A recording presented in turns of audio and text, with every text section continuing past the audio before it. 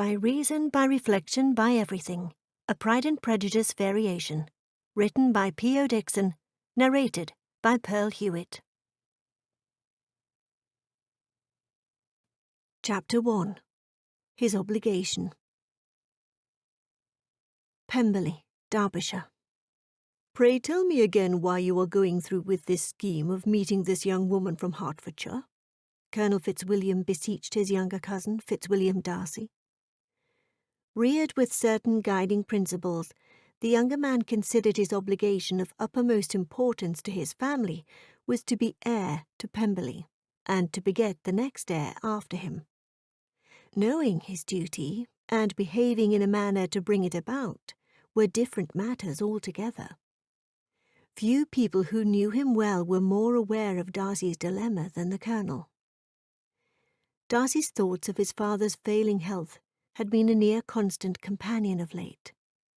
Concerned that the elderly man was nearing his final days, Darcy wanted to do something he thought would bring his father a bit of comfort and peace of mind.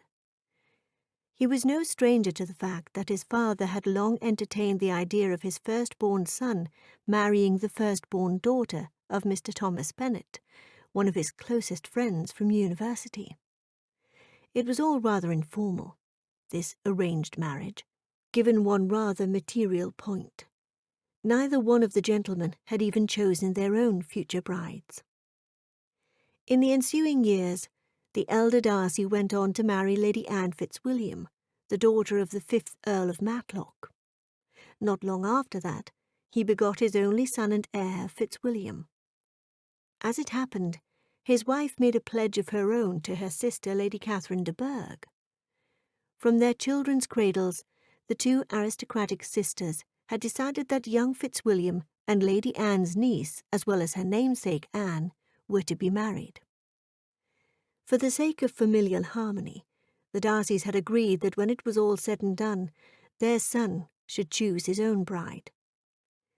So long as he at least entertained the idea of marrying one of the prospective brides that had been ordained for him, then neither parent would have cause to repine. The fact that his parents' plans for his future were at complete odds suited Darcy's purposes perfectly well. For his part, Darcy simply was not ready to take a bride. His father's dire fate did not change that, but the prospect of reuniting his father with his old friend before it was too late was not without its own appeal. With this scheme, his father would have the comfort of knowing he had kept his word to his friend. Darcy was not at liberty to share such intimate details of his father's health with anyone, not even the Colonel, with whom he had a habit of confiding almost everything.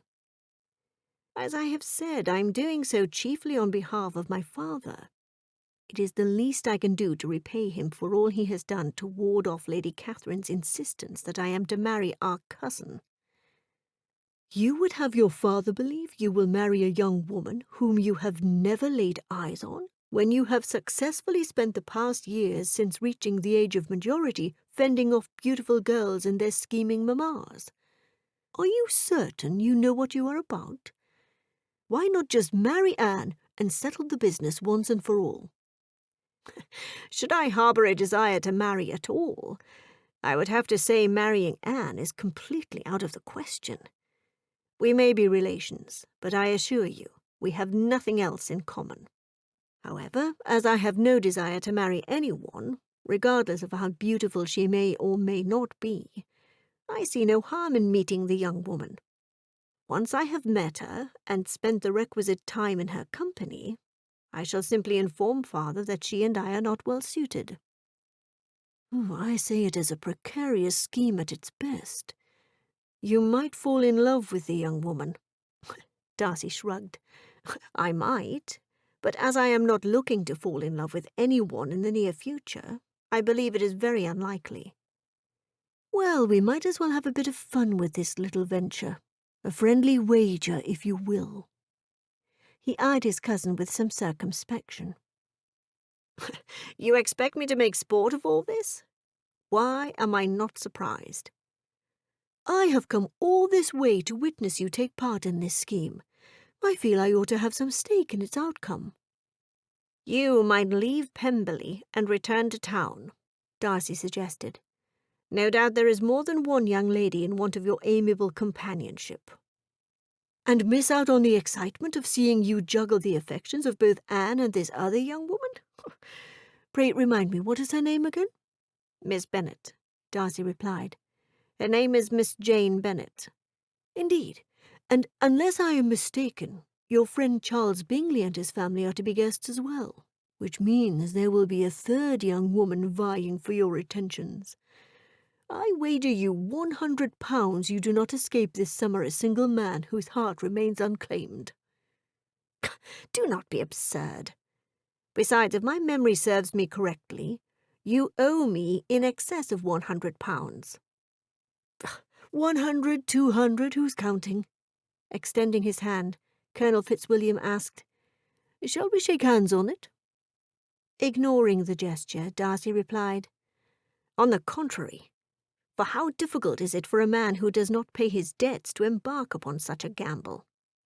His cousin shrugged. Then you name the terms. I think I shall abstain. It is one thing to give rise to expectations of marriage in the young lady's mind. It is quite another to make sport of it. Indeed, I shall not compound the scheme with a paltry bet. Besides, what would my father think were he to learn of it? After carrying on in that way a while longer, the cousins were parted, and Darcy was at leisure to reflect on their conversation. He was not about to take his cousin up on the wager that he would lose his heart by the end of the summer. Not that he doubted his resolve in that regard, but it did not seem like the gentlemanly thing to do. Certainly his father would not approve. Causing his ailing father even the tiniest bit of grief was simply not in Darcy's nature. His ailing father. The elderly man had no idea that his son knew about his deteriorating health. Since stumbling across the information quite accidentally, Darcy had not breathed a word of it to anyone. It was evident to him that his father did not wish for anyone to know. That anyone would dare pity the great George Darcy of Pemberley and Derbyshire was utterly unfathomable. I doubt my father intends for anyone to know his secret, save his physician. He has always guarded his privacy most fastidiously. The elder Mr. Darcy had spoken quite often of his friend from Hertfordshire, and how fate had conspired to keep them apart through the years. Just over 2 decades had passed since the two old friends had seen each other. Having weighed the prospect of entertaining a household of guests at what might prove an exceedingly difficult time for his father, Darcy decided to do so with the thought that being surrounded by friends and family was just what his father needed. What Darcy had not counted on was the addition of his aunt, Lady Catherine de Bourgh, and her daughter to the guest list. Cousin Anne, Darcy voiced aloud. Judging by the way she looked at him for the past decade, it seemed, she also cherished the hope of an alliance between the two of them. Darcy had hoped that despite Anne's frail nature, she would have attracted the notice of some other gentleman years ago. How could she? Realizing he was talking to himself, he shrugged nonchalantly. It is not as though Lady Catherine allows Anne out of her sight long enough to attract anyone's notice. It was true. Aside from the occasional foray into town to visit Lord and Lady Matlock, Darcy's uncle and aunt, and trips to Derbyshire to visit Pemberley and the Matlock estate, Anne ventured nowhere. She had not even been presented in court. Now she could be described as a spinster. Or, as my Aunt Lady Catherine argues, a young woman bound by a peculiar engagement. To me. He laughed a little, in spite of himself, for this was no laughing matter. Upon hearing that the Bennets of Longbourn were travelling all the way from Hertfordshire to Derbyshire, ostensibly to visit the elder Mr. Darcy, Lady Catherine had insisted on coming to Derbyshire as well. She, of course, had her own reasons. The lady was no stranger to the fact that her brother-in-law was opposed to his only son marrying her daughter, even hoping for an alliance with people beneath their sphere. Indeed, the one thing that Darcy was convinced his father had not counted on while making his choice was that his friend, Thomas Bennet, would in effect manage his own affairs so poorly that his daughters would have little to no dowries to speak of. Upon deeper reflection, he arched his brow. Perhaps my father knew exactly what he was about. With Pemberley being one of the wealthiest estates in Derbyshire, the size of his son's future bride's dowry likely was of little concern to him at the time. On the other hand, the elder Mr. Darcy had married the daughter of one of the wealthiest gentlemen in Derbyshire, the late Lord Edwin Fitzwilliam, the 5th Earl of Matlock. It occurred to him that his father must surely have thought a lot of his friend Thomas Bennet, and for that reason Darcy was anxious to make the gentleman's acquaintance as well. Darcy thought back to all he had heard about Mr. Bennet from his father. A country gentleman from Hertfordshire, and master of an estate named Longbourn that was entailed to the male line. A country gentleman who, for whatever reason, had married beneath his sphere to the daughter of a country attorney, a tradesman's daughter, who brought little to the marriage. Together they had conceived not one, not two, or even 3, but 5 daughters. 2 of the 5 Bennet sisters will be arriving at Pemberley with their father at any hour, Darcy considered, steering his horse in the direction of the manor house. If I am to greet them properly, I suppose I ought to head back. Chapter 2. Silent Affirmation. Mr. Thomas Bennet sat across from his 2 eldest daughters, his thoughts a mixture of varying sentiments. The day had been decades in the making. What a stroke of luck for his eldest daughter to be introduced as a prospective bride to the future heir of one of the finest estates in Derbyshire. What an advantageous prospect for his entire family. Befriending George Darcy during his days at university had been the wisest thing he had ever done in his life. Unquestionably, nothing he had done since had been as beneficial. He had decided early in life that the terms of the entail on his father's estate were not conducive to a happy situation for his own future family, unless he could beget a male child to inherit after him. Thus, Bennet was more than pleased to enter such an arrangement. The fact that the bargain had been struck after a long night of drinking and lamenting their own woes of being the firstborn son, or, as in both gentlemen's cases, the only sons. The terms had been loosely defined. Clearly, Bennet held the less risky hand. Should Darcy's firstborn son and heir to Pemberley, which fortunately was not entailed, remain a single man after comfortably attaining the age of majority, Thomas Bennet would present his eldest daughter, provided she was also unwed, to the young man with considerable hope of a favourable outcome. Decades had passed with the repetition of that agreement in one form or another in each correspondence. Bennet was wise enough to know that there were no guarantees, especially given the temperament of young people of the day. Arranged marriages did take place. However, the last thing in the world he planned to do was encourage a marriage if he suspected his daughter and the young man were not a suitable fit.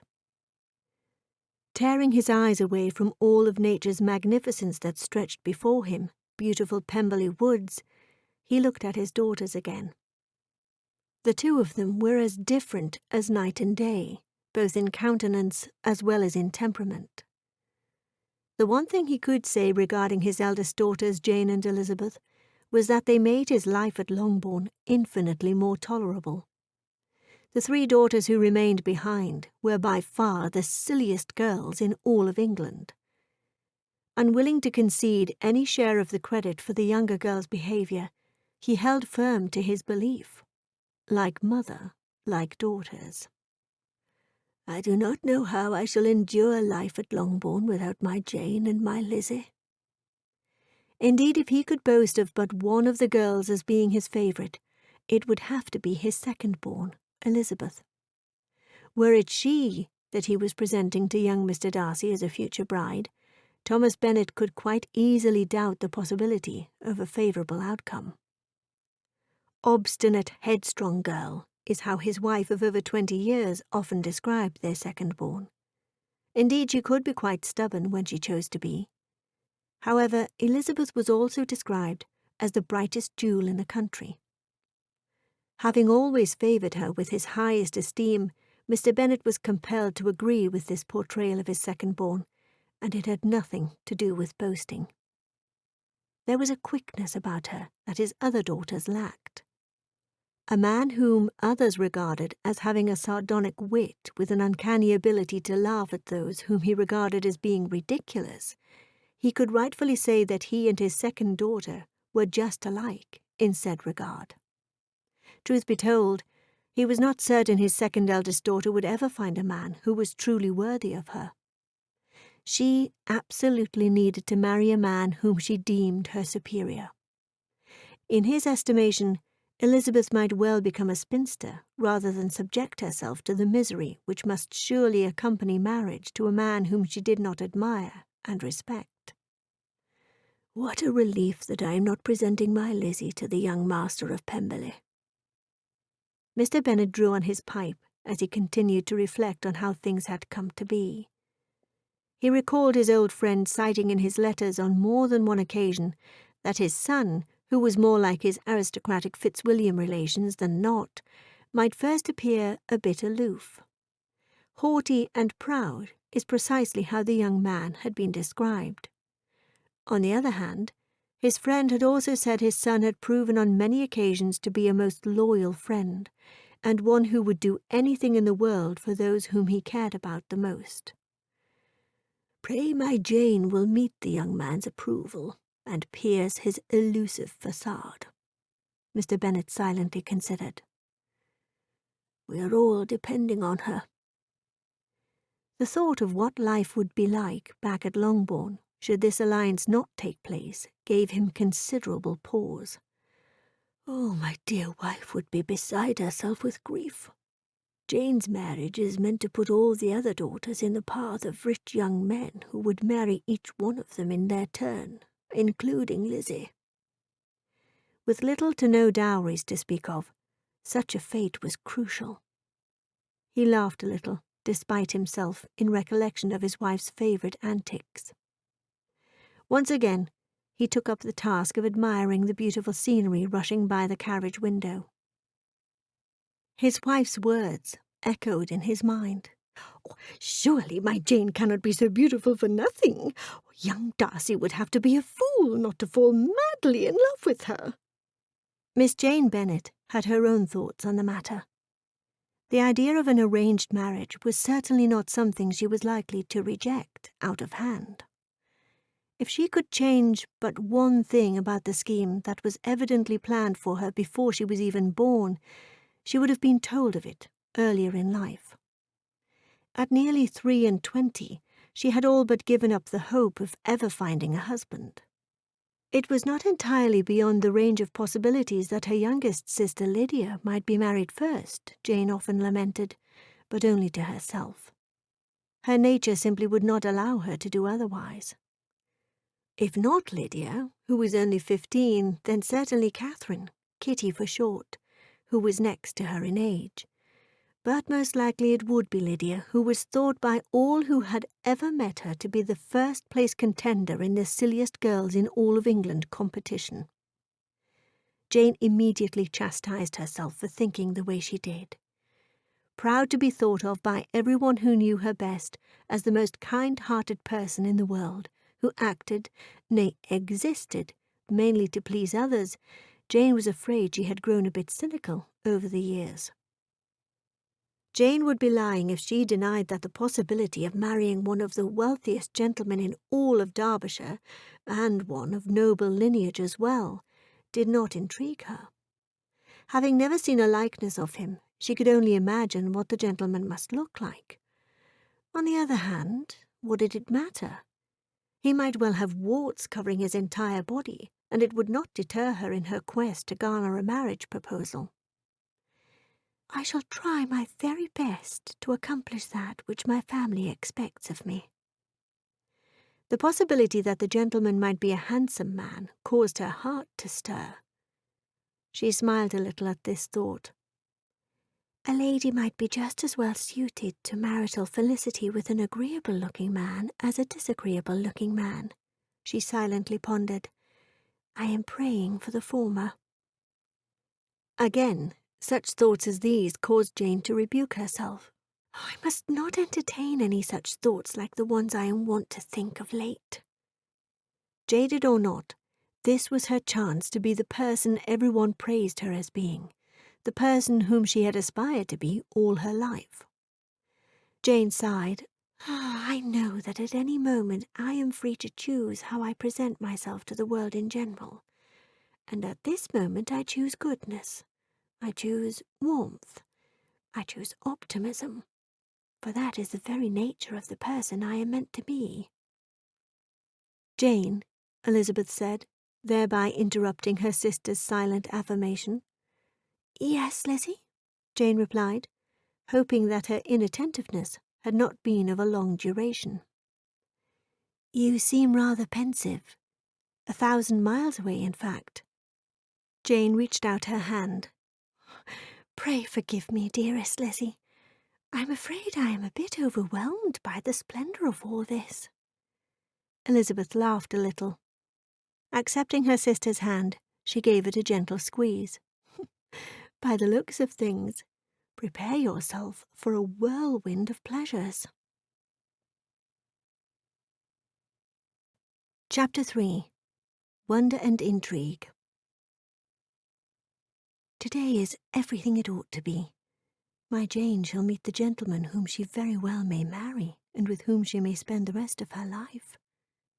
Elizabeth could not imagine being anywhere but her sister's side during such an auspicious occasion, and thus the two of them sat next to each other, arm in arm, as their carriage rounded the bend, headed for Pemberley. Everywhere Elizabeth looked, she beheld the estate's natural beauty. When at last the manor house came into view, she gasped on behalf of her sister as well as herself. There stood a massive stone mansion backed by a ridge of high woody hills. In front of it flowed a large stream, its banks neither formal nor falsely adorned. Never have I seen such a place as this, Elizabeth silently reflected.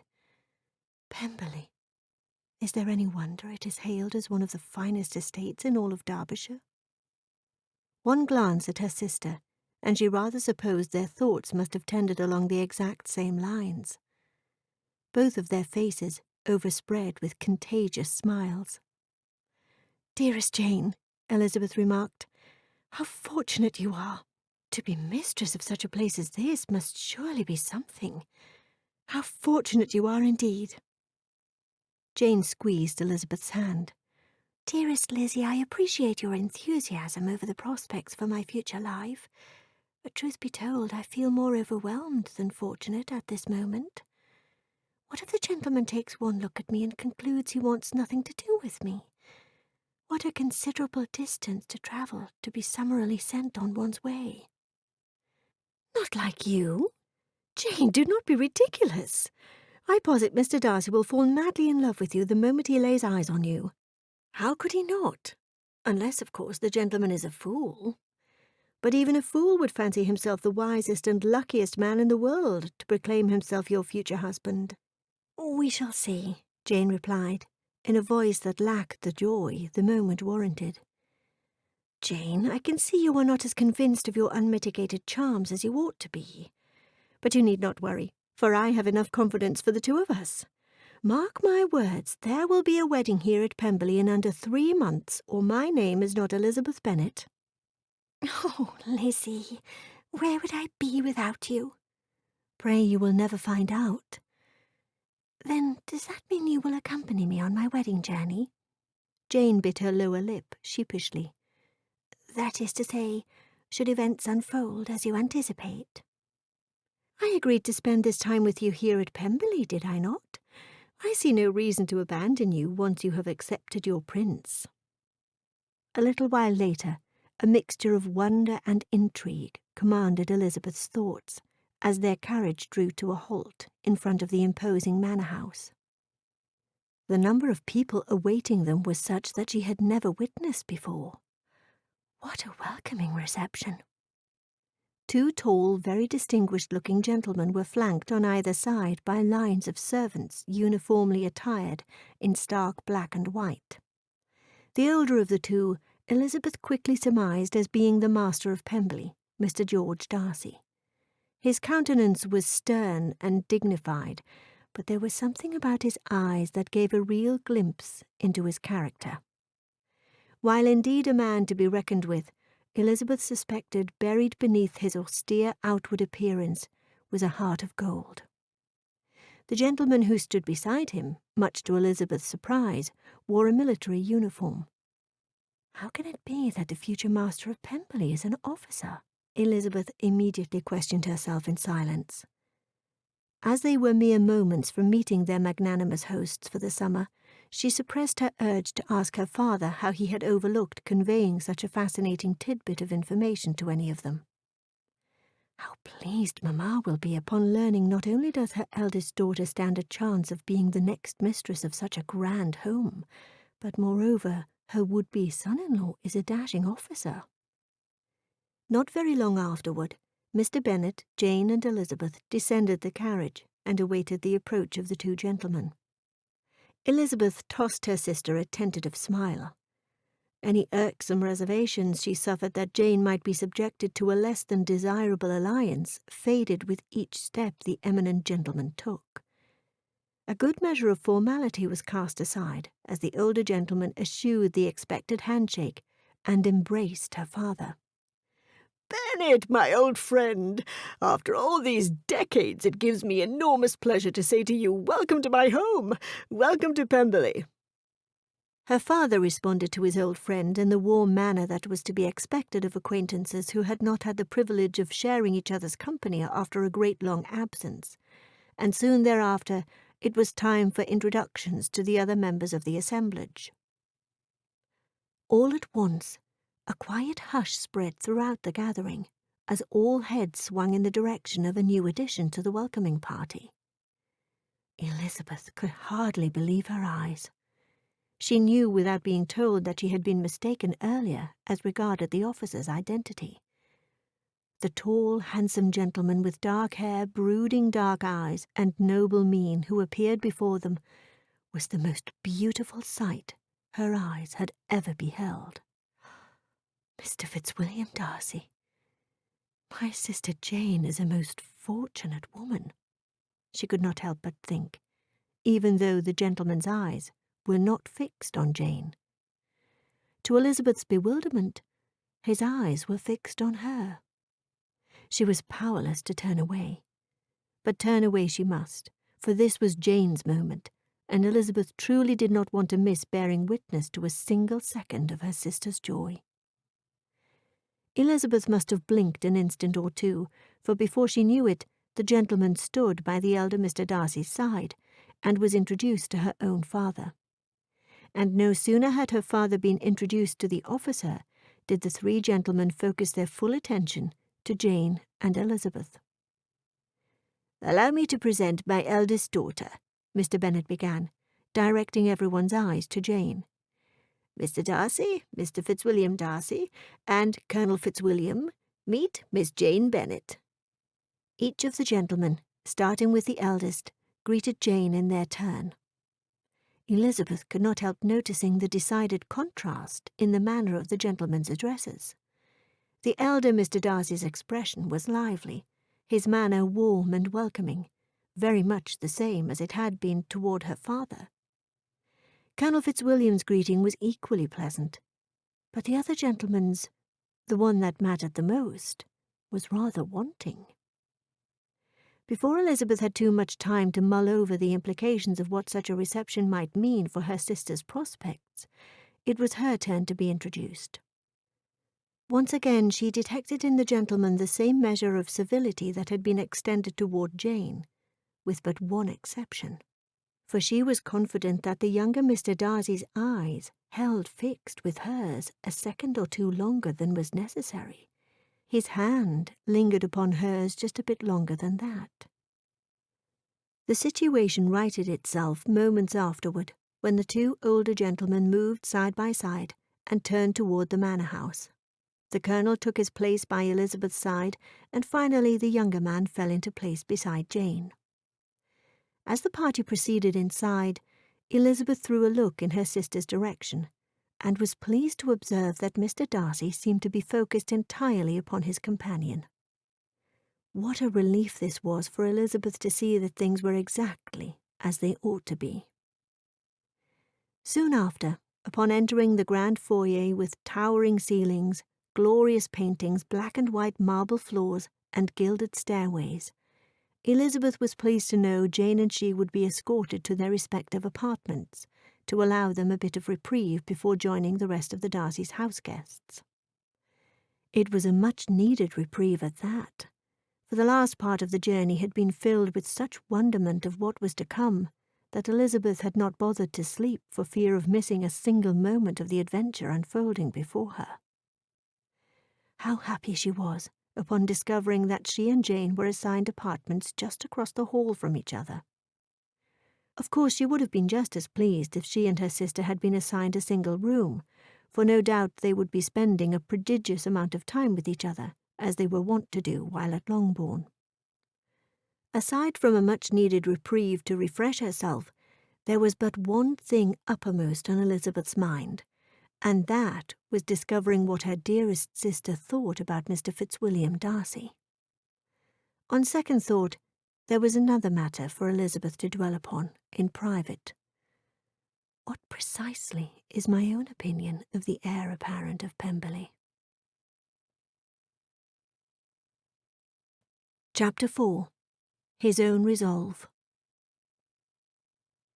Known for his fastidiousness, no one was more disappointed that he was late arriving to welcome Pemberley's newest guests than Darcy himself. It could not be helped. In his haste to return to Pemberley after his lengthy wool-gathering session that morning, he struck out on a less-travelled path across a wide-open meadow, which seemed safe enough, but instead was wrought with peril. His stallion took a most unexpected tumble. Neither man nor beast was injured. However, the accident resulted in an inevitable delay. Upon arriving at Pemberley, Darcy found his attire badly stained, and he decided to don fresh clothing before joining the others. Darcy was not disappointed by what he saw upon his late arrival. If he could have changed but one thing, it would have been his visceral response upon laying eyes upon the dark-haired young woman with the amazing dark eyes. She stole his breath away. On the other hand, he did suffer a bit of disappointment of sorts, for although he had no intention whatsoever of giving any serious consideration to his father's marital scheme, he meant to afford the occasion with the proper civility that was warranted. That, of course, meant singling out the eldest daughter for the greatest measure of his esteem. But how could he, when all he saw was the younger of the two ladies, Miss Elizabeth Bennet? Fortunately, his cousin Colonel Fitzwilliam had seen fit to recall Darcy to his purpose by claiming the place by Miss Elizabeth's side, leaving Darcy to act in accordance with what was expected of him. Darcy's mind wandered to the precise moment when he tore his eyes away from the younger sister and regarded the older Bennet daughter. She is fairly lovely, but alas, she does not tempt me. As for her sister, I fear I may be in grave danger. He shook his head to clear away such thoughts. As though trying to bolster his own resolve that he was simply going along with the scheme for his father's sake, he voiced aloud, "It is not as though either of the two women will likely garner my affection." Turning away from the window, Darcy watched as his cousin wandered into the room. The colonel looked like he wanted to say something, and did not know where to start. He marched around the room with his hands clutched behind his back. "Why do I fear I am about to be subjected to a severe rebuke?" Darcy inquired. His cousin gave him a stern look. The fact that you would say such a thing is a strong indication that you are aware your behaviour was beyond the pale earlier today. Darcy shrugged. If you are referring to my tardiness in arriving to greet the Bennet family, it simply could not be helped. Indeed, you were noticeably late, which I wager was more by design than not. By design? Darcy repeated, his brow arched. No doubt you meant to suspend your would-be bride's pleasure in beholding you for the first time. On the contrary, for I am not one who enjoys toying with a young woman's sensibilities. Then how exactly would you explain your unabashed fascination with her younger sister? I solemnly declare I meant no offence. Are you quite certain?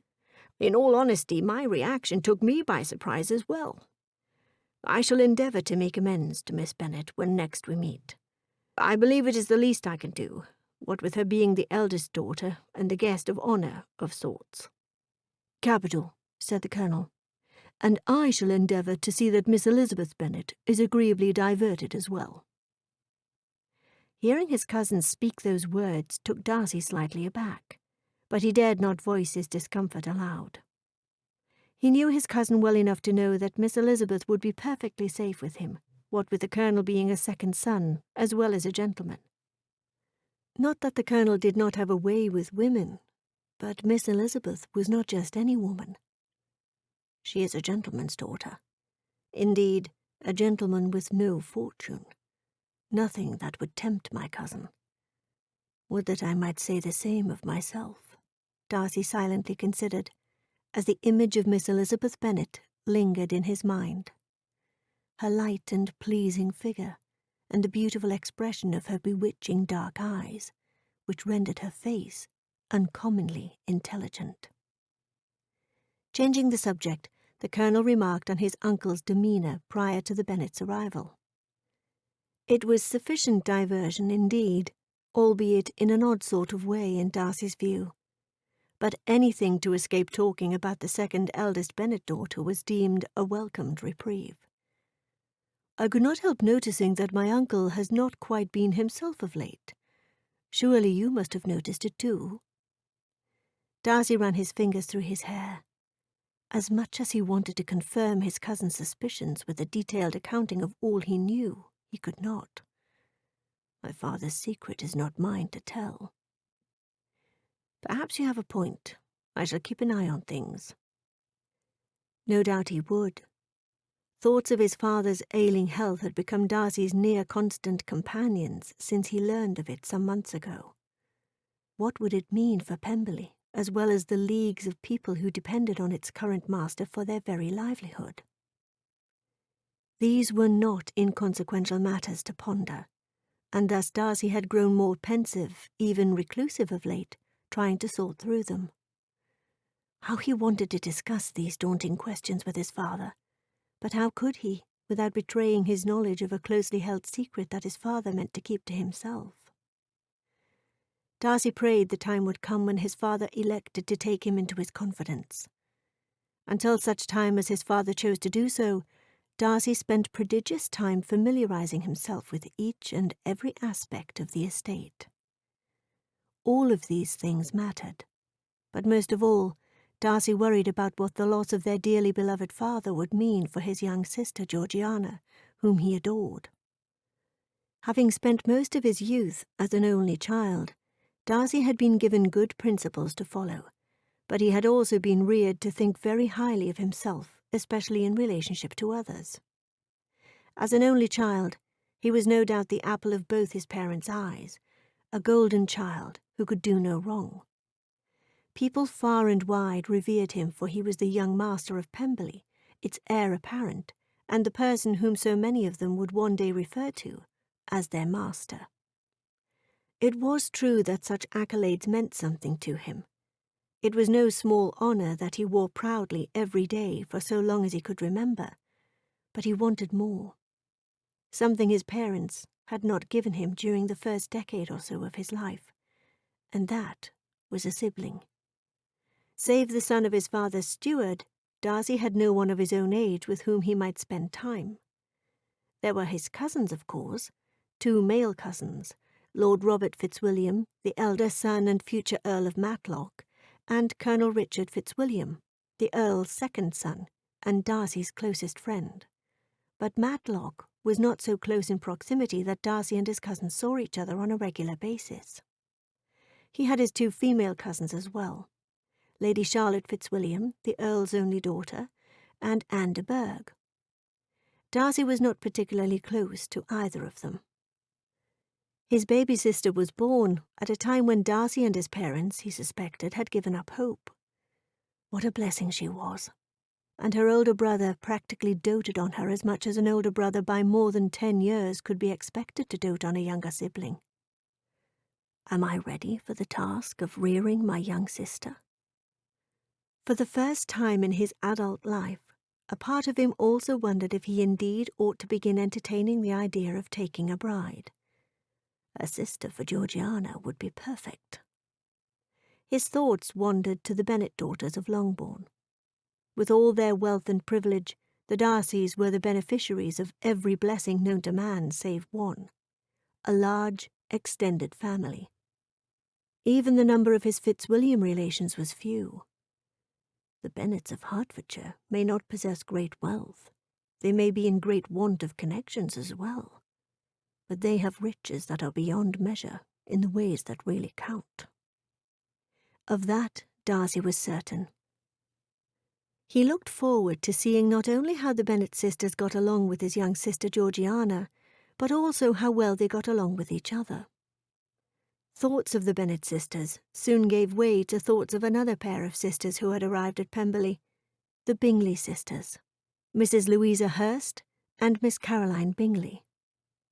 Their relationship with each other seemed genuine enough, for they always seemed to have secret affairs to discuss, and rarely did Darcy have opportunity to be in company with one that did not also include the company of the other.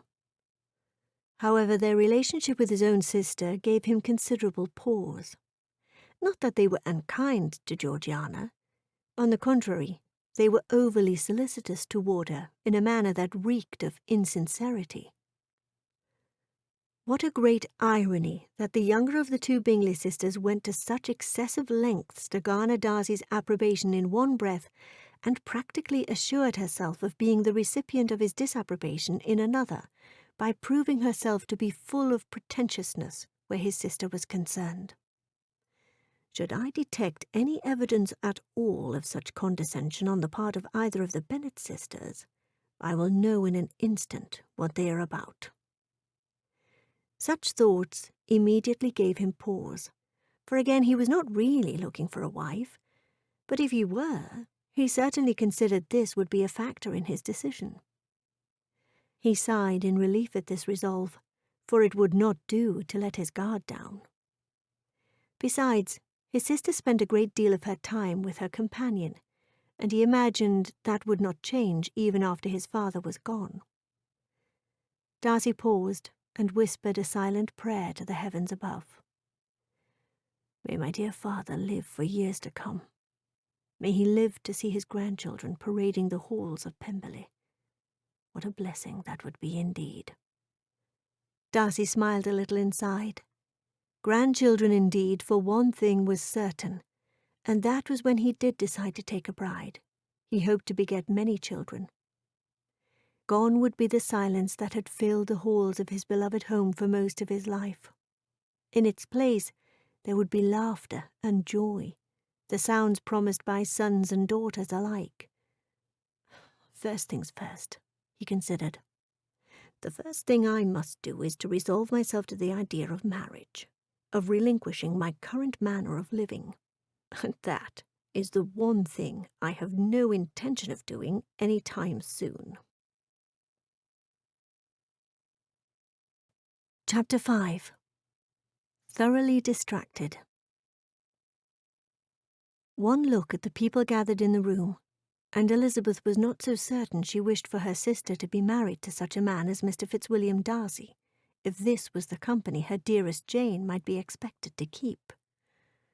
She only needed to give the people gathered there a cursory glance to know they all thought rather highly of themselves. Among those assembled, the Bennets were considered the strangers, for everyone else seemed to be acquaintances of long standing. Feeling quite up to the task of studying these people and assessing who among them was to be considered friend or foe, Elizabeth's greatest concern centred on her sister. On second thought, perhaps I ought not to worry in that regard, for Jane thinks everyone in the world is kind and good. It is not in her nature to think meanly of anyone. Jane's angelic smile alone is enough to warm the entire room. Elizabeth sighed. Indeed, my sister Jane is forever the optimist, a bright ray of light that shall serve her extremely well over the coming weeks. It is I who could use a bit of Jane's enthusiasm. Elizabeth hardly attended the formalities of the occasion as the introductions were being made. Instead, her thoughts tended to her earlier conversation with Jane that took place before the two came down to join the others. From what Elizabeth could garner, her elder sister had not been the slightest bit offended by Fitzwilliam Darcy's earlier affront. Indeed, Jane offered that he was merely shy. What gentleman could not be, Jane had posited. Certainly it was not every day that a gentleman met the people who might very well be his own relations. When asked by Elizabeth if she liked the gentleman, Jane had replied in the affirmative that indeed she did. She decried that there was something in his manner of walk and even his manner of speaking that gave a favourable indication of his character. Elizabeth would have been extremely pressed to deny that were one to judge by physical appearances, then yes, Fitzwilliam Darcy was everything a gentleman ought to be. Still, she could not help but worry that this particular gentleman had not fallen to his knees the moment he laid eyes on her beautiful older sister, and begged her to be his bride, just as she had envisioned he would do from the moment her father spoke of his bargain entered into with his old friend Mr. Darcy during their university days. As their agreement that the older daughter of the one should be wed to the eldest son of the other had been reached in such broad terms as to leave the ultimate decision in the hands of the principals, Elizabeth of course knew nothing was certain. On the other hand, how could the young man do anything other than fall madly in love with my dearest Jane upon first sight? Here again Elizabeth smiled inside. Me and my fanciful notions of love at first sight.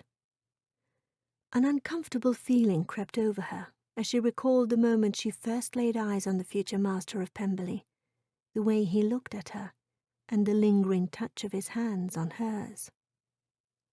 "So you are Miss Elizabeth Bennet?" The sound of her name recalled Elizabeth from her reverie. Looking up, she noticed a regal, elegantly attired woman who had once known her fair share of beauty, slowly approaching. A bit embarrassed that she had not been attending to the events unfolding all around her, she dropped a deep curtsy. "I am. It is an honour to make your acquaintance." She knew not what else to say, for surely this was a person of some consequence. How relieved she was when the Colonel immediately came to her rescue. "I see you have met my aunt, Lady Catherine de Bourgh," he said.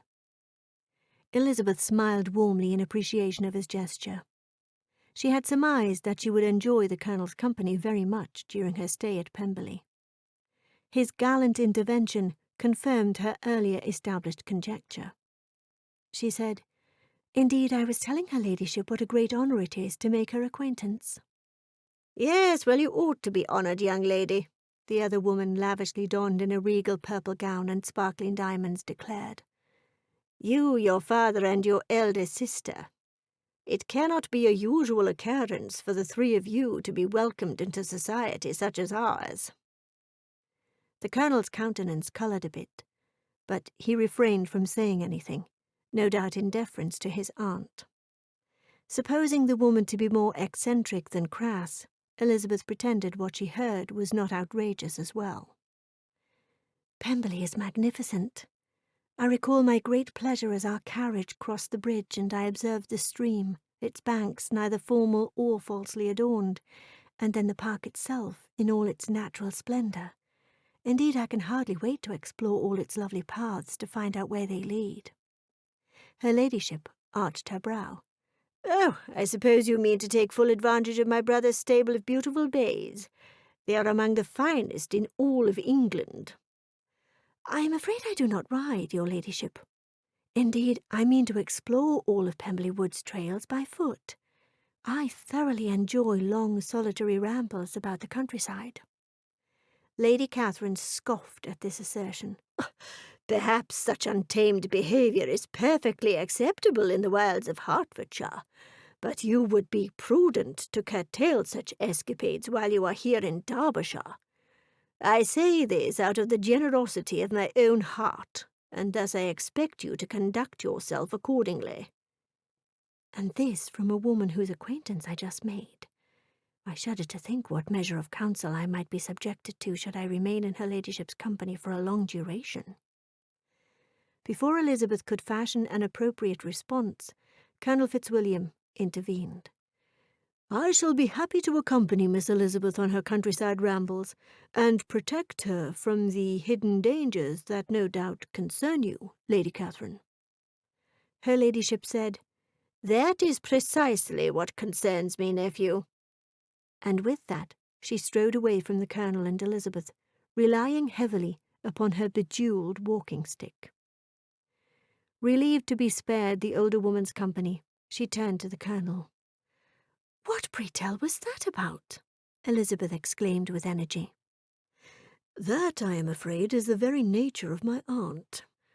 However, if it helps, you should consider yourself blessed, for as egregious as her conduct was toward you, I fear it is nothing in comparison to how she will behave toward your elder sister. Elizabeth felt a surge of nervous energy course through her body. Jane? Why on earth would your aunt treat Jane poorly? A likely answer dawned on Elizabeth no sooner than she asked the question. Is it my family's lack of fortune? The Colonel shrugged. I'm afraid your family could be among the wealthiest families in all of England, and it would make no difference to Lady Catherine. Then what would be the basis for her possible ill-treatment of my sister Jane? The Colonel pursed his lips. Maybe I have said too much. I should not like to speak out of turn, and thus be the cause of any misunderstandings. Sir, whatever you know or suspect affects my sister. You ought to know I am here at Pemberley not solely as her companion, but as her fiercest protector. I beg you to tell me what you know, what I ought to know, so I can know how to act. Subtly ushering Elizabeth to a corner of the room that afforded the two of them a bit more privacy to speak at leisure, the Colonel said, Well, it is no secret to anyone in the room, save you and your family, that Lady Catherine has long harboured the belief that my cousin Darcy and her daughter Anne— Here he paused and glanced in Lady Catherine's direction. Elizabeth allowed her eyes to follow suit, and she noticed a young woman sitting beside her ladyship, a young woman whom she surmised must be Lady Catherine's daughter. She silently urged the Colonel to continue his speech. He did. It is Lady Catherine's favourite wish that her daughter Anne is to be married to Darcy. Her thoughts puzzled, Elizabeth asked, Is the gentleman aware of this longing on his aunt's part? The Colonel took a sip of his beverage. At length he said, Indeed he is. As I said, it is a matter that is widely known by everyone who knows him best. Elizabeth knew not what to think, what to say, or how to feel. Her mind in a tumult, she weighed the Colonel's words against what they must surely mean for her sister. Do these people mean to make a mockery of my sister? To pit her against the granddaughter of an earl, likely an heiress in her own right? Abhorred, she wanted nothing more than to storm across the room, take hold of her sister by the arm, and get her away from these atrocious people who thought so highly of themselves and so little of the feelings of others. You seem very upset, Miss Elizabeth. Should I not be upset? I beg your pardon, for I did not intend to distress you. How could Mr. Darcy do it? How could he invite my family here under such pretence? Why would he be a party to such a scheme? I fear you mistake my words. My uncle does not sanction a possible alliance between his son and Anne. But you said everyone knows about it. I did, and it is indeed true that there is a general expectation that such an alliance might one day come to be. But allow me to assure you that neither my cousin nor my uncle ascribes to such a notion. My cousin is no more interested in marrying Anne than he is interested in marrying his horse. Otherwise, he would have done so long before now. He cleared his throat. Married my cousin, I mean to say. An alliance between Darcy and Anne would result in the combination of two great estates and untold wealth. Shall I count you among those who would wish for such a prospect? Elizabeth asked, eyeing him squarely.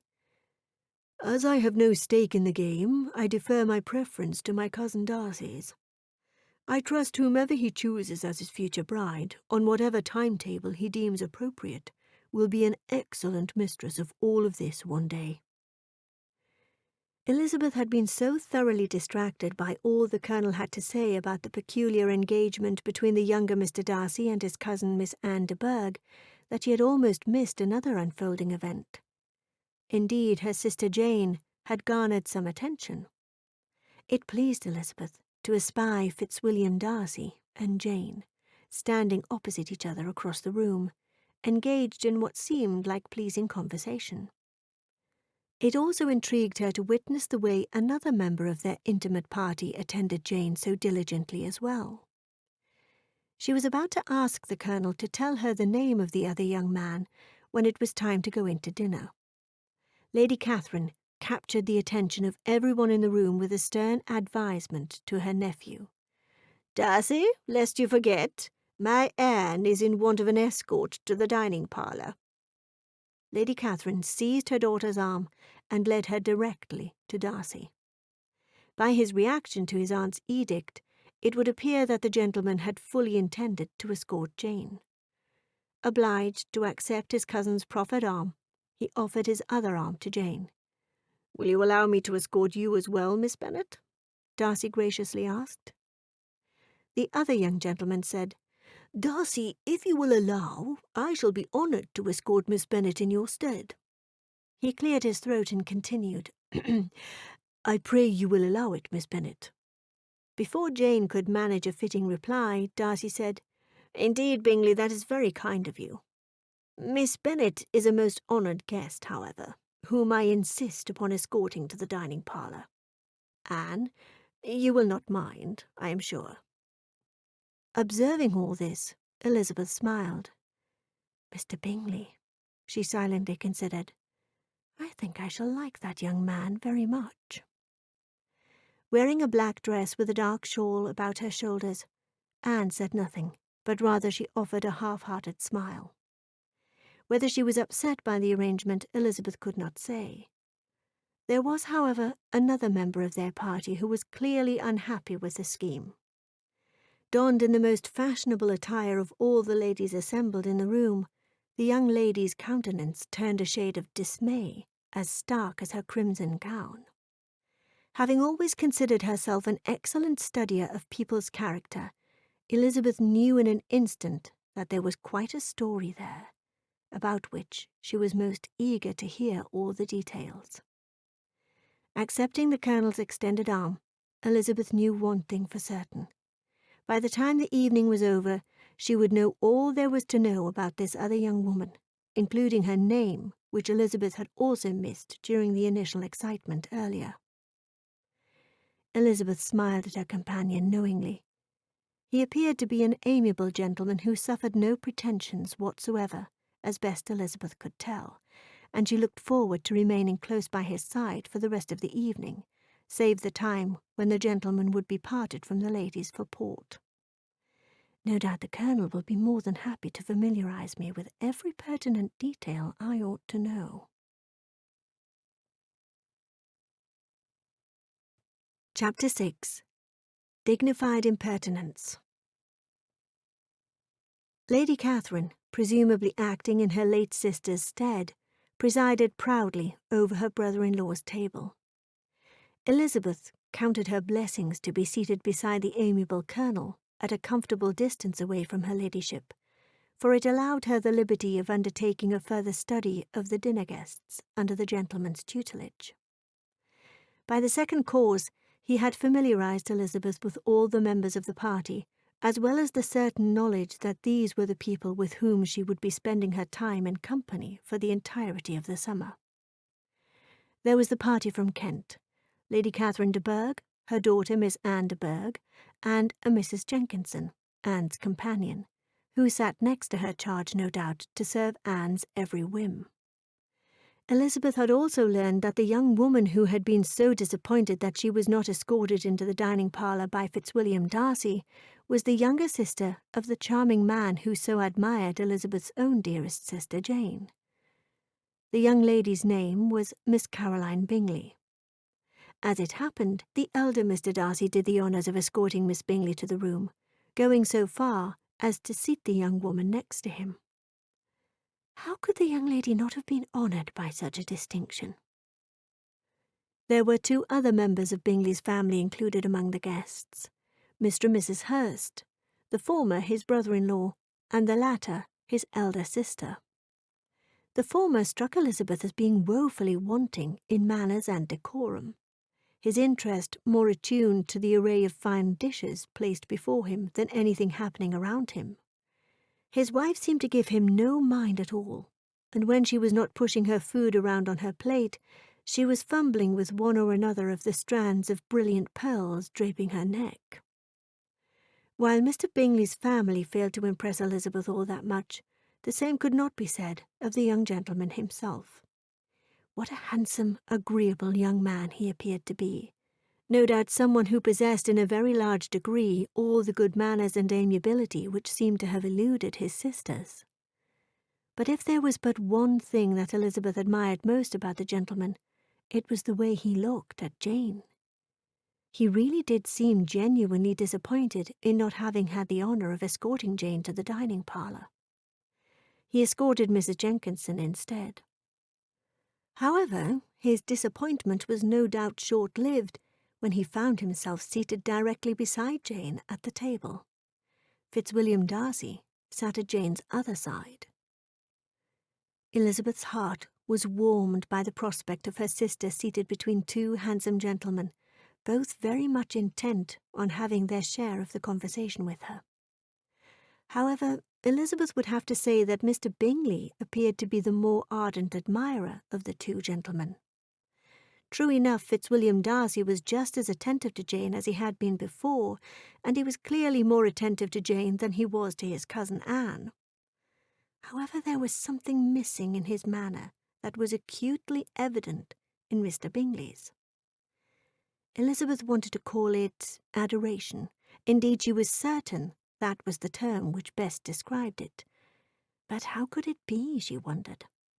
Mr. Bingley had only met Jane a few hours earlier, yet he could scarcely take his eyes off her. Elizabeth almost likened Bingley's manner to the way the younger Mr. Darcy had regarded her when they first met, except for one fact, that being the latter had barely looked at her since. If she did not know better, she would have sworn that he was making a concerted effort not to look at her. She had to admit that it pained her just a bit, for she now considered that maybe he was simply looking at her so intently earlier merely to find fault. Maybe he had judged her and found her wanting. On the other hand, perhaps he was simply an enigma. It bothered her that she was unable to read the gentleman, that he was so different from the colonel who sat next to her, for with him she felt as though she was in the company of someone whom she had known all her life, even though they had only just met. Silently chastising herself for thinking of Pemberley's heir in any manner that did not involve his relationship with her sister Jane, Elizabeth allowed her eyes to wander about the magnificent room. Everything that she saw was splendid. Not only was she eager for the next day to come so that she might roam about the grounds at leisure, but she was also contemplating what it must be like to wander the halls of Pemberley for hours at a time as well, beholding all its splendours. Try as she might to avoid it, It was absolutely necessary for Elizabeth and all the rest of the dinner party to listen to Lady Catherine talk, which she did with alacrity, delivering her opinion on every subject in so decisive a manner as to prove that she was not used to having her judgment contradicted. She inquired into the Darcys' domestic concerns familiarly and minutely, and gave a great deal of advice as to the management of the household affairs that ought to be conveyed to the housekeeper, a Mrs. Reynolds. It seemed that nothing was beneath the great lady's attention, which provided fodder for Elizabeth's entertainment throughout the first courses. In the intervals of her discourse with her brother and her nephews, she addressed a variety of questions to Mr. Bennet, Elizabeth, and Jane, but especially to the latter, which fit in perfectly with what the Colonel had taught Elizabeth to suspect. Having mentioned to her brother, Mr. Darcy the elder, what genteel, pretty kind of girls he had invited to stay at Pemberley, she then turned to Jane. "I understand you are the eldest Bennet daughter."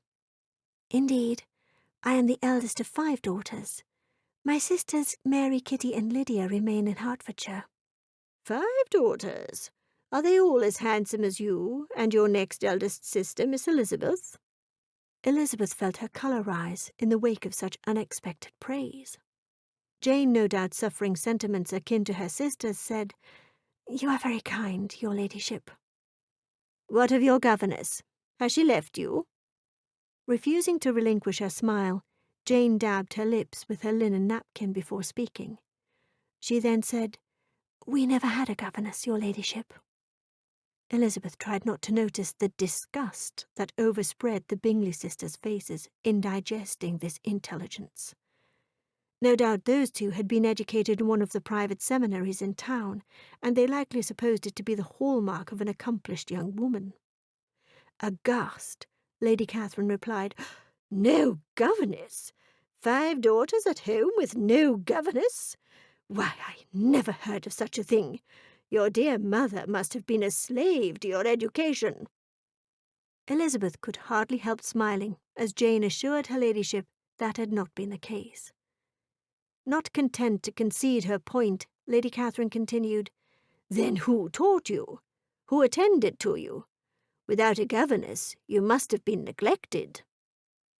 "Compared with some families, I believe we were, but those of us who wished to learn never wanted the means. We were always encouraged to read and draw. Those who chose to be idle were certainly at liberty to act accordingly." "Do you play, Miss Bennet?" "No, your ladyship, I do not." "That is very strange. But I suppose you had no opportunity to learn. Your mother should have taken you to town every spring for the benefit of masters." "My mother would have had no objection, but my father hates London." Elizabeth tossed a furtive glance at her father to see what he might say. His expression, however, was indecipherable. "Are any of your younger sisters out, Miss Bennet?" Lady Catherine implored. "Yes, your ladyship, all of them." "All 5 out at once? How very odd. The younger ones out before the elder ones are married? Your younger sisters must be very young." Elizabeth, feeling all the impertinence of Lady Catherine's questions and no longer willing to allow her sister to be thus interrogated, interceded on Jane's behalf. "Our youngest sister is not 16. Perhaps she is rather young to be much in company, but really, ma'am, I think it would be very hard upon younger sisters that they should not have their share of society and amusement because the elder has not yet married. The last-born has as good a right to the pleasures of youth as the first, and to be denied such a prospect would not be very likely to promote sisterly affection or delicacy of mind." "Upon my word, Miss Elizabeth Bennet, you give your opinion very decidedly for so young a person. Pray, what is your age?" Lady Catherine demanded. "With 3 younger sisters grown up, your ladyship can hardly expect me to own it," Elizabeth replied. Lady Catherine seemed quite astonished at not receiving a direct answer, causing Elizabeth to suspect herself to be the first creature who had ever dared to trifle with so much dignified impertinence. "You cannot be more than 20, I am sure. Therefore you need not conceal your age." "I am not 21." "Not yet 21, you say? Then your elder is a year older at least, and so pretty. Your impertinence will no doubt explain why you have yet to attract a husband. But what must be her excuse?" "There now, Catherine," the elder Mr. Darcy interjected, his voice commanding. "I remind you that the Bennets are my honoured guests, a distinction which places them beyond such an inquisition." He threw Mr. Bennet an apologetic look. "As I have no doubt this evening may be the last that many of us will have the pleasure of my old friend Bennet's company, I should like to enjoy it to the fullest." "Oh," Lady Catherine declared. Her interest clearly piqued. She directed her haughty glare at Mr. Bennet. "I did not know you planned to return to Hertfordshire so soon." Elizabeth could not be certain, but she thought she could detect a bit of hope in her ladyship's voice. She glanced at her father. She always knew him to be a rather reclusive man, content to spend many long solitary hours in the comfort of his own library at Longbourn. Being surrounded by a house full of strangers must surely be a test of his forbearance, she silently considered. Were it not for all the tales her father had recounted of the library at Pemberley, and how it had been the makings of several generations, she was not certain he would be so content to stay in Derbyshire for so long as he had planned.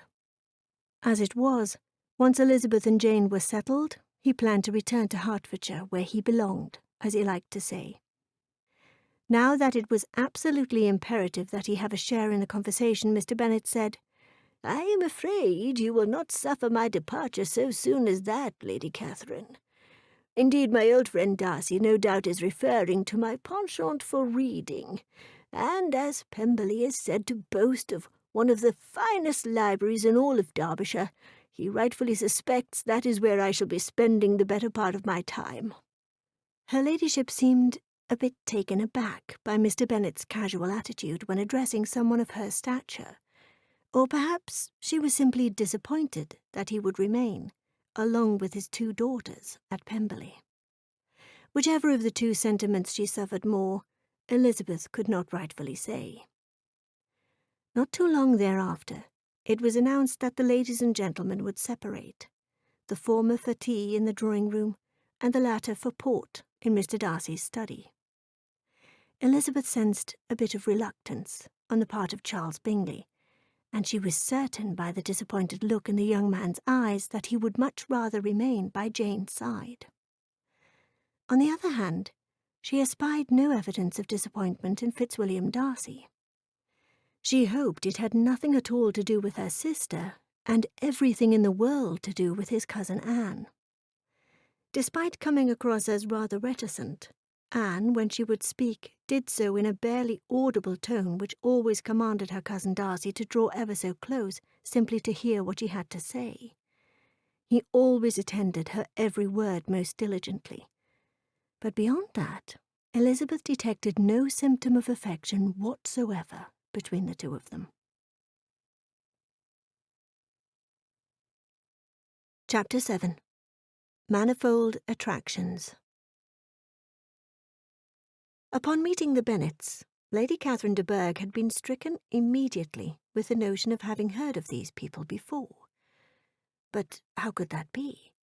How could she possibly have heard anything about a lowly country gentleman from Hertfordshire, one with no fortune, no connections, and nothing else of consequence so far as she was concerned? Never in her life of wealth, of status, of rank, and of privilege had she made it her business to know anything about people so wholly unconnected to herself as were these people, and she did not intend to do so now, even though she was being forced to associate with them while at Pemberley. From her lofty vantage point in the drawing-room, Lady Catherine observed with thinly veiled vigilance her brother's sundry guests. The Bennet sisters to her left, the Bingley sisters to her right. More than anything, her ladyship wished she could turn back the hands of time and return to those glorious days of old when people knew their place in society, a time when people of inferior birth, and thereby lesser means, did not dare to aspire to connections with their superiors. As much as she loved her late sister, Lady Anne, she could not help but blame her for the inclusion of so many inferior people in her midst. For if she had not married George Darcy, no one in the proud Fitzwilliam family would ever have found themselves dining with people who were connected to trade. That she had also married a wealthy gentleman escaped Lady Catherine entirely, for her late husband's family had fortune and connections. She was disturbingly familiar with the bargain the elder Mr. Darcy had struck with his old friend all those years ago, but having interrogated the eldest Bennet daughter and found her wanting, Lady Catherine surmised she had nothing to fear in that quarter. Despite the young lady's manifold attractions, she knew her nephew too well to suppose he would ever align himself with such inconsequential people.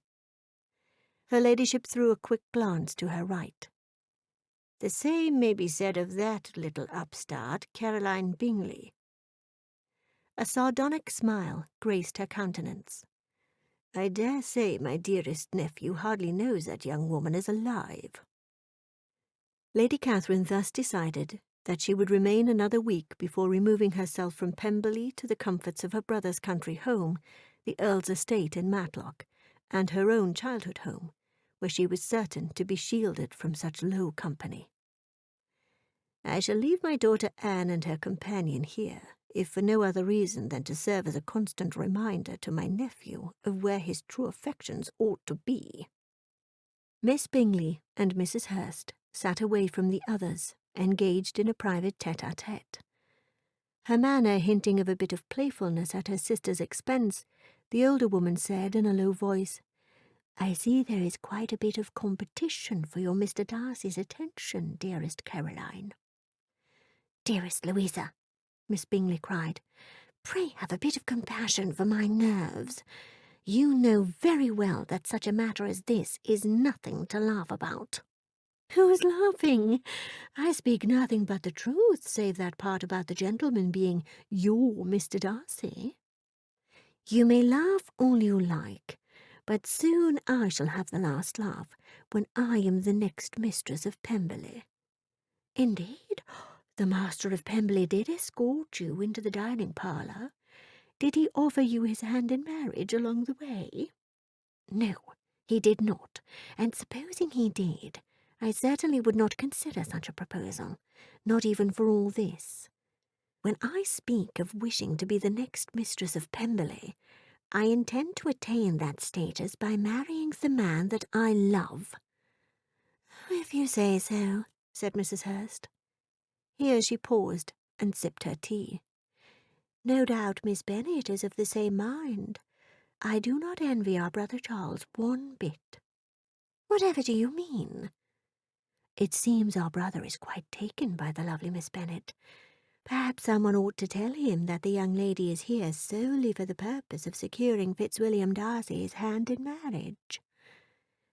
May I remind you once again, dearest Louisa, that this is no laughing matter. Oh, that you would wish to vex me by suggesting such a thing is unforgivable. Is it not bad enough that I have to contend with the sickly little Anne de Bourgh's presence? It is not my intention to vex you. I speak nothing but the truth, for I have it on very good authority. Allow me to guess the source of your intelligence. Your lady's maid. You know how well Mrs. Laxley excels in ferreting out the truth. Louisa then went on to inform her sister of all the pertinent details, as told to her by her lady's maid. At length Caroline said, Ordinarily I would believe her, but in such a case like this I simply cannot. The Darcys may associate with people of such low consequence in comparison to their own, but surely they would never permanently align themselves with such people through marriage, Caroline decried, conveniently forgetting that their brother's fortune, an inheritance of nearly £100,000, had been acquired by trade. One thing was certain in Miss Bingley's eager mind. Her presence at the large gathering at Pemberley that summer was absolutely and undeniably essential. Having spurned more than one offer of marriage since she made the acquaintance of her brother's friend, Mr. Fitzwilliam Darcy, She felt she had come much too far to abandon her hopes of being the future mistress of Pemberley. She blamed her brother for her lack of success in that particular endeavour thus far, for she was certain that if he would but recommend her to his friend would then be obliged to be more amenable. She suspected that Mr. Darcy would not be disappointed in the least little bit were her brother to set his cap on the young Miss Georgiana Darcy. As Caroline liked to ask herself, why not make it a family affair? With or without her brother's assistance, the young lady was determined that this was her year. She would be engaged to Mr. Darcy by the end of the summer for certain, even if she had to resort to those feminine arts and allurements that she had previously shied away from. Desperate times call for desperate measures. Desperate times indeed. Miss Bingley eyed Lady Catherine de Bourgh proudly perched on a fine velvet-covered chair, as though she were a queen. It seemed there was not a single living soul in all of England who did not know that her ladyship was determined to force an alliance between her sickly daughter, an heiress no less, and her nephew, Fitzwilliam Darcy. Knowing the latter as well as she liked to suppose she did, Miss Bingley was hardly threatened by that unlikely event unfolding. However, the intelligence from her brother that 2 other young ladies were to be part of the country party was a matter of some concern to Miss Bingley. If what her sister had said was true, everything she knew about Fitzwilliam Darcy informed her he was simply going along with the current scheme for the appeasement of his excellent father. Surely he intends to marry someone of his own choosing. The man I know and love is too independent and strong-willed to do any such thing as agreeing to an arranged marriage that was conceived by 2 half-intoxicated young men years before he was born. Still, she would leave nothing to chance. There was always the possibility that this Miss Bennet might not be so easy to get rid of, especially once she had laid eyes on the beautiful grounds at Pemberley and enjoyed a summer-long glimpse of all that the life of the future mistress of Pemberley must surely entail. Indeed, Miss Bingley did not intend to leave anything to chance. Her plan was to spend as much time in company with Fitzwilliam Darcy over the coming weeks as she possibly could, reminding him at every turn of just how perfect she was and how she possessed everything he might possibly wish for in a wife. No doubt our brother is being thoroughly acquainted with all the particulars of the Bennets' presence here as we speak, said Louisa, effectively piercing her sister's silent conjecturing. I dearly hope you are mistaken. It is not my wish that he should be told of the particular nature of the Bennets' presence here at Pemberley, Miss Bingley replied sharply. On the contrary, I am more than pleased to have Charles do everything in his power to divert Miss Bennet. Let our brother bask in her smiles. I prefer that 100 times more than the prospect of watching her simper in that silly, affected manner of hers at Fitzwilliam Darcy. Oh, my! You are quite severe on the young woman, cried the elder sister, her hand on her ample bosom. Do I hear you correctly, dear sister? Are you hoping our brother and Miss Bennet might fall in love? What happened to your favourite wish for an alliance between Charles and young Miss Georgiana Darcy? Oh, Louisa, you know that I want Charles to marry Georgiana. Just think of what an alliance will mean for our entire family's standing. Miss Bingley did not need to say more to her sister. Although her sister had married a gentleman, Mr. Hurst was nothing at all in Miss Bingley's estimation. A gentleman with little wealth and no true connections to speak of, her sister's alliance had barely opened doors to the Bingleys. Indeed, it was Charles Bingley's friendship with the heir of Pemberley, the nephew of the Earl of Matlock, that had done that. Continuing her speech, Miss Bingley said, The last thing in the world I would ever wish for is an alliance between our family and the likes of the Bennets. In fact, I would move heaven and earth to prevent such a prospect. But that does not mean that I cannot pretend to like Miss Bennet and encourage Charles to entertain her, for lack of a better word. I likened it to killing 2 birds with 1 stone, if you will. Mr. Darcy will see that young woman for the mercenary that she is, and send her on her way long before our brother is in any real danger from her." Mrs. Hurst smirked. She could not have been more pleased with the prospect her sister proposed, for one way or the other she was bound to be thoroughly entertained. Her sister was dogged in her pursuit of Mr. Darcy, and now she had real competition. Meanwhile, Bingley was unusually quiet, going so far as to move away from the other gentlemen drinking port and enjoying George Darcy's finest cigars. His mind was down the hall, his thoughts on the angel with whom he had just had the pleasure of dining.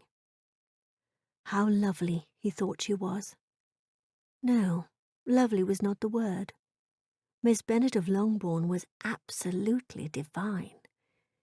He could hardly wait to return to the drawing-room and resume his ardent attentions toward her. As he was wont to do when in the face of such a beautiful creature, he had made it a point of singling her out, even though, oddly enough, his friend Darcy also paid a great deal more attention to her than he was wont to do under such circumstances. Bingley surmised that Darcy was merely acting the part of the gracious son toward his father's guests. "Miss Bennet is not the type of young woman who might garner Darcy's notice," Charles Bingley reminded himself. "On the other hand, she is precisely the sort of woman who is destined to capture my heart, with her lovely, angelic smiles, her poise, her grace, and her charms. It shall be a great pleasure getting better acquainted with her." "You are rather reserved this evening," said Darcy, approaching his friend's side with 2 snifters in hand. He handed one to Bingley. "Do I even need to ask what you are about?" Bingley took a sip of his drink. "I'm afraid you know me all too well. I have been meditating on Miss Bennet's angelic eyes. I do believe she is the most beautiful creature I have ever beheld." Beyond a nod and a smile, Darcy said nothing. "Her sister is very pretty, and I dare say exceedingly agreeable." Here again, Darcy said nothing. "Pray do not tell me you disagree with me." "Very well, I will not." Not certain what to think of his friend's reticence to speak on a matter for which there could be no opposing opinion, Bingley cried, "Oh, my goodness, man, I would not be so fastidious as you are for a kingdom." What was Darcy to say in the face of his friend's rebuke? That he agreed with his assessment of the younger Bennet daughter? How fair would that have been to her sister, Bingley's unabashed espousals aside? The moment Darcy had laid eyes on Miss Jane Bennet, one of his first thoughts was how his friend Charles Bingley would think her the perfect angel. It did not go unnoticed by Darcy that Bingley had singled out Miss Bennet as the object of his admiration the instant she walked into the room with her sister, Miss Elizabeth Bennet. Upon joining the women in the drawing-room a little while later, it was all Darcy could do not to stare at the younger of the 2 Bennet sisters. It simply would not do. He had promised to make amends for what the elder might have perceived as a slight on his part toward her, upon first greeting her earlier that day. He knew he would have no luck attending to Miss Jane Bennet so long as her younger sister was in proximity, and thus he was grateful when his father approached the 2 ladies to claim the arm of the older, and proceeded to place her directly in Darcy's way. Fortunately for Darcy, his friend lost no time in joining the 2 of them once Darcy's father took his leave, thus allowing Darcy to play the part of the dutiful son with very little trouble to himself.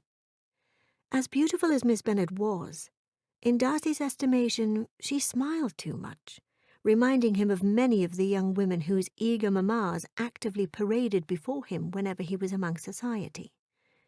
He wished he could say that Miss Bennet's conversation was vastly superior to the other young ladies of his acquaintance, but indeed he could not, for he hardly attended a word she said.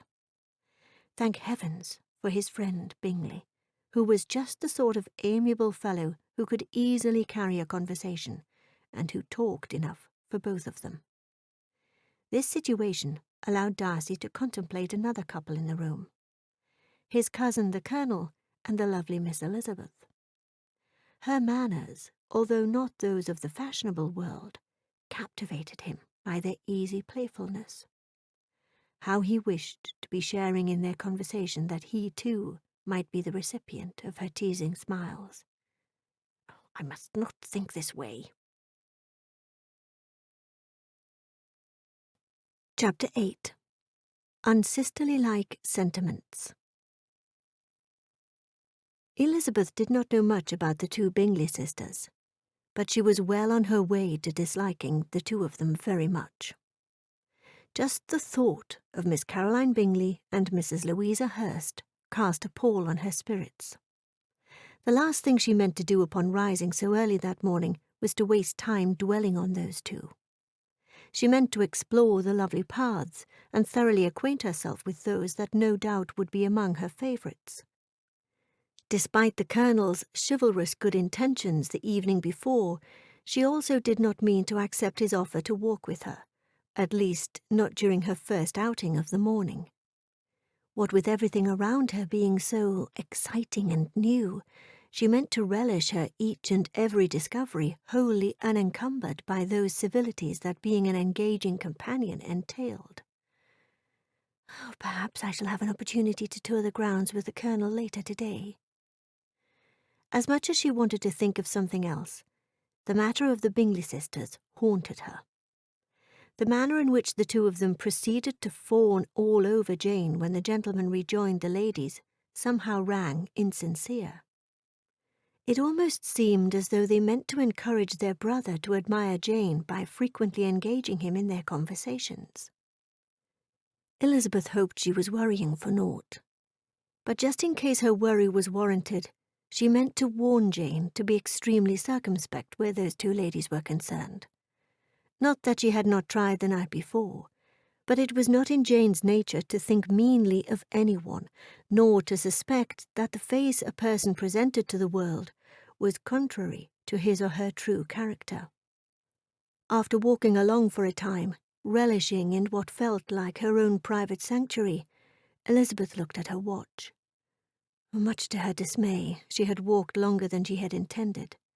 Much longer, she considered, as she spun around on her heels and proceeded to return to the manor house. What will the Darcys think of me should I fail to make an appearance at breakfast this morning? Exploring the grounds had occupied her so thoroughly that upon coming to a fork in the wooded path, Elizabeth was not entirely certain she knew which direction would lead her back to where she meant to be. She was just about to strike out on the path to her left when the sound of horse steps drew her attention. Turning, she espied Mr. Fitzwilliam Darcy. She knew not whether he was simply out enjoying an early morning ride or if he had come in search of her. He dismounted. Taking the horse by its reins in his gloved hand, he stopped a short distance from where Elizabeth stood and bowed slightly.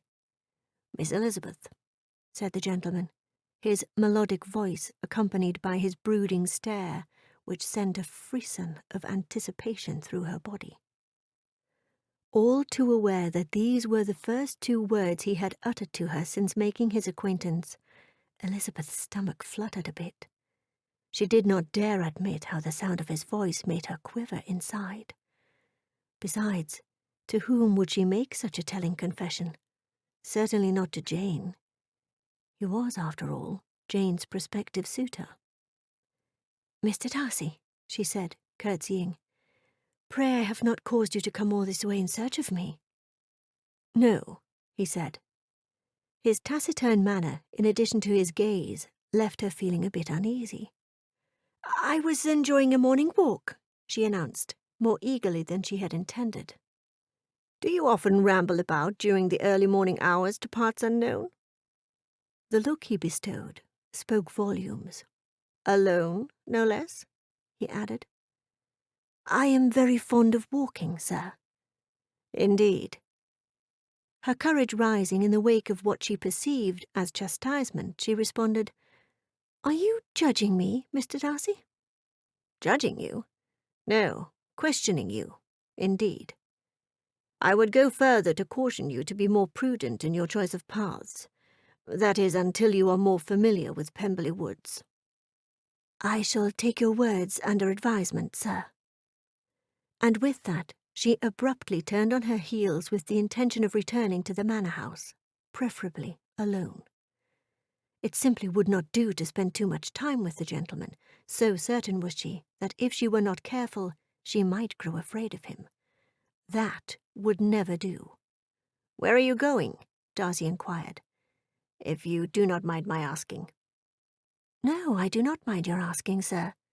I am returning to the manor house before my continued absence arouses my family's concern." "Then might I suggest you choose the path to the right, Miss Elizabeth? I have it on good authority that it leads directly to the manor house." She arched her brow. "Are you laughing at me?" "I would not dare. In fact, if you will allow me to be of service, I will be more than happy to escort you." "I do not believe that is necessary," she said. In fact, the last thing she wanted was to be seen with him. Heaven forbid if that jealous Miss Bingley were to begin thinking she had yet another competitor for the gentleman's attention. "If you are concerned about what others will think if the two of us were to be seen walking together at this hour, then you need not be. You are perfectly safe with me." I suppose that is a matter of opinion, she thought, but did not say. In response to her silence, he said, "I am more than happy to offer you my steed. I will walk." "Oh, heaven forbid, sir. Even if I were inclined to ride your horse, which I absolutely am not, I would never dream of inconveniencing you in such a manner." "Trust me, it is no inconvenience at all. Allow me to assist you," Mr. Darcy offered. If Elizabeth did not know better, she would have sworn the gentleman was flirting with her.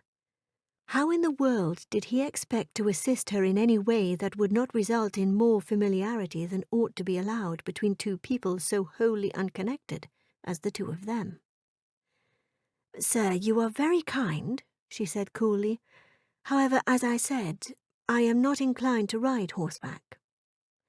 Wanting to offer him a reasonable explanation, she went on to say, "You see, Mr. Darcy, I am not a horsewoman. Indeed, I never learned to ride." Darcy laughed a little at this confession. His spirits rising to playfulness, he threw a furtive glance over his shoulder, as if looking to see if anyone was about. "Pray do not let my Aunt Lady Catherine hear you say such a thing. You know how concerned she is about your having no governess."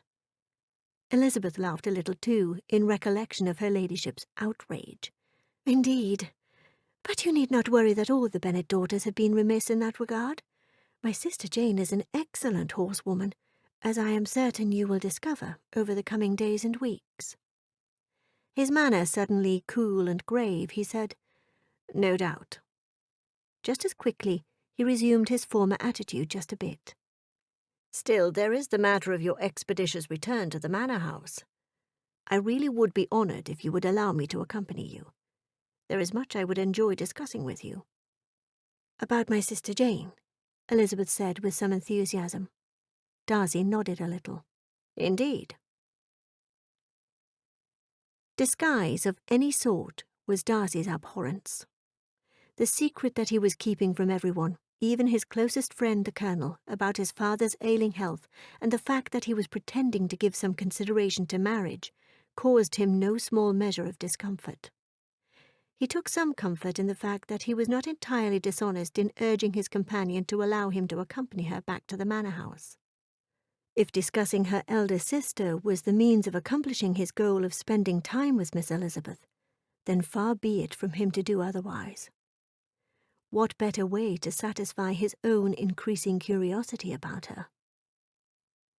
"You mentioned that your sister, that Miss Bennet, is an excellent horsewoman, and yet you do not ride horses at all. Why is that, if I might ask?" "Unlike me, Jane never witnessed another person being tossed from a horse and sustaining a debilitating injury." The two exchanged looks, hers laced with a semblance of the pain she suffered at the time, and his filled with empathy. "I am sorry you had to suffer such an unpleasant experience, Miss Elizabeth." "Sir, you are very kind. However, that was many years ago, and I am only reminded of it when in proximity to one of those fierce creatures." Here she glanced over her shoulder. She bit her lower lip. Seeing this, Darcy ceased his step and approached his horse. He whispered in the beast's ear and then secured the reins to its saddle. Seconds later, the fierce animal was on its way, racing ahead, alone. Removing his gloves one by one and then clasping his hands behind his back, Darcy said, "How is that, Miss Elizabeth?" Her spirits rising to playfulness, she said, "Again, sir, you are far too kind to me." "As you are my guest, I hope you will find that I am more than happy to do whatever it takes to be of service to you," Darcy said. "You and your sister," he added, smiling. If Elizabeth secretly delighted in admiring his brooding mien, seeing him smile really stole her breath away. Indeed, she had seen him smile a time or two the evening before, but not like this. "My sister Jane is a most fortunate woman," she reminded herself. Allowing her mind to wander, she wondered what it would be like if that particular smile of his was meant for her alone. How fortunate it would be if she were the woman who garnered his esteem. No, I must not allow myself to think this way, else it will be a very long, hot, and tumultuous summer, at the end of which this man might be my brother. Try as she might to do otherwise, she could not help but consider the prospect, especially as they resumed their leisurely pace. Not arm in arm, she thankfully considered, but close enough for her to appreciate his scent, fresh and masculine. Her mind was so busily engaged in ways to distract herself from thinking of her walking companion as anything other than her sister's suitor that she missed a step. She nearly tumbled, and before she knew it, she was practically in Mr. Darcy's arms. "Are you all right, Miss Elizabeth?" Bewildered by the plethora of sensations flooding her entire being, she nodded. Freeing herself from his loose grip, she backed away, which turned out to be a mistake, for in not looking where she was going, she stumbled over a stick in the path and fell. The ensuing pain was such that she could not disguise it, forcing her now to do that which moments ago she desperately wished to avoid. Accepting his proffered hand, she was once again amazed by the frisson of heat that such a seemingly innocent action aroused. "You are injured." She shook her head. "My ankle, although it is not something I have not experienced before. I shall be all right in a matter of minutes. No more than a quarter an hour or so, I am sure." Concerned, Darcy said, "I must ask you to sit while I examine your ankle." "Sir, how would it look if we were to be discovered in such a compromising position?" Elizabeth cried. "I do not know that there is a feasible alternative. What is more, as there are only the two of us about, there is no chance of anyone seeing us."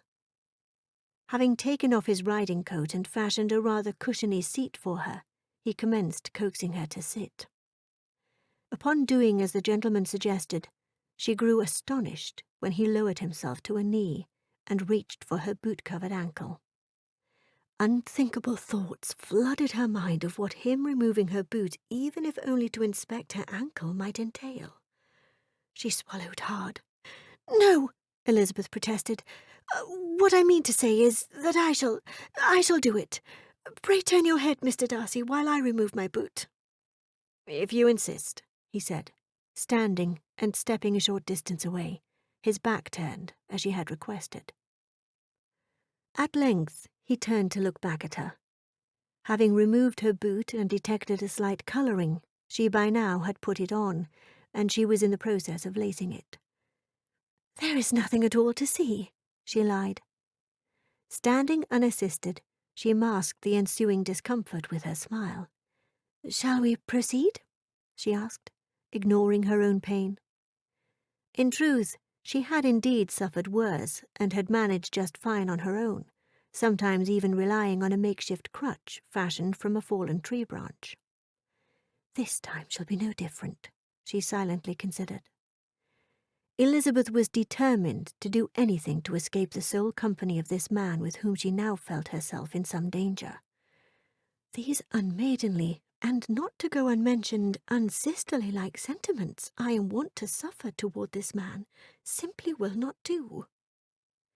Glancing into the dark eyes of the handsome man who had extended his arm to her in an offer of support, Elizabeth silently affirmed, "I will overcome this." Chapter 9. Exacting Standards. Fitzwilliam Darcy's absence from breakfast that morning was duly noted and remarked on with alacrity by the Bingley sisters. Not that Charles Bingley minded. He, more than anyone, revered his friend. In fact, he depended upon his friend most prodigiously to advise, even instruct him, on those matters that Darcy was inherently aware of, and that Charles himself had yet to learn.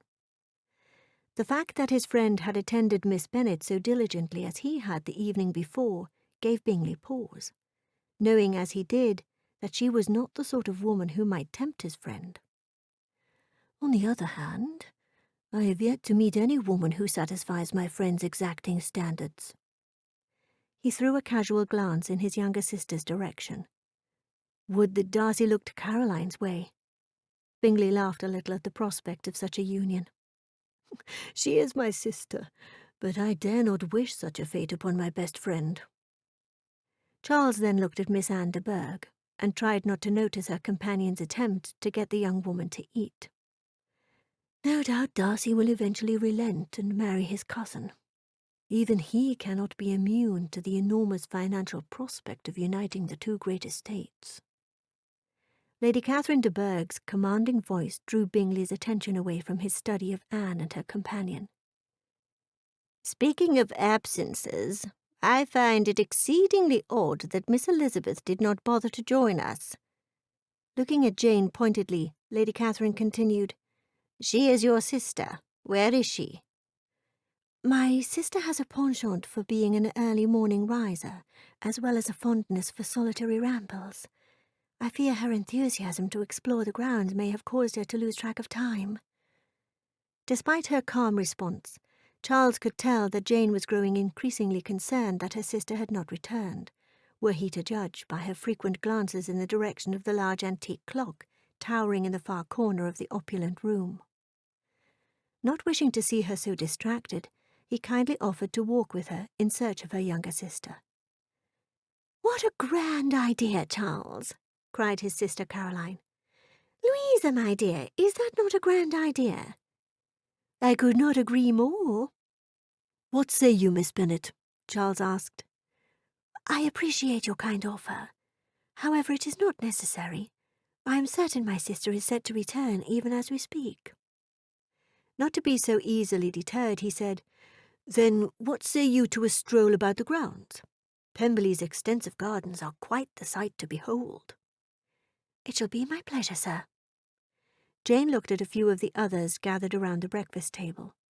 "Mr. and Mrs. Hurst, Miss Bingley, I hope you will accompany us as well." "Oh, I never walk so early in the day so long as I can help it," cried the younger woman. "Nor I, to be sure," said Mrs. Hurst. As for her husband, he likely did not hear a word Jane said, judging by the attention to his plate of eggs and various meats. "Lady Catherine, Miss de Bourgh, I certainly did not mean to exclude you. I rather supposed you might have other plans," Jane said in recognition of her earlier lapse. "Pray do not be absurd, young woman. Neither I nor my daughter have made it a habit of walking about parks. We rely on phaetons for such purposes." A quarter-hour later, Bingley could not say he was happy to see his friend Darcy appear from nowhere and accompany him and Miss Bennet on their walk in the East Garden. Even though very much there in person, Darcy's mind appeared to be 1,000 miles away, which suited Charles just fine. Indeed, Darcy's taciturn nature was precisely what the situation demanded. Although his friend strolled on one side of Miss Bennet and Charles the other, the latter was certain, judging by her smiles, that he commanded the greater share of her attention. Unless he had misread her entirely, Miss Bennet's sentiments were much the same as his own. How he loved seeing her smile. I shall endeavour always to speak upon those things which encourage her smiles even more. Elizabeth abandoned the hope of spending the morning with her sister Jane when she espied her walking in the garden with Mr. Bingley. After studying the couple for a moment or so, she did not know whether she was relieved or disappointed when Fitzwilliam Darcy approached Jane and Bingley and joined them on their walk. She could not help noticing that once again Mr. Darcy seemed contented to have his friend Bingley carry the bulk of the conversation. He is not at all as he had been earlier when walking along with me. Then he had been livelier. Indeed, he had informed her that soon there would be additions to their party. His younger sister, Miss Georgiana Darcy, was due to return from a visit to the north along with her companion. He went on to mention his father's godson, a Mr. George Wickham, would be arriving at Pemberley as well. Elizabeth could not help noticing the change in Mr. Darcy's manner upon the mention of Mr. Wickham's name.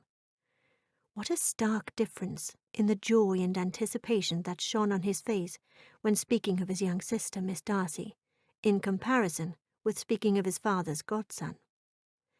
She could hardly wait to discover the true reason for such a change in the man. On the other hand, the man who walked beside her had shown quite a few facets of his character to her since her arrival at Pemberley. The side of him she liked best was the side he had shown that morning. Again she chastised herself for thinking of the gentleman who would be her sister's suitor for so long as she did. Assuming a comfortable position on her bed to rest her ankle, she picked up the book that rested on her bedside table, opened it, and resumed reading where she had left off the day before. If her mind wandered a time or two to her early morning walking companion, she would hardly admit it. Chapter 10. Serious Consideration. The next several evenings progressed in much the same manner as the evenings before. Same guests, same pairings, same attitudes. Having exchanged brief pleasantries with one or the other throughout the past days afforded Elizabeth a better understanding of each person's true nature. Between Lady Catherine de Bourgh and Miss Bingley, Elizabeth did not know which of the two ladies she preferred less. She merely had a chance to observe Miss de Bourgh, for that young lady rarely spoke to anyone at all. At times, Elizabeth did sense hints of genuine affection towards Fitzwilliam Darcy on the part of his cousin, whenever the gentleman walked into the room. However, it was nothing in comparison to the way Miss Bingley was wont to do, and say most anything that she suspected might garner the gentleman's approbation. Knowing her ladyship's designs for her nephew, it did not surprise her at all to observe the disdainful manner in which Lady Catherine regarded Miss Bennet. At least my sister Jane shall not be alone in facing the grand lady's wrath. Of that I am quite certain. The elder Mr. Darcy and Mr. Bennet were content to spend their time away from the others, which came as no surprise to Elizabeth, who suspected the two old friends preferred to escape the drawing-room escapades in favour of quieter times in the master's study. Mr. Hurst, Charles Bingley's brother-in-law, appeared to be quite the recluse, content to recline on a comfortable seat near the fireplace. It dawned on Elizabeth that she had yet to see the gentleman speaking to his wife. There is no wonder, she silently considered. Mrs. Hurst and Miss Bingley, when she is not putting herself in Fitzwilliam Darcy's way, are like two peas in a pod, always with their heads together, no doubt discussing secret affairs and concocting schemes for the younger to attract the gentleman's notice.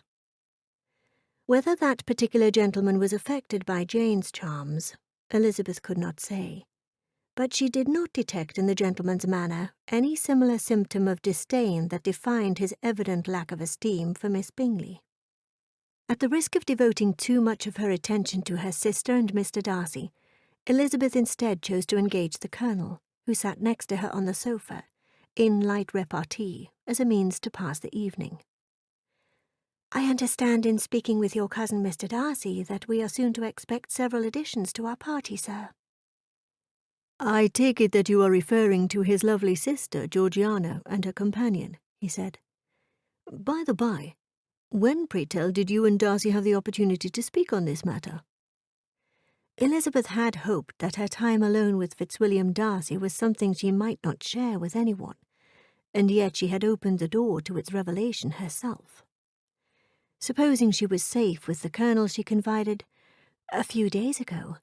You see, I encountered him completely by chance on my return to the manor house after a solitary foray about the lovely grounds." Indeed, I seem to recall your telling my aunt that you dearly enjoy long walks. Yes, very dearly, she said, attempting to rally her spirits to playfulness. It seems I am quite indebted to your cousin for pointing out the proper route to the manor house when I came to a fork in the path. Yes, I know that spot very well. I would say my cousin's arrival may well have saved you a great deal of time. You owe him, indeed. Of course, he is a man who has everything. I hesitate to think how you might satisfy your debt. Either you are laughing at me, or you mean to warn me of something, sir. Pray, which of the two is it? You are no doubt a sensible young woman, too sensible to suppose I would ever dare to laugh at you, Miss Elizabeth. Then you mean to warn me. If there is something I ought to know, then I pray you will do me the honour of telling me, else I shall begin to think the worse. I will simply state that Darcy is not a single man by chance. Indeed, my cousin has remained a single man for so long as he has by design. Elizabeth felt a sense of dread in anticipation of what the Colonel might then say. He must have read her apprehension. He said, "I will also wholeheartedly affirm that my cousin is an honourable man. You are in no danger from him. On the other hand, the other expected addition to our party whom Darcy may or may not have mentioned to you—" "His father's godson, Mr. Wickham," Elizabeth interrupted, feeling grateful for a change in the subject. "Mr. Wickham, indeed. You ought to know that he is nothing at all like Darcy. In fact, were you to find yourself at a similar fork in the road with that particular gentleman, I would strongly urge you to choose one without hesitation and not merely walk, but run, as fast as you can, screaming for help all along the way." "Oh dear," she said, pressing her hand to her bosom. "Certainly the godson of the elder Mr. Darcy cannot possibly be as detestable as you make him seem." "I am afraid he is far worse. Consider yourself forewarned, Miss Elizabeth, and act accordingly. Promise me you will heed my advice." Later that evening, Elizabeth was given to wonder about the Colonel's odd, albeit glowing, commendation of his cousin Mr. Darcy's character. As best as Elizabeth could tell, Fitzwilliam Darcy was a man of impeccable character, even if he was a bit too taciturn at times. Still, she sensed with a bit of uneasiness that the Colonel was doing his best to warn her about something. Why did he inform me that Mr. Darcy had remained single for so long as a matter of design? Elizabeth wondered. Certainly it is not uncommon for a man of his age to remain unmarried. The Colonel himself remains unmarried. She thought to question him on that once they were better acquainted. Were I to do such a thing now, would surely be interpreted as impertinent. The last thing she wanted the gentleman to think was that she sat around thinking about his marital inclinations, or lack thereof. Even as the second son, the gentleman must have his fill of female admirers. He is, after all, the second son of an earl, which must surely enhance his prospects of marrying a young woman with a large fortune. Smiling to herself, she entertained the idea that something in the range of £50,000 might be reasonable. Though not so handsome as Mr. Darcy, the Colonel was certainly very agreeable to look at, and anything that he lacked in that regard he made up for with his amiability and charming nature. Once again, her thoughts harkened back to the Colonel's cousin, Mr. Darcy. Why her every thought led back to him she could not say. Pacifying herself with the knowledge that she could hardly tell her mind what to think, she decided it was best simply to give in to her curious fascination rather than squander her time seeking to suppress it. My cousin has remained a single man for so long as he has by design. Elizabeth commenced tapping her fingers. Those particular words must certainly mean something, but what? She pursed her lips. Does the Colonel mean to suggest that even now his cousin does not intend to relinquish his coveted single status? Is this the Colonel's way of telling me that his cousin does not mean to give serious consideration to courting my sister, no more than he has with respect to marrying his cousin Anne? What a troubling thought this was for Elizabeth, that her sister might be nothing more than a pawn in the young man's scheme. A scheme to do what? She wondered aloud. Does he simply mean to appease his father by going along with his agreement with my father? A chilling sensation rushed over her, and she folded one arm over the other to comfort herself. Does my sister's heightened expectations, her kind sensibilities, mean nothing to him? Elizabeth did not know how she would bear it if Jane's heart was painfully affected by such a prospect.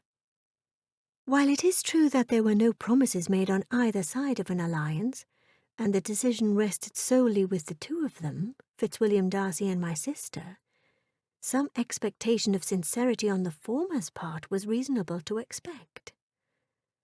Since learning of this peculiar arrangement, Elizabeth suspected that her elder sister had come to rely upon it.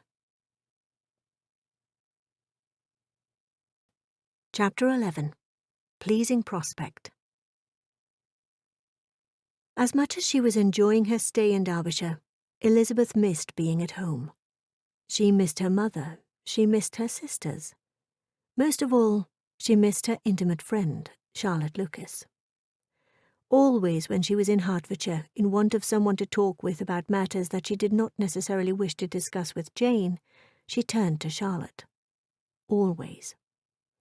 She wanted desperately to discuss the inexplicable feelings she was suffering toward the heir apparent of Pemberley, but how could she?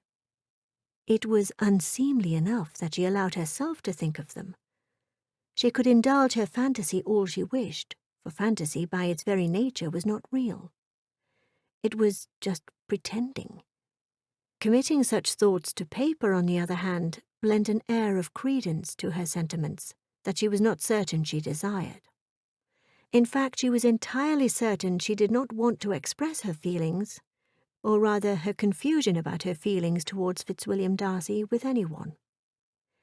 However, she felt she ought to write to Charlotte about all the other happenings at Pemberley.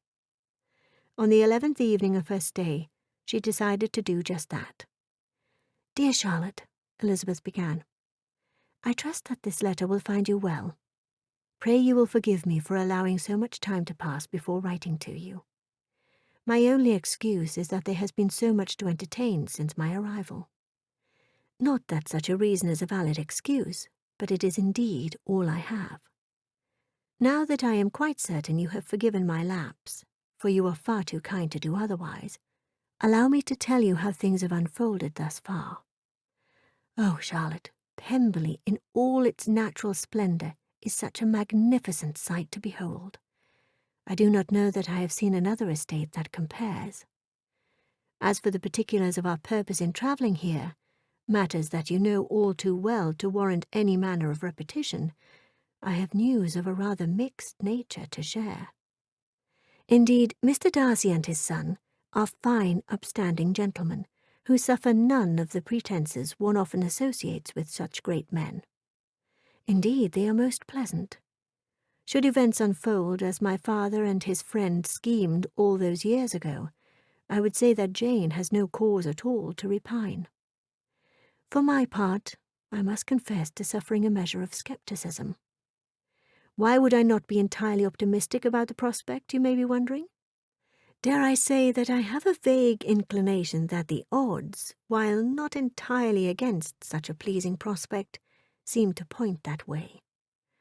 I shall say no more than what I have said for now, hoping that I merely want more time to form an opinion based more on fact than intuition.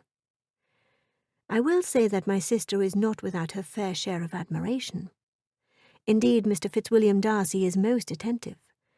I suspect he is far too gentlemanly to behave in any other way toward one of his father's guests.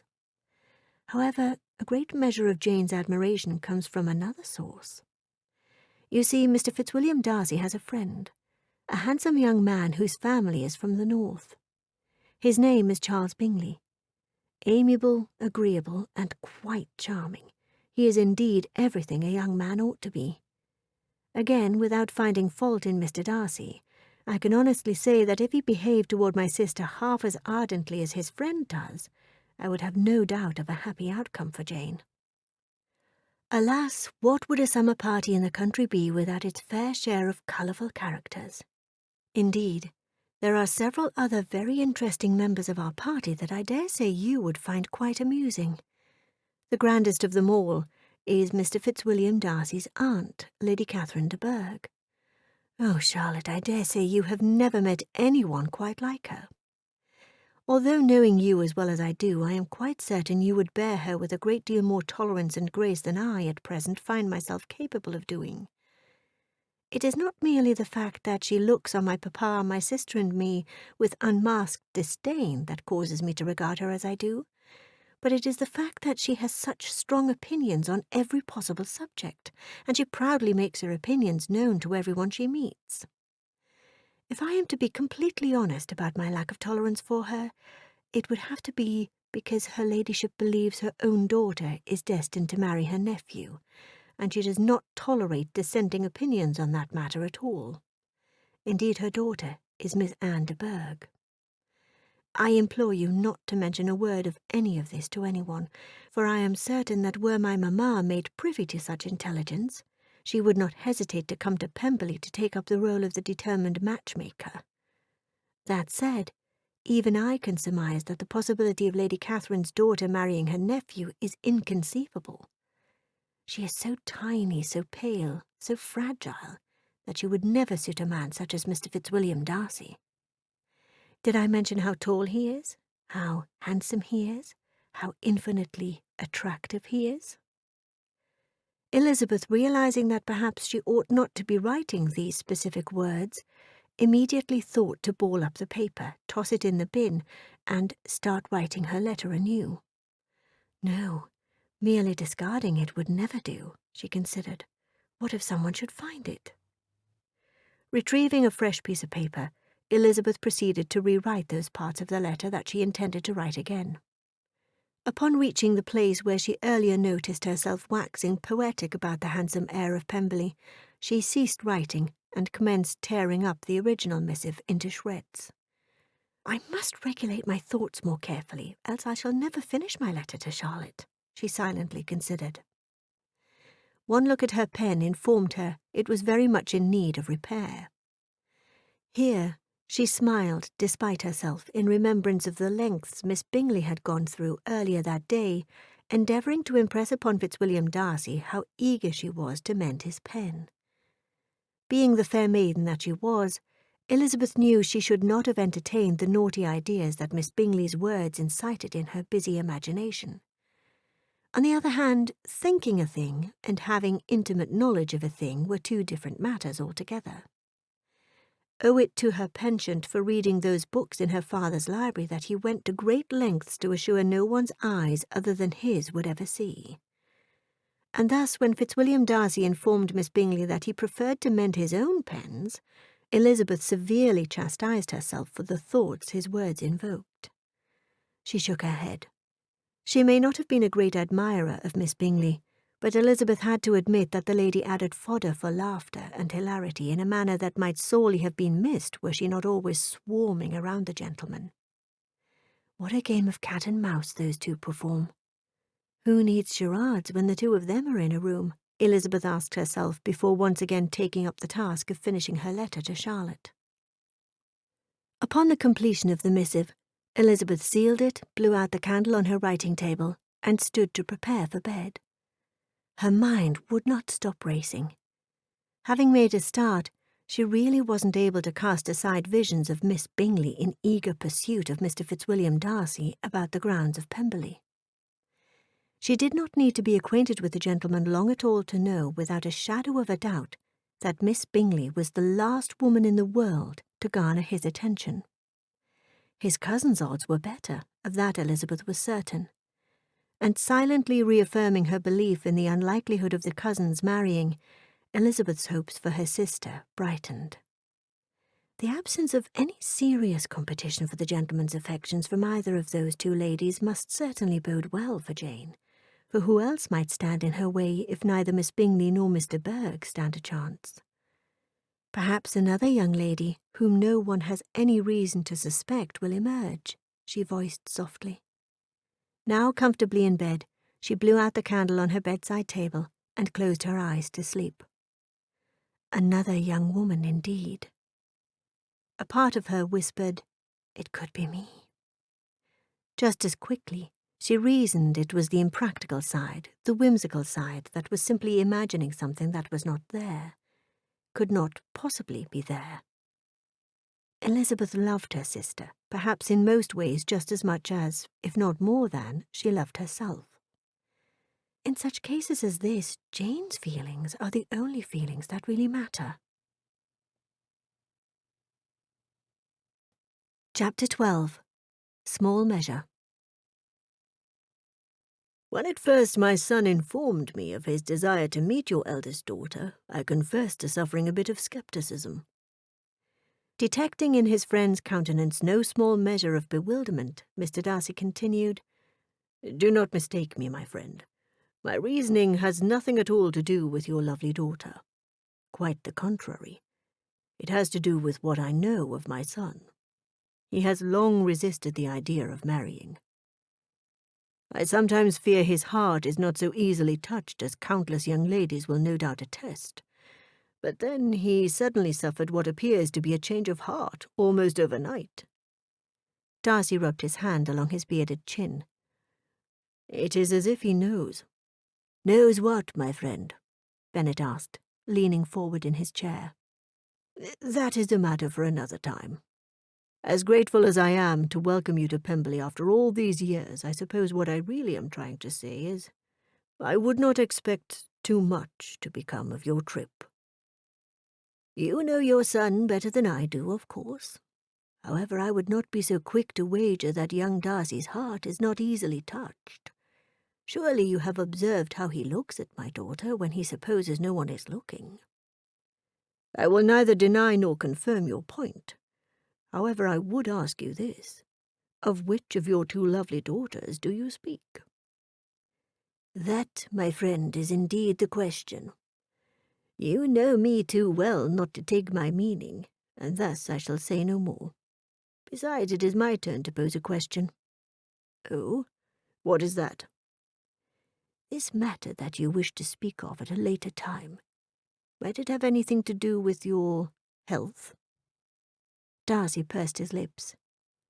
"Your powers of perception have never failed to impress me, my old friend. Indeed, it has everything to do with my health.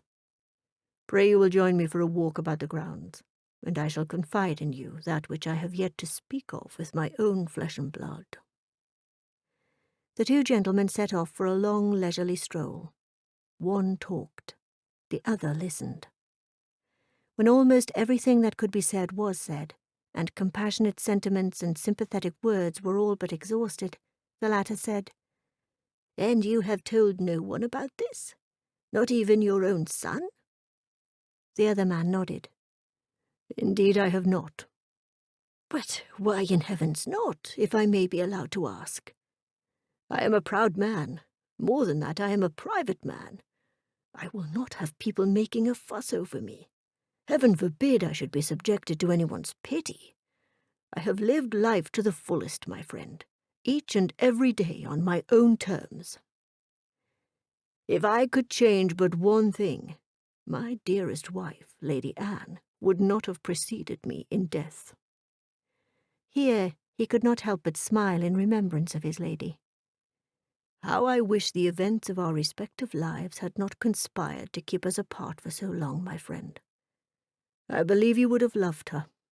She was nothing at all like her sister, Lady Catherine, let me assure you."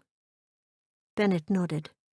"By the sound of it, the two of you were very much in love," he said, wishing he could espouse similar sentiments regarding his own situation.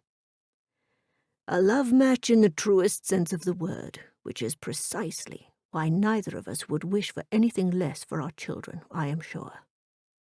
"No less indeed," Bennet replied. "No less indeed."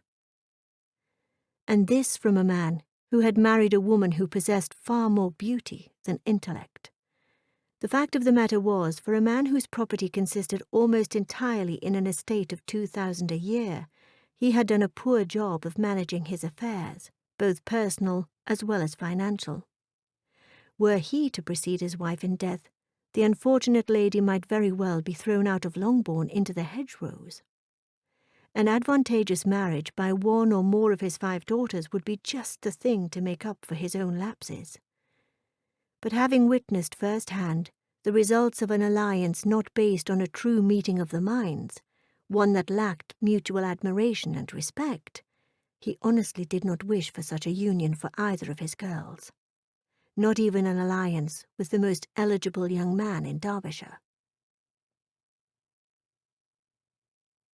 Chapter 13. Sole Companion. Miss Georgiana Darcy was set to return to Pemberley within a few days. Already Elizabeth had heard a great deal about the young lady, for no one boasted more of the young woman's accomplishments than Miss Bingley. The young lady's eager commendations echoed in Elizabeth's mind. "I never met with anyone who delighted me so much. Such a countenance, such manners, and so extremely accomplished for her age. Her performance on the pianoforte is exquisite." With such accomplishments as all these, and not yet 16, Elizabeth could hardly wait to meet young Miss Darcy. On the other hand, if the two of them are so intimate as Miss Bingley suggests, I wonder how Miss Darcy will react to our being here, Elizabeth silently reflected. Despite the difference in the ages of the Darcy siblings, Elizabeth surmised, based upon her earlier conversation with Mr. Darcy regarding his sister, that he must surely hold her in great esteem. Despite having never seen the two of them together, Elizabeth surmised he would do everything in his power to see to his sister's happiness. Closing her book, Elizabeth shook her head. Must my every thought lead me back to Fitzwilliam Darcy? She set her book aside and stood. Smoothing her dress, she said aloud, "I think I shall seek out my sister. She and I do not spend nearly so much time together as we ought. She is, after all, the reason I am here." A casual glance out the window put an end to that particular scheme of spending a few hours or so before dinner with her sister, for she espied Jane and Mr. Bingley sitting in the garden, no doubt engaged in pleasant repartee, were Elizabeth to judge by Bingley's animated manner. Not quite knowing what to make of the gentleman's eager attention toward her sister, she began to wonder if the young man was even aware of the reason for the Bennets' presence at Pemberley. Unless I am mistaken, Mr. Bingley and Mr. Darcy are close friends. Surely the latter would have spoken to his friend about his own intentions toward my sister. Or lack thereof, another part of her whispered. Before she could chastise herself for doubting Mr. Darcy's intentions, the gentleman appeared just ahead on the path. Although not alone, for he was heading in Jane and Bingley's direction, with Miss Bingley attached to his arm. The looming spectacle of it all was too much for Elizabeth to ignore, and she staked out a spot by the window to watch the unfolding events. What a relief it was to see Mr. Darcy free himself from his tenacious walking companion and attend Jane. What a pleasure it was to espy Miss Bingley's unmitigated dismay. Elizabeth might have suffered an occasional doubt from time to time about the gentleman's affections for her sister, but she was utterly and completely satisfied that he had absolutely no intentions toward Miss Bingley. Watching the lady pretend otherwise proved quite entertaining indeed.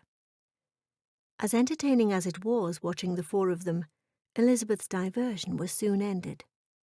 Miss Caroline, no doubt in her eagerness to get Jane as far away from Mr. Darcy as she could, reached for Jane's arm, and not so subtly coaxed her away from the gentleman, who then set off in the direction of the stables. It seemed horseback riding was the order of the day for the men, and a leisurely stroll for the ladies. Not content to see her sister spend any time alone with the pernicious Miss Bingley, Elizabeth surrendered her spot by the window. If I am quick about it, I will reach Jane and her cunning companion before they get very far. Eagerly, Elizabeth headed down the grand staircase with the intention of joining Jane and Miss Bingley. In her haste, she nearly collided with none other than Fitzwilliam Darcy. Once again she found herself in his arms. Her heart slammed against her chest. Her embarrassment almost complete, she uttered, "Mr. Darcy!" His hands resting on either of her arms, he said, "Miss Elizabeth." As if remembering himself, he dropped his hands to his sides and then clasped them behind his back. "Sir, I thought you were going riding with your friend Mr. Bingley," she said, without thinking of what such a revelation foretold. He shook his head slightly. "No? Why would you think that, Miss Elizabeth?" What was she going to say? She did not dare confess she had been spying on him mere moments ago. Even if he suspected the truth of the matter, he seemed much too much of a gentleman to tell her. Instead, he asked, "Where are you going?" He cleared his throat. "Pardon, what I meant to say is you appeared to be in a great hurry." "Indeed, I was about to go out for a walk about the park before it is time to dress for dinner."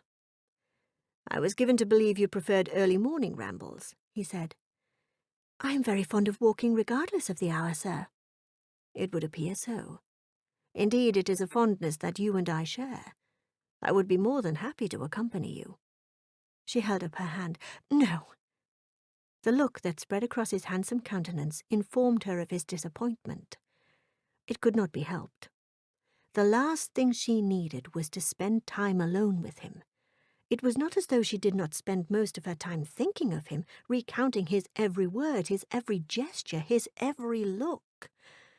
On the other hand, the disappointed look on his face was something she did not particularly like seeing. "Pray forgive me. I suppose what I meant to say is you are very kind.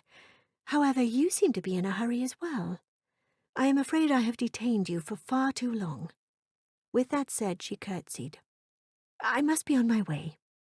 Before he could protest, Elizabeth was on her way, her sole companion a deep exhale.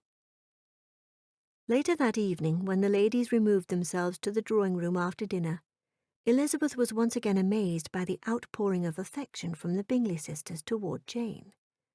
Indeed, she had never seen them so agreeable. Their powers of conversation were considerable, and their wit flowed long, as they described past entertainments with accuracy, related amusing stories with humour, and laughed at the expense of sundry acquaintances who were known only to themselves with heightened spirits. However, when all the gentlemen, save Mr. Bennet and the elder Mr. Darcy, entered the room, Jane was no longer the younger sister's first object. Fitzwilliam Darcy immediately claimed that honour, and she went directly to him before he had advanced very far. He addressed Miss Bingley in a manner which must surely please any young woman, and a polite conversation ensued. Mr. Hurst made his way directly to the nearest sofa and struck a comfortable pose, signalling his intention to partake in an after-dinner nap. Charles Bingley, whose countenance was steeped in joyfulness, joined his elder sister Louisa and Jane, thereby prompting the former to occupy herself by playing with her bracelets and rings. Only occasionally did she engage with the young couple. Miss Anne de Bourgh and her companion, Mrs. Jenkinson, sat in a lonely corner of the room, both choosing to rely on their own company, the latter fussing over the former's footstool.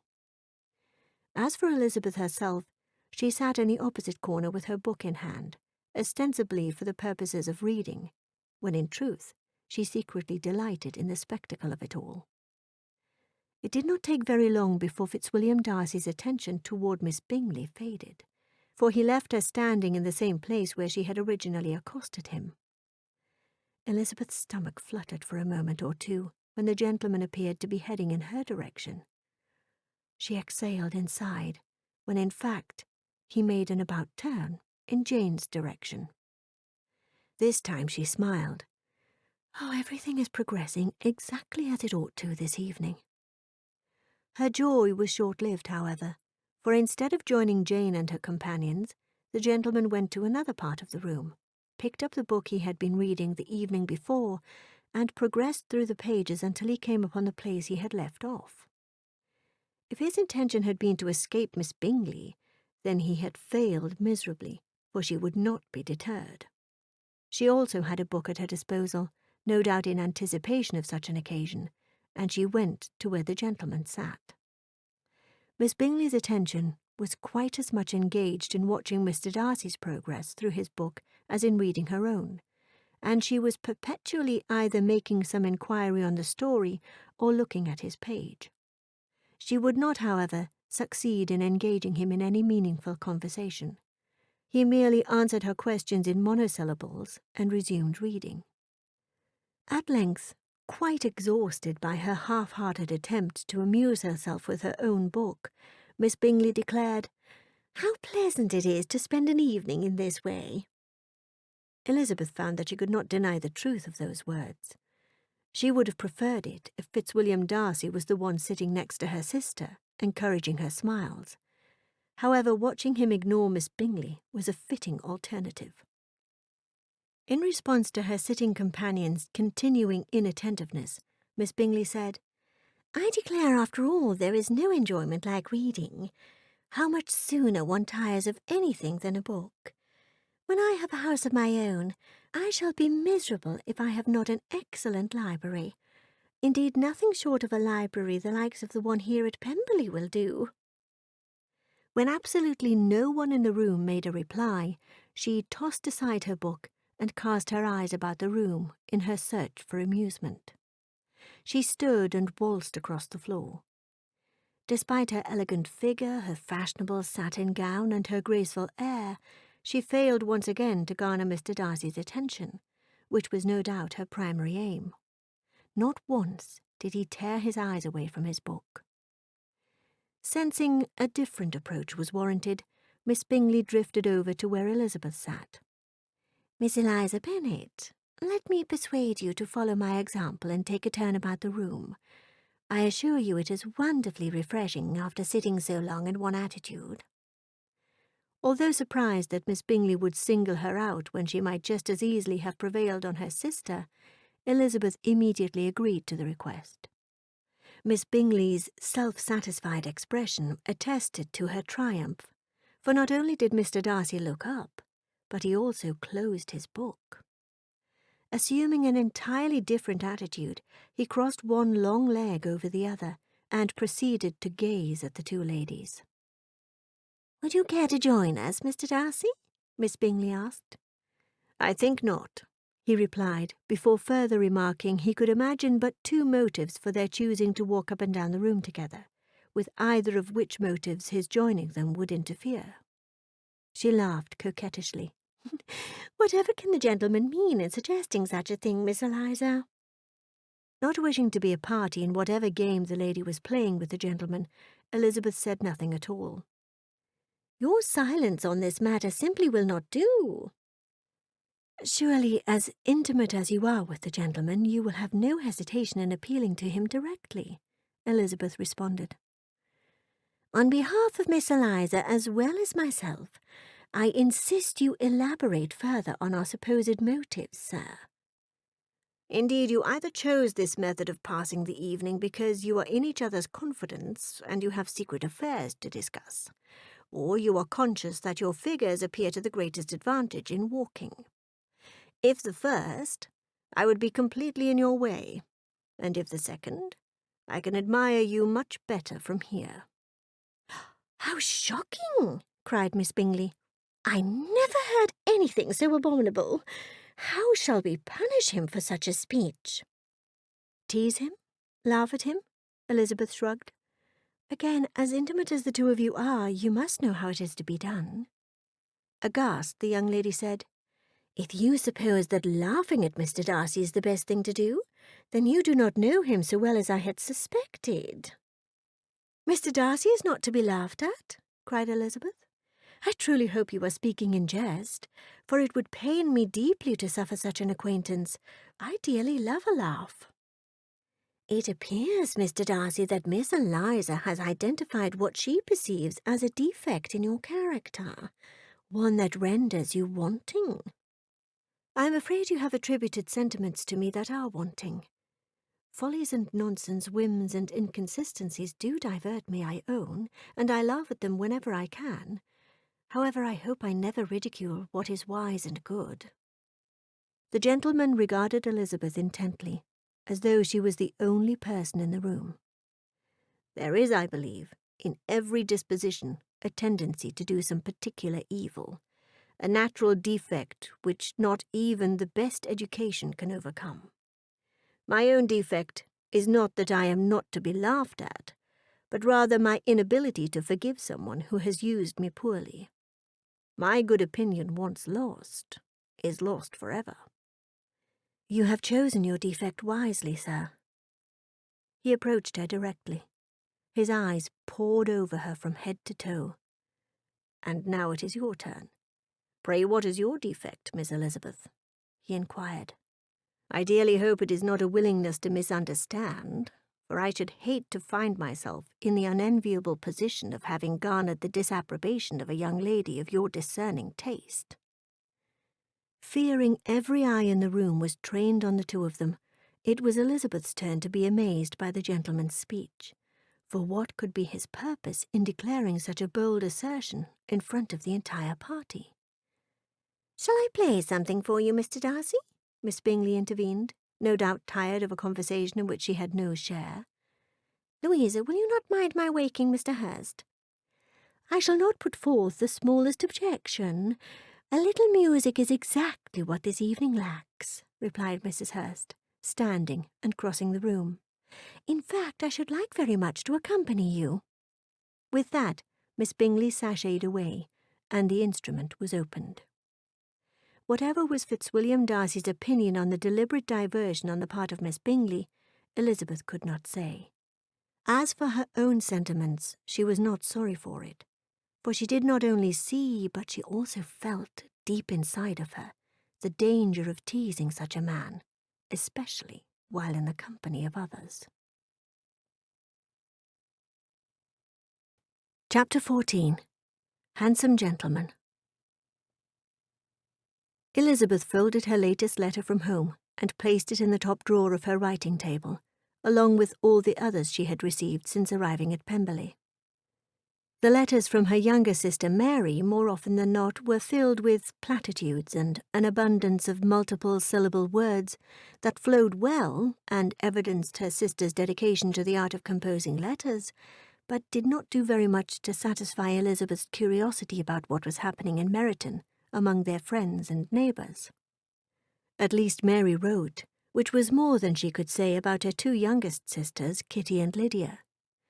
Not that Elizabeth expected it, for the two of them could rarely be bothered by anything that did not directly affect their own chances for gaiety. Then there were the letters from her mother, remarking upon every word that Elizabeth had written to her that had anything in the slightest to do with the members of the Pemberley party. "What is Lady Catherine de Bourgh really like? Are the aristocrats all that different from the rest of us?" But even more than that, her mother wanted to know more about the single gentleman. Of Jane's ability to secure the younger Mr. Darcy's affections, Mrs. Bennet had no doubt, for she always was certain that her eldest daughter could not have been so beautiful for no reason. But what of the handsome gentleman from the north, whom apparently Jane had also mentioned in her letters? "Is he as rich as Mr. Darcy will one day be with the passing of his father? Is he engaged to another, or is he in want of a wife?" Her mother would further decry that, if the gentleman was not single, what difference did anything having to do with him matter?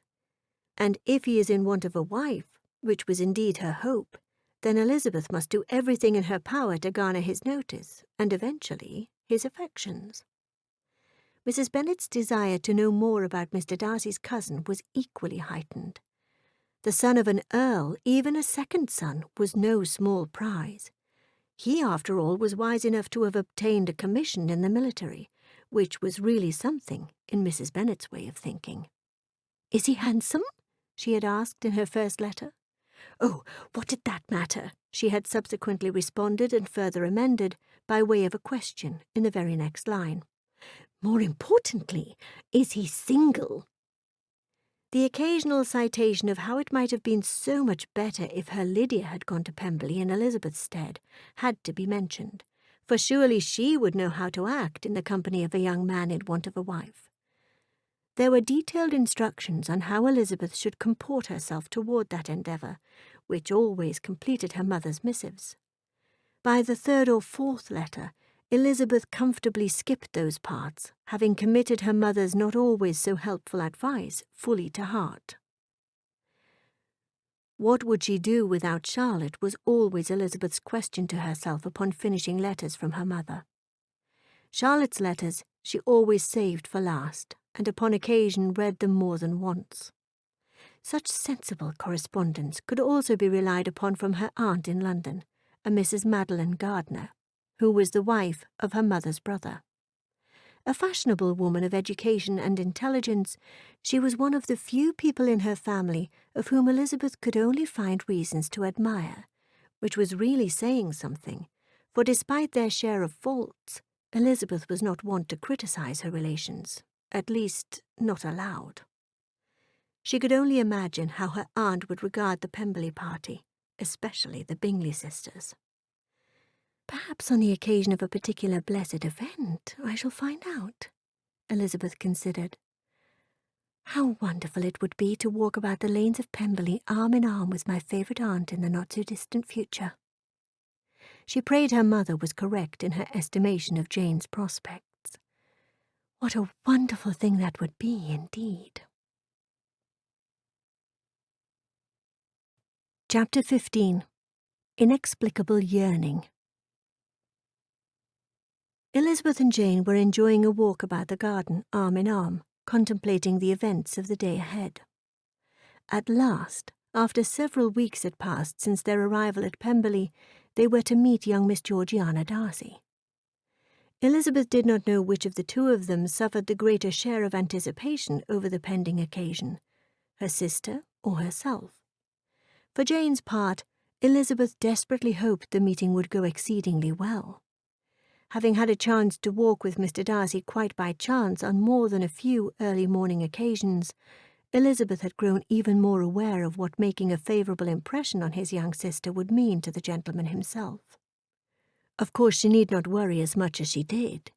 From all she had surmised during her talks with Mr. Darcy, his sister would love Jane very much. On the other hand, the gentleman had given hints that his sister was just as eager to meet Elizabeth as she was to meet Jane. Elizabeth could hardly imagine why that might be. As best as she could tell, what possible difference could it make? Then she began to consider that perhaps the young lady was simply looking forward to the day when Jane might be mistress of Pemberley. That, and the general expectation that Elizabeth would remain at Pemberley for the unforeseeable future, as Jane accustomed herself to her new station in life. No doubt such an occasion would afford Miss Darcy and me prodigious opportunity to spend time in each other's company. Indeed, it is essential that we get along very well. Upon examining their watches, the Bennet sisters retraced their path in haste to return to the manor house to meet Miss Georgiana Darcy. Much to their delight, they were to have a private meeting with the young woman, which again gave Elizabeth to wonder. Part of gauging the young woman's character, in Elizabeth's mind, was seeing how she got along with Miss Bingley. Were the two ladies truly as fond of each other as the latter boasted? If they were, then Elizabeth was certain it would be a consideration on how she would act, and how her sister ought to act as well. Shortly thereafter, Jane and Elizabeth were sitting in the drawing-room when the doors swung open, and in walked Fitzwilliam Darcy, accompanied by an angelic young creature whose bright eyes and golden hair immediately summoned a younger incarnation of her own dear sister Jane. The two sisters exchanged the briefest of glances, a silent affirmation of sorts that they were of the same mind. Once the formidable introductions were over, Elizabeth was at liberty to sit back and observe her own sister engage with the young lady she might one day know as her sister's sister-in-law. Miss Darcy was tall, and although little more than 6 and 10, her figure was formed and her appearance womanly and graceful. The young woman was less handsome than her brother, but there was sense and good humour in her face, and her manners were perfectly unassuming and gentle. A few minutes' observation persuaded Elizabeth that young Miss Darcy was exceedingly shy. Indeed, she found it difficult to obtain even a word from her beyond a monosyllable. Elizabeth was not unaware of the way Mr. Darcy observed his sister interacting with Jane and her. Judging by his smiles, he was pleased with all that he saw. Thoroughly comforted by his unspoken approval, she breathed a sigh of relief, for this must all mean something good for her sister. The four of them had not been together for very long before Elizabeth was absolutely convinced that Miss Georgiana Darcy was nothing at all like Miss Bingley. No, the two of them could not possibly be intimate acquaintances. Miss Georgiana was like the sun, capable of bringing warmth and comfort to anyone's day. It was no wonder that her older brother doted on her so.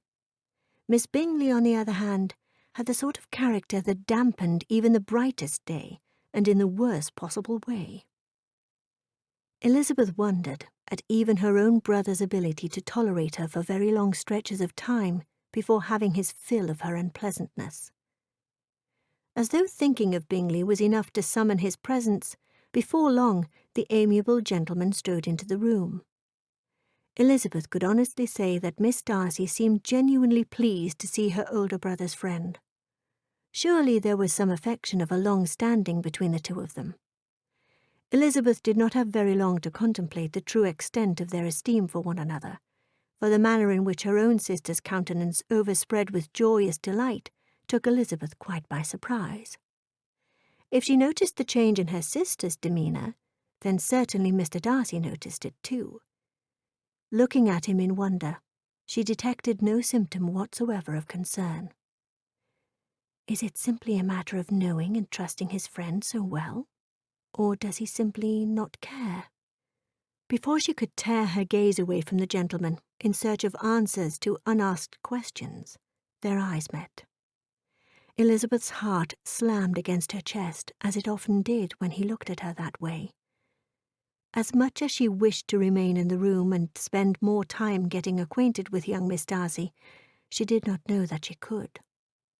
A sudden, inexplicable yearning to be alone with Fitzwilliam Darcy was more than she could bear.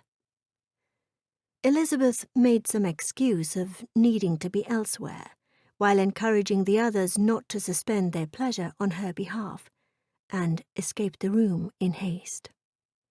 Once she was outside the door, and assured of her privacy, she braced herself against an opposite wall, closed her eyes, and breathed in deeply. Her eyes still closed, she exhaled. "Oh, what on earth has come over me?" Opening her eyes, she was caught completely off guard, for she was no longer alone. "Mr. Darcy! Pray you are all right, Miss Elizabeth?" Her heart pounding, Elizabeth did not know how to look or how to feel. Did his following me arouse the suspicions of the others? "Are you ill?" he asked, taking her hand in his. In an instant, he seized the other. "Your hands are cold. Pray accompany me inside." He gestured toward the closed door just a few feet away from where they stood. "I shall get you a glass of wine." Conflicted as to whether to accept or decline his request, she said nothing at first. This growing longing inside of her for the man who was meant for her sister was taking its toll on her sensibilities. "Perhaps I ought to accept his offer of a glass of wine," she silently considered. "Anything that will calm the warring sentiments in my mind and quell the bewildering bevy of sensations coursing through every fibre of my being." "The blue room is seldom used. I shall pour a glass of wine for you, and once I am certain you are well, I shall leave you to your leisure. No one need know you and I were ever alone, if that is what concerns you. Need I remind you, you are safe with me?" She may be safe with him, for he was, in every way that mattered, the consummate gentleman. But would he be so gallant if he were privy to her private thoughts? If he had the slightest hint of all the liberties she allowed him, even if in her mind? Even if she was not quite certain of his intentions toward her sister, of one thing Elizabeth was absolutely certain, and that was that she had Mr. Fitzwilliam Darcy's good opinion. Would he think as highly of me as his behaviour toward me portends if he knew the depth of my unspoken longing for him? She swallowed hard. Finding her voice, she said, "Sir, there is really nothing the matter with me. That is to say, nothing a brisk walk will not cure." "I am happy to accompany you," he immediately offered. "That is, should you wish for my company. I can think of nothing that I would rather do." She trembled a little inside, hearing his speech. "Once again, I must say you are very kind, sir, but I am afraid I must decline." "Afraid? Afraid of what, Miss Elizabeth?" he asked, his eyes so intense she felt as though he had a window into her very soul. Afraid of you, of us, of this?" Elizabeth silently screamed. No reply was needed, as mere moments later Charles Bingley, Miss Darcy, and Jane emerged from the room, the ladies on either side of the gentleman. Thank heavens, Elizabeth thought, even more grateful that she had not accepted Darcy's offer of a glass of wine moments earlier. Bingley said, "Darcy, Miss Elizabeth, how fortunate for the three of us that both of you are still here. Pray the two of you will join us for a walk about the park. It will be a most refreshing change of pace. Do you not agree, Darcy?" "Indeed, I believe a walk is precisely what is in order." Elizabeth, determined as ever to get as far away from the gentleman as soon as possible, said, "In such case as this, I say that the four of you should go. You would be charmingly grouped, just the four of you, and I fear the picturesque would be spoiled by admitting a fifth. Good day," she stated, bowing. As soon as that, she went on her way. Rushing straight to her room, she did not look back to see what had become of her former companions. She suspected rather than knew that Fitzwilliam Darcy had taken his place by Jane's side, as he well ought to, but how could she really be certain without turning and looking? Perhaps she simply did not wish to know.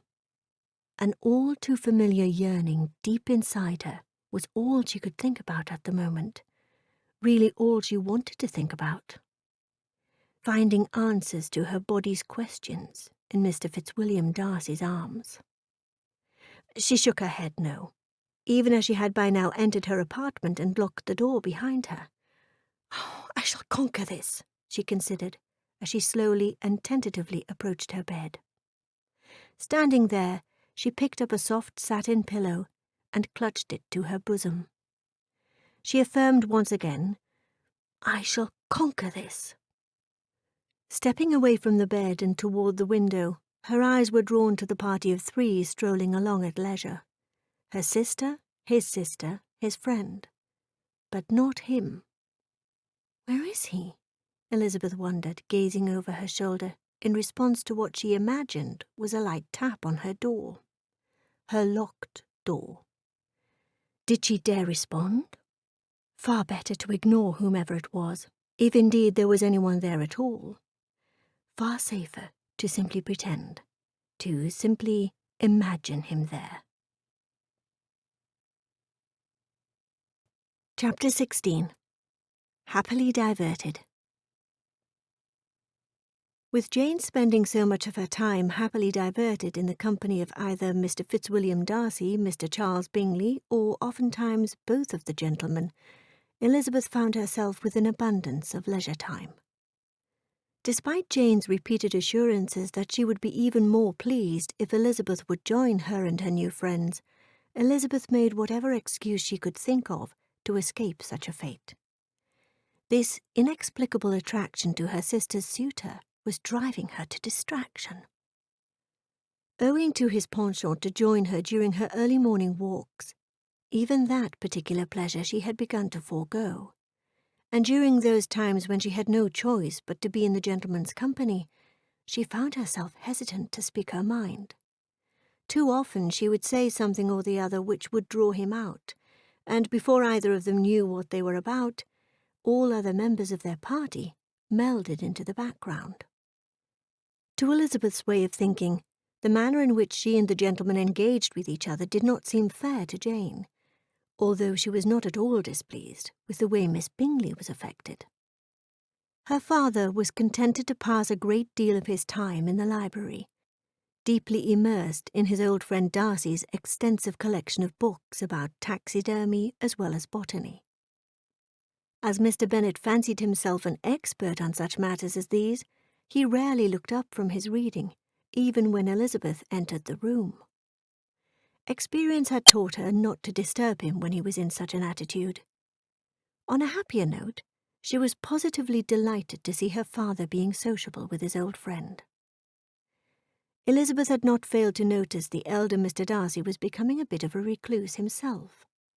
When he did attend to those matters expected of the master of such a grand estate, he did so with less vigour than when they first arrived at Pemberley. She could not help wondering what that was about. She liked Miss Georgiana Darcy very much, and sometimes spent time with her. However, the young lady's passion was her music. She spent hours a day practising. There was no wonder she performed as brilliantly as she did. What with the Colonel gone away to London, and even Lady Catherine de Bourgh's leave-taking to visit her brother's estate in Matlock, Elizabeth longed for diversion. Miss Anne de Bourgh remained at Pemberley, but Elizabeth certainly was not inclined to spend time alone with her. She likened it to cavorting with the enemy, what with that young lady's fervent wish to marry her cousin Fitzwilliam Darcy. Mr. George Wickham's arrival at Pemberley during the second month of her stay in Pemberley proved to be just the diversion Elizabeth sought. What a handsome man he was, blessed with all the best parts of beauty. Elizabeth would have been in some danger from the gentleman were it not for two very compelling factors. For one, Fitzwilliam Darcy really did not care for the gentleman at all. For another, the Colonel had strongly advised her not to be taken in by Mr. Wickham's charms. As she was only looking to be diverted, so long as Mr. Wickham acted in accordance with the behaviour typified by Fitzwilliam Darcy and the Colonel, she saw no reason not to enjoy the handsome gentleman's smiles and bask in his unabashed adoration. It was not as though she intended to form any serious designs on him. She rather suspected the gentleman, if he were completely forthcoming, would confess that he was in want of a wife who possessed her own fortune. If this was the basis for the Colonel's ill opinion, then it was an insufficient one at best, for the Colonel had openly confessed the same thing. On the second day after his arrival, Wickham prevailed on her to walk about the park, and, assured she should rely upon her own opinion of the gentleman, Elizabeth gladly accepted his offer. "Pray tell me what you think of Pemberley, Miss Elizabeth," asked Wickham, as he and Elizabeth strolled along side by side. "Pemberley is magnificent," she replied. "I agree. My friend Darcy is very fortunate indeed to one day find himself the master of all this. I confess to envying him that."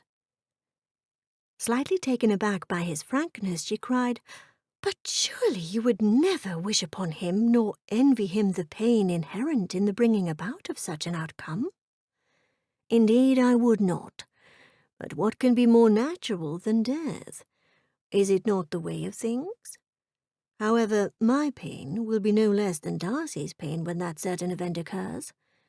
He is old Mr. Darcy's son, but I am his godson. I dare say old Mr. Darcy loves me just as much, as though I were his own flesh and blood." "You are very fortunate to be held in such high esteem by such a great man as the elder Mr. Darcy," Elizabeth said thoughtfully. "Indeed. He has always taken such prodigious care of me, and will continue to do so even after he is gone. You see, my godfather has assured me that I shall have the living at Kempton when it becomes available," Wickham said. "I have no doubt that any woman would fancy herself fortunate indeed to share such an advantageous future life." "Is such an assertion meant to satisfy me?" Elizabeth wondered.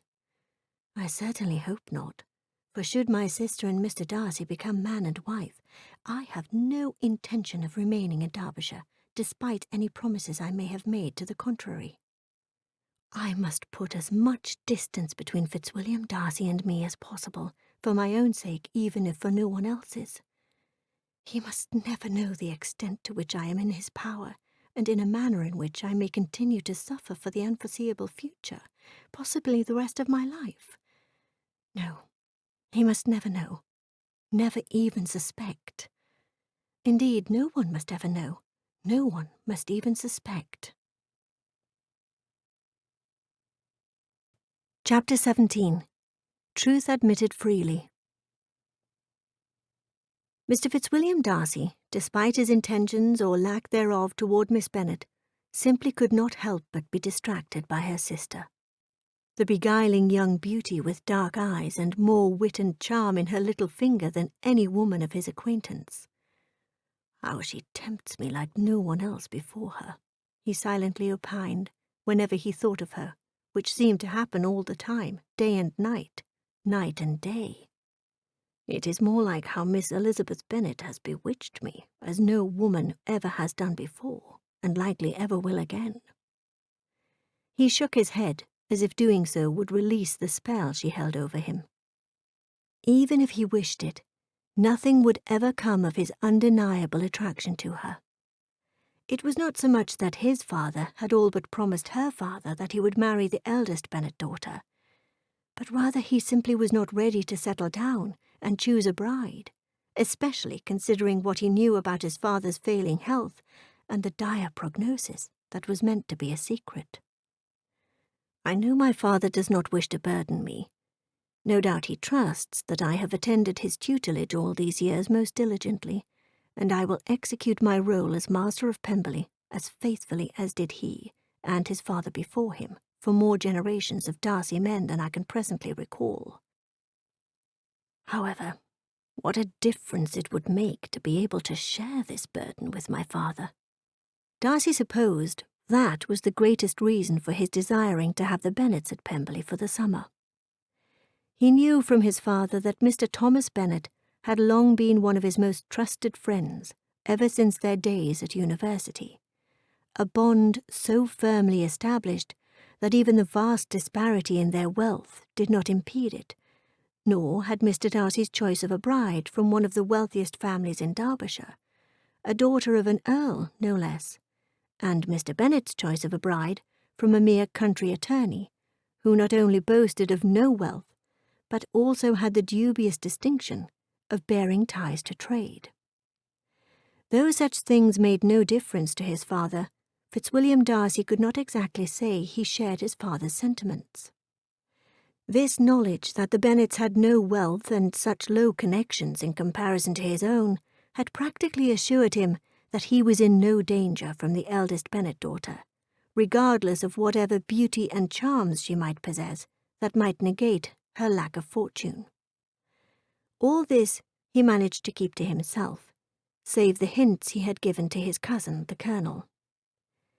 When the time came for the Bennets to return to Hertfordshire and the comforts of their own home, their own lives, and most importantly their own sphere, no one would be the wiser that he never meant to marry at all, but rather meant to give his father some peace of mind that he had done his part by his old friend.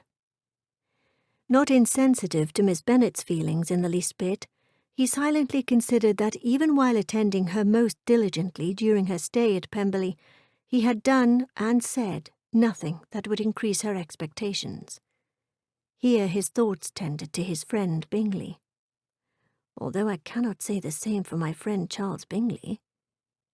He ought not to be surprised. When has Bingley ever met a fair-headed angel who did not render him violently in love at first sight? The greatest risk that Miss Bennet might face regarding her heart lies with Bingley. Darcy prayed the young woman was too sensible to mistake his friend's infatuation for ardent devotion. More than once he thought to speak with Bingley to advise him to temper his enthusiasm for the young lady's company and her abundance of smiles, but he did not know that he could, not without embarking upon those matters that he wished not to discuss with anyone. Then, too, There is the matter of Miss Elizabeth. So charming, so witty, so lovely. It bothered him more than a little that George Wickham had singled her out almost from the moment of his return to Pemberley. The prodigal godson, as it were. Seeing Miss Elizabeth with his cousin Colonel Fitzwilliam as often as he did had been one thing. At least Darcy had no concern for her reputation and her safety when with his cousin. As for George Wickham, he could not say the same. A man of Wickham's vile nature was not to be trusted with anyone. He took some comfort in knowing that Elizabeth had curtailed her propensity for solitary rambles almost completely, even though it meant that he no longer had the opportunity to accompany her. Alone, just the two of them. Unwilling to take any chances, Darcy had informed a trusted servant to in effect be Elizabeth's protector, since it became increasingly obvious to him that Wickham admired her. Not that he did not trust her to know what she was about, because he strongly suspected, based on what he had come to know about her, that she was more than capable of taking care of herself. He knew Wickham better. Wiser, more worldlier women than Miss Elizabeth had fallen prey to the gentleman's charms. He was determined that Miss Elizabeth would not be yet another one of Wickham's conquests. Never in a lifetime would he stand idly by and watch any woman who truly meant something to him be taken advantage of by the likes of George Wickham. Darcy exhaled a deep sigh of relief. What a revelation this was, this admission that Miss Elizabeth Bennet truly meant something to him. There it is, the truth admitted freely without reason, without explanation, without anything. Not that it mattered at the end of the day, regardless of it being the truth, for he had no intention of acting upon it, at least not consciously. What transpired between him and Miss Elizabeth Bennet in his wildest dreams was another matter altogether. How he cherished their intimate moments, even though they were merely the products of his eager, yet most ardent imagination. Chapter 18. Proper Decorum. Elizabeth, still as determined as ever to avoid those situations that rendered her vulnerable to Mr. Fitzwilliam Darcy, was finding that she liked the dashing Mr. Wickham more and more each day, for it seemed they had a common adversary, Miss Bingley. The young woman did not have a kind word to say to the gentleman, and thus she said as little to him as proper decorum would allow. Likewise, Wickham had little, if anything, to say to her as well. One evening, when it had become exceedingly obvious that Miss Bingley and Mr. Wickham did not care very much for each other, Elizabeth, who always fancied herself a studier of people's character, sought to know the reason for their mutual dislike. "You may or may not be aware, Miss Elizabeth, that although old Mr. Darcy is my excellent godfather, my late father, my father who has passed on, was Mr. Darcy's steward for some years. Indeed, Miss Bingley did not always suffer my company so poorly as she does now. Upon first making each other's acquaintance, I would say that that young lady was one of my greatest admirers, that is to say, until she learned about my family. How convenient that in showing such undisguised disdain toward me, she has managed to forget that her own family's wealth was amassed through trade. She is not even a full generation removed from such a supposedly wretched stain, and yet she looks down on those without the means to purchase their entrance into high society. Is there any wonder I find her equally, if not more, intolerable than she finds me? Women of her ilk are my abhorrence. You, on the other hand, are a gentleman's daughter, with every claim to all the rights and privileges such a distinction of birth entails, and yet you treat everyone with dignity and respect, with no regard for the person's lineage. Is there any wonder I find it such a pleasure spending time with you? Mr. Wickham, you know so very little about me. Although I am exceedingly honoured by your generous and kind commendations, I do not know that I deserve them.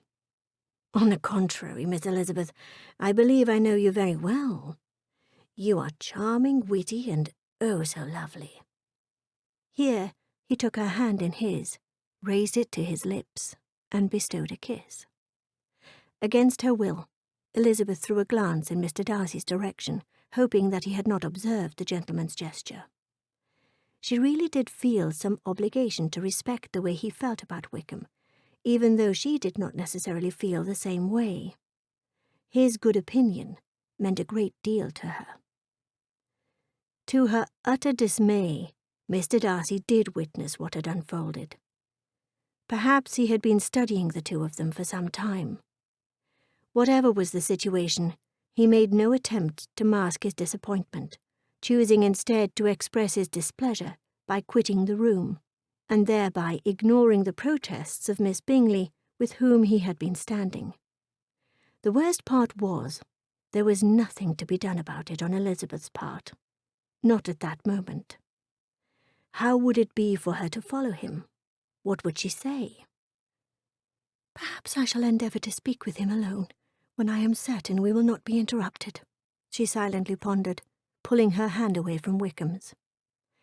"Perhaps then I will find the words to explain to a gentleman who is more obligated to my sister than he will ever be to me, that I am in no danger of ever losing my heart to a man who he so dislikes, even distrusts, because I have already lost my heart to another."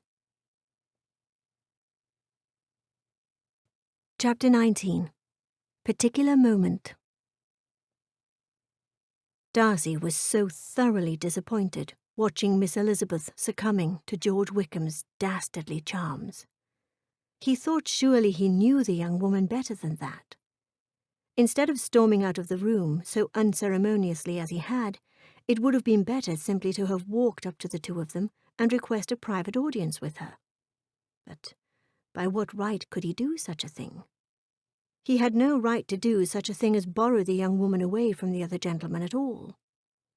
Perhaps if George Wickham had been speaking with Miss Bennet, or even his cousin Anne for that matter, interrupting George's easy flirtation would have been the thing to do. But not Miss Elizabeth. Not without appearing unjustifiably jealous. Not that there would ever be a possibility of George Wickham behaving so familiarly with either Miss Bennet or Anne, Darcy supposed.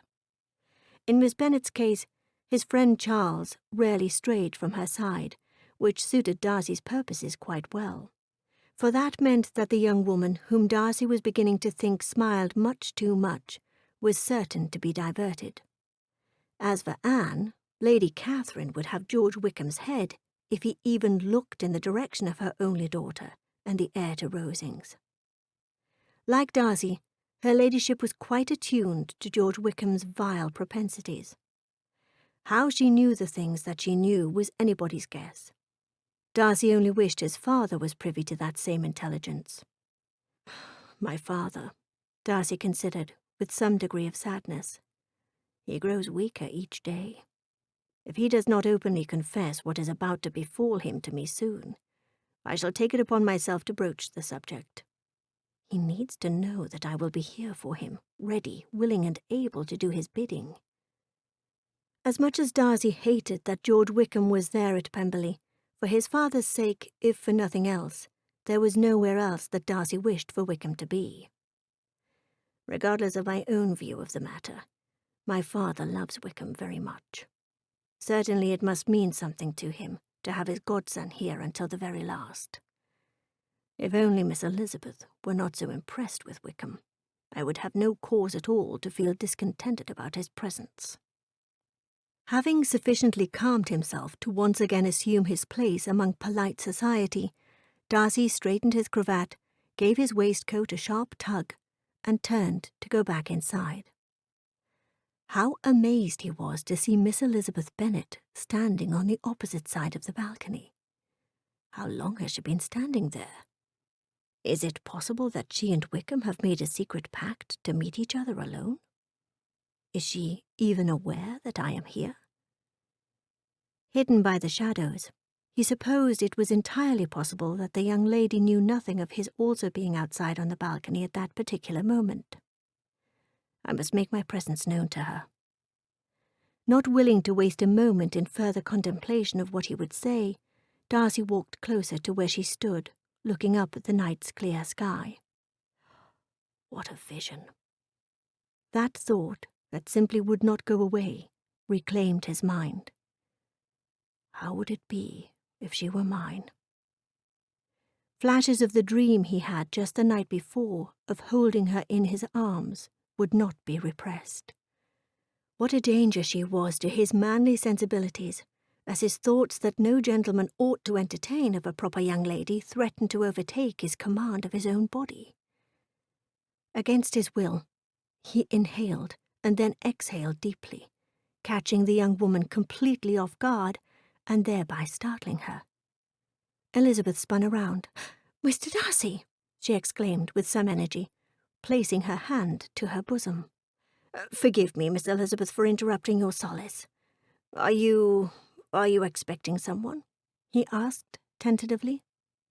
She smiled a bit nervously. "No, sir. I was simply in need of a breath of fresh air. When I could, I made my escape undetected." "Are you quite certain you were not observed? I saw you earlier with George Wickham. I will not be surprised if he soon misses your company and decides to come in search of you." "Mr. Darcy," she said, "if I did not know you so well as I do, I would say you seem a bit jealous. However, I do know you. At least, I think I do. And for that reason, I feel I owe you some explanation of what transpired in the drawing-room earlier." Darcy held up his hand. "I assure you that no explanation is needed, for I know George Wickham well enough to know precisely what transpired." "Oh, but you do not know me, sir. For if you did, you would know that I would never pay so little heed to your opinion of the gentleman and forget what I am about. Trust me, sir, I am in no danger from Mr. Wickham." Darcy took Elizabeth's hand in his and gave it a gentle squeeze. "You cannot possibly know what it means to me to hear you say that." How he wanted to do more than hold her by her hand. He wanted to pull her into his arms, to kiss her on that soft spot where her long, slender neck met her shoulder. He could not. It was untoward enough that he was still holding her hand after so long a duration. He released it and clasped his hands behind his back as a means of restraining a passion that was in danger of ploughing through the carefully crafted facade he had erected for her protection as well as his own. "Oddly enough," she began, peering deeply into his eyes as if seeing through all his pretenses of being unaffected by her, "I do know what it means, sir. Pray I am not too bold in stating just how much your good opinion means to me." Here Elizabeth bit her lower lip, a seemingly innocent gesture, but oh, how it affected him. She said, "Surely any future that might exist between you and my sister depends on it." "Miss Elizabeth," Darcy began, his voice tentative, owing to what he could no longer resist confiding in her. "Regarding the future, there is something I must tell you." His speech was immediately halted by the piercing voice of one of the last people he wanted to see in that instance, Miss Bingley. After tossing an aggrieved glance in the direction of the impending addition to their intimate party of two, Darcy looked back at his desired companion apologetically. "Pray forget what I was about to say, Miss Elizabeth." "Here you are, Mr. Darcy," Miss Bingley said, lacing her arm through his and coaxing him away. "The tables are being set for cards, and you promised you would partner with me. You do remember. The two of us make a most formidable pair." Throwing a confident glance over her shoulder at Miss Elizabeth, who remained standing in the same spot as when she and Darcy were all alone, Miss Bingley continued, "Everyone who knows the two of us knows exactly how we are. A perfect match." Knowing that Elizabeth was safe from the dastardly George Wickham gave Fitzwilliam Darcy a great deal of relief. Not that he would relax his guard or dismiss the task he had assigned to one of the male servants to keep watch over her when she was rambling about Pemberley Woods, for he still did not trust George Wickham. Having seen the way that man looked at Elizabeth, and comparing it to how Wickham had often looked at other innocent young women, Darcy dared not leave anything to chance.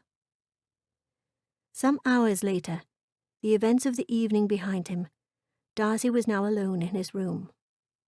He had chosen a new book to delve into from the library earlier that day, and despite the lateness of the hour, he felt that it was as good a time as any to embark upon a new reading discovery.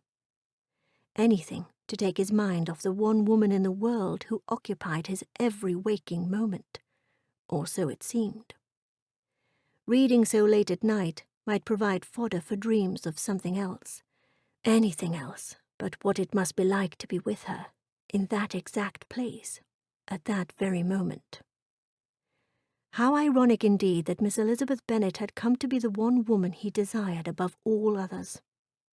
How ironic that Miss Jane Bennet, his cousin Anne, and his friend's sister Miss Bingley combined could not compare to the one woman he could not have. Despite what Darcy suspected was his friend Charles Bingley's growing admiration for the elder Bennet daughter, he knew his friend well enough not to doubt his constancy.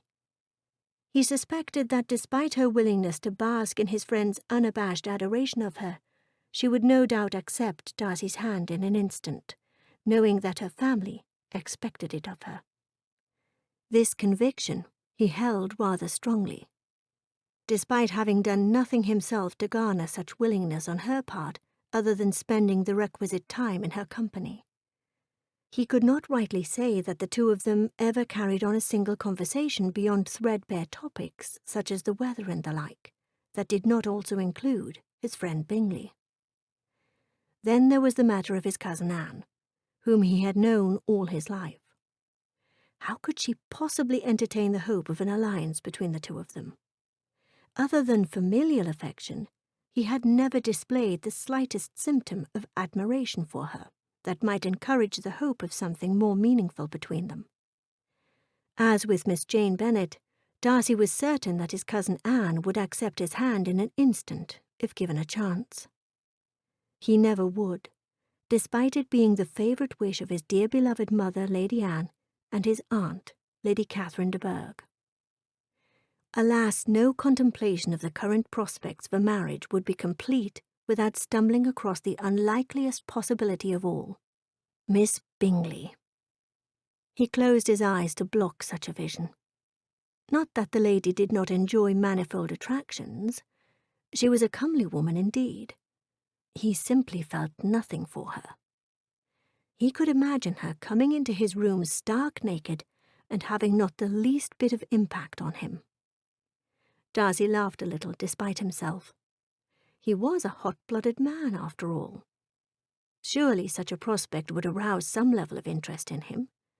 He was not beyond temptations of the flesh. Thankfully, she was not the sort of female who would do such a thing as allow herself to be compromised in the hopes of a proposal of marriage that may or may not unfold as a result. She enjoyed playing her games well enough, but she knew when to stop. Or rather, he hoped she did. He had never truly allowed for a situation to develop with the young lady that might test his belief. Nor would he. His thoughts tended back to Miss Elizabeth Bennet. How she tempted him, unknowingly of course. A part of him was glad for Miss Bingley's interruption earlier that evening. He had almost confessed to her that her sister was not the object of his desire, that her wish for an alliance between the Darcys and the Bennets by way of his marrying her elder sister would never come to be. Had I done so, would she still desire my good opinion? What then would have been her opinion of me?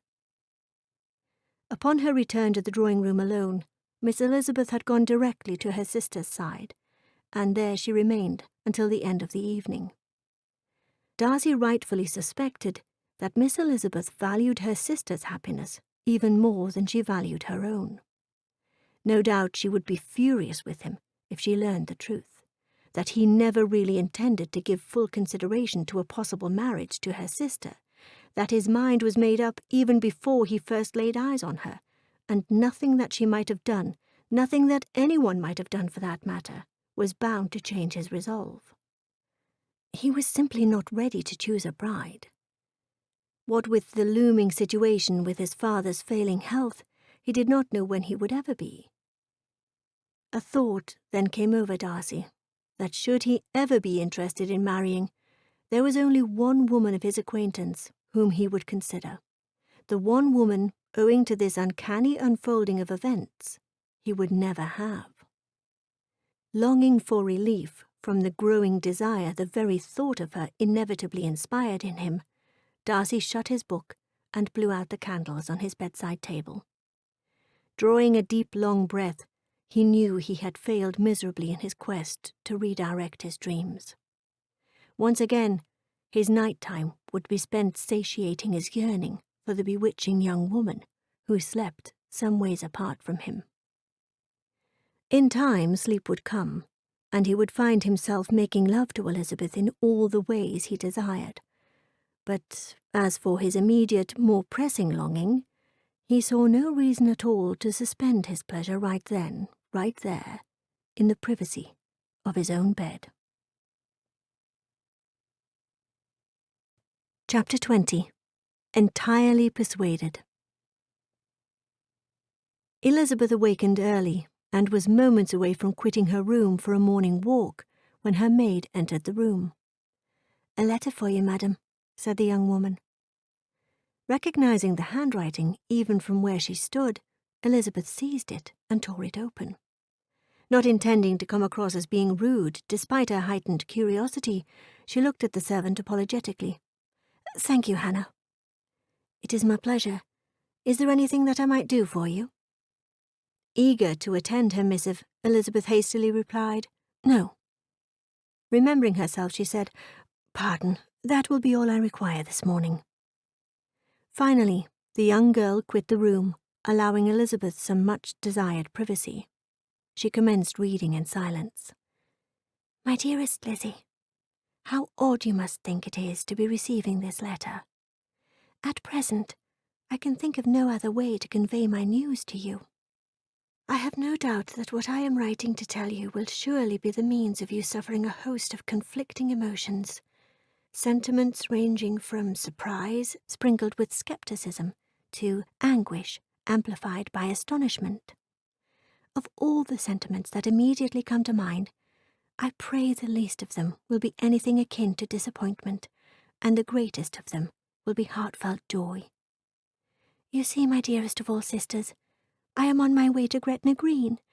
I am to be married to Mr. Charles Bingley. Will you forgive me for suffering but this one regret, that being that you cannot be with me as I embark upon this, the most important journey of my life? You know me too well to suspect that I have made this decision rashly, despite how it must appear to the outside world. Mr. Bingley and I are very much in love. I suspect I fell in love with him the moment I first laid eyes on him. His every look, his every word, and dare I confess, his every touch, have taught me that his feelings for me are equally as enduring. Upon recently learning of the true purpose of my being in Pemberley, Mr. Bingley's ensuing disappointment was more than I could stand. That he had inadvertently betrayed his friend's trust was unconscionable to him. He planned to go away from Pemberley immediately. How could I allow him to do so? How could I say goodbye forever to an honourable gentleman who had touched my heart, and whose heart I had similarly affected, for an equally honourable gentleman whose heart, I suspect, will never ever be touched? At least, not by me. As for our decision to elope, how could either of us chance being persuaded against our purpose by confiding in anyone? We could not. Oh, Lizzie, is this not what you have always wanted for me? To be loved, cherished, and adored by a decent, respectable man? I journeyed to Pemberley not entirely persuaded of what I was about, yet willing to fulfill my role as a dutiful daughter in whatever manner it might entail. As I commit these words to paper, I suffer not a shadow of a doubt that my true destiny is unfolding. Mrs. Charles Bingley is who I was always meant to be, and I could not be happier. While I have left you with the task of conveying my joyful news to our dear father, as well as facing the derision of many of those who remain at Pemberley, I have no doubt that your courage will rise to whatever occasion that results, as it always does during those times that matter most. As I write this letter to you, my dear Charles is likewise writing to Mr. Darcy, whose counsel he has always sought, except in this, the most important decision of his life.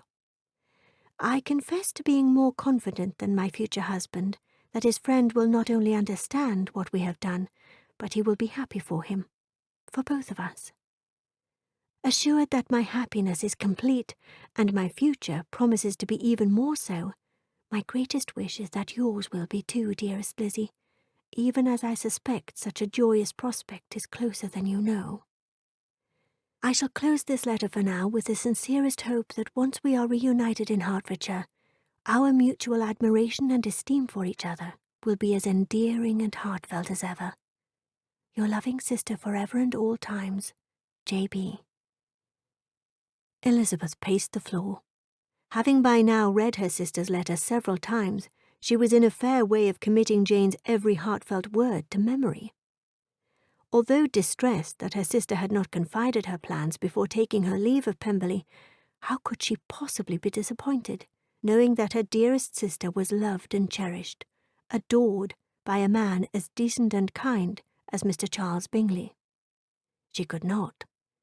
She was, however, deeply astounded that the two of them had eloped under cover of darkness, as though they were doing something wrong. Jane said that they did not want to risk being persuaded against their purposes. I cannot fault them for their prudence in that regard. Surely Bingley's sisters would have put forth every conceivable argument against a union between their brother, whose ties to society were tenuous at best, save his connection with his good friend Mr. Darcy, and the daughter of a country gentleman, whose position in society was less than their own. Then, too, Jane said that Mr. Bingley felt that in falling in love with her, he had inadvertently wounded his friend, had betrayed him. What would Mr. Darcy have said had Mr. Bingley gone to him with the truth? Would he have indeed felt aggrieved, betrayed, wounded by someone who he thought he could trust? Would he have likened Charles Bingley's behaviour in a similar vein as he regards George Wickham's? Would he indeed have attempted to change his friend's mind? By now Mr. Darcy will have received Mr. Bingley's letter. Has he informed Mr. Bingley's family? Truth be told, the answer to the latter question did not truly matter to her. Only the matter of how Mr. Darcy was digesting the news was of any particular concern to her. I must go to him. Folding Jane's letter, she tucked it inside her pocket and proceeded to quit the room. She was almost at the door when she halted her steps. What on earth will I say to him, given my sister's behaviour? In an attempt to ward off her indecisiveness, she shook her head. Placing her hand on the door-handle, she avowed aloud, I dare not risk delaying this meeting until I know the exact words to speak just now. I ought to go about making a start. I will know what to say when I see him. Chapter 21. Particular Concern.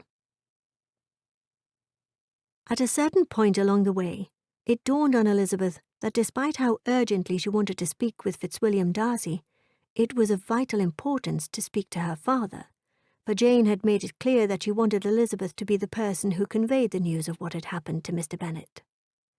Hearing it from someone else would be the worst way possible for him to learn about the elopement.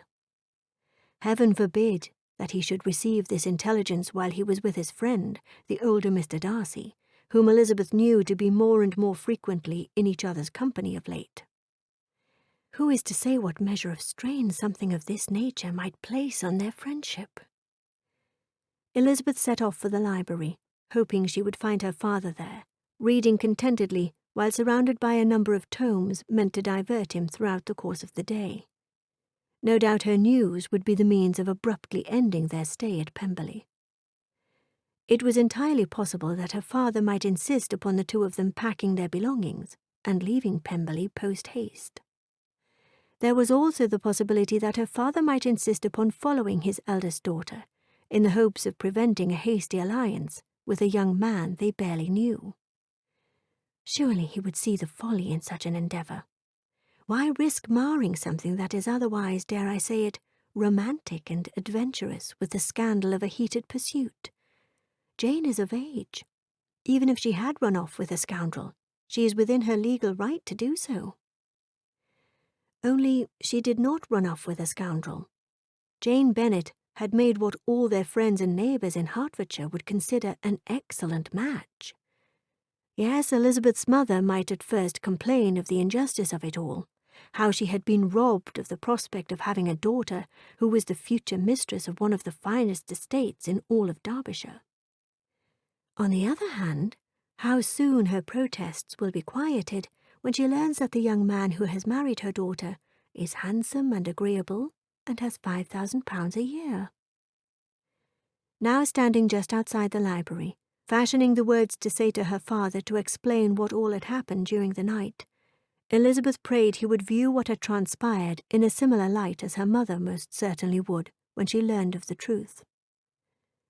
This is a very good thing for our family, a very good thing.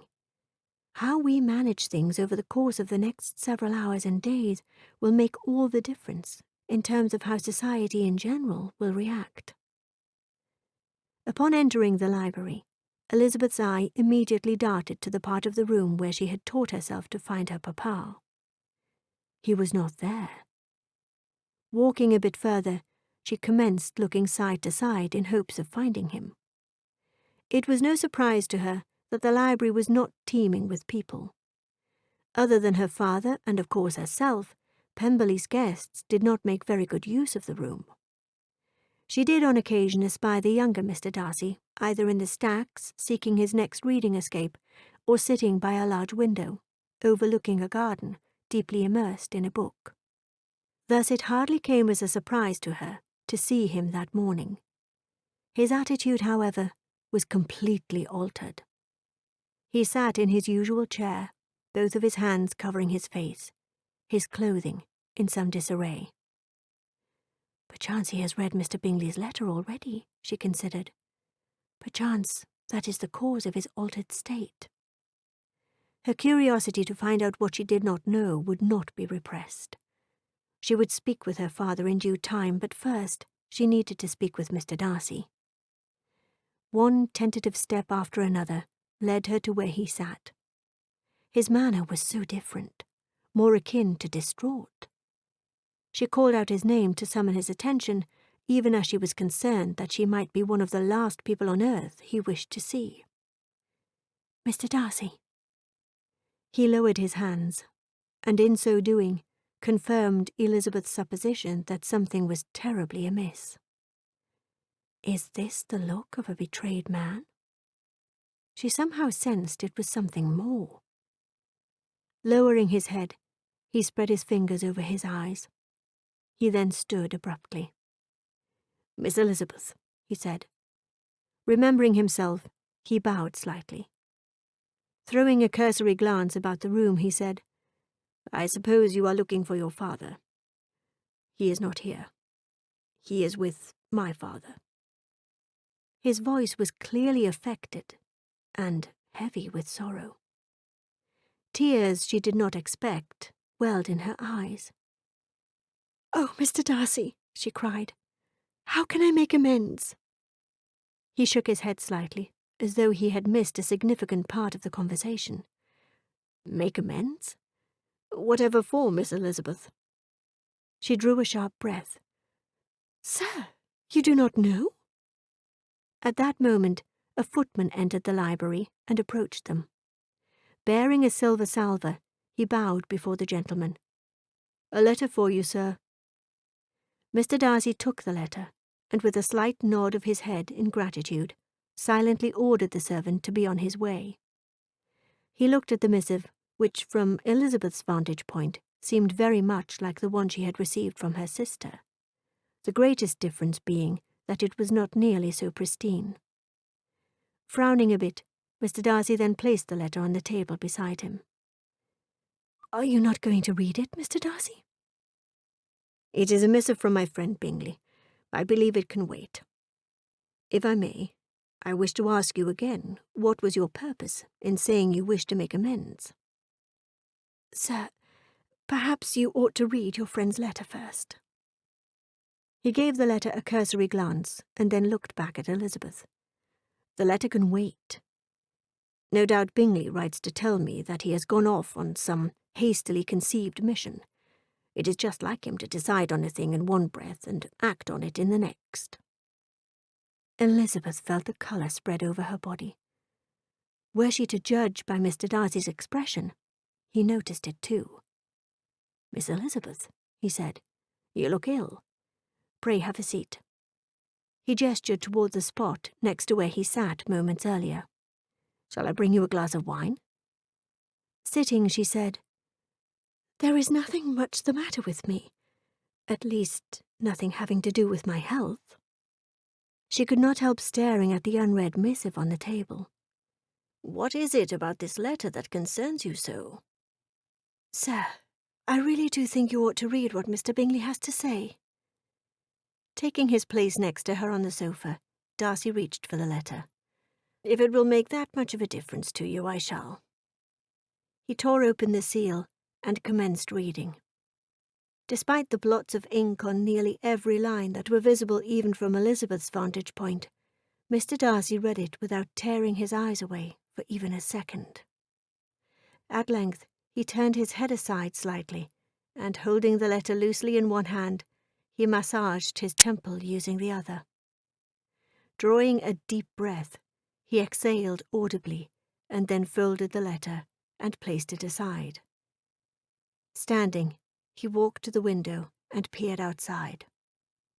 After a long stretch of silence, Elizabeth followed him. He turned to her.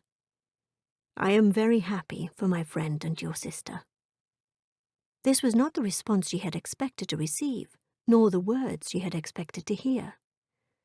Mr. Darcy said, "Their temperaments are so very much alike. I can think of no two people more suited for each other." His indifference astounded her. Jane's words reverberated in Elizabeth's mind. "An equally honourable gentleman whose heart, I suspect, will never ever be touched. At least not by me." The Colonel's words echoed through her mind. "My cousin has remained a single man for so long as he has by design." "I fear you think I am heartless," he said in response to Elizabeth's silence. "No, sir. I am simply confused.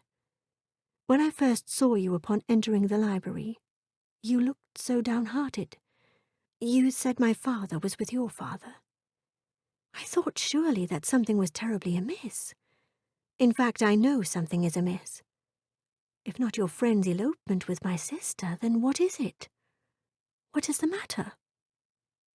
He bit his lower lip, as if contemplating what he might say in response to her bevy of questions. He seemed about to make a start, but then he stopped. She reached out her hand to him. He seized it, giving her some indication that he wanted to tell her what the matter was, but he did not know how to tell her.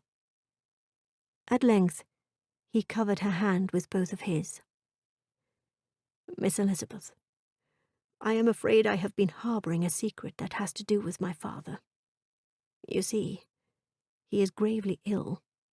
I have known this for months, having learned of the truth quite by accident. Even he did not know I was aware of his secret. His situation took a turn for the worse in the early hours of the morning, at which point I was summoned to his side. No one else knows that he is in the final hours of his life, other than your father and George Wickham. I left my father some time ago with Wickham, while I came in search of Mr. Bennet, who has since gone to my father's bedside.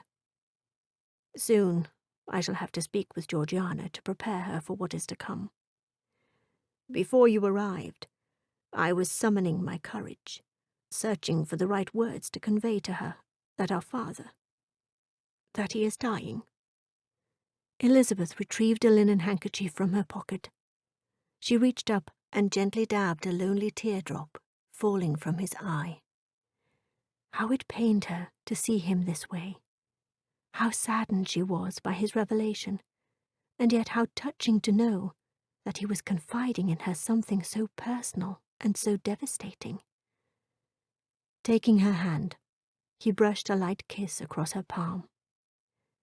"There is so much more that I would say to you, Miss Elizabeth, but I fear now is not the time." He fingered an errant lock of her hair that had fallen across her face. "Thank you for listening to me.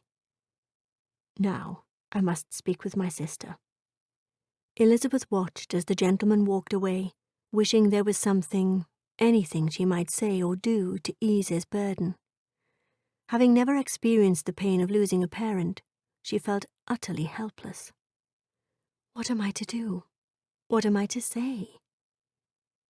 She swallowed, fighting back her tears. In such cases as this, sorry hardly seems an adequate word. Jane's words reverberated in her mind once again. "I have no doubt that your courage will rise to whatever occasion that results, just as it always does during those times that matter most." As heartbroken as Elizabeth was, she did not intend to let her own concerns overshadow those of the people whom she had come to care for in such a short period. She knew that she might soon be saying goodbye to the Darcys, but she was there now, and they needed her like no one had ever needed her before. "I must do everything in my power to be of comfort to Mr. Darcy and Miss Darcy during this, their greatest time of need." Chapter 22. Arts and Allurements. Bingley's sisters were also in possession of an urgent missive, and now that Mr. Darcy was safe from the likes of Jane Bennet, Miss Bingley was free to express the depths of her contempt to whoever would listen.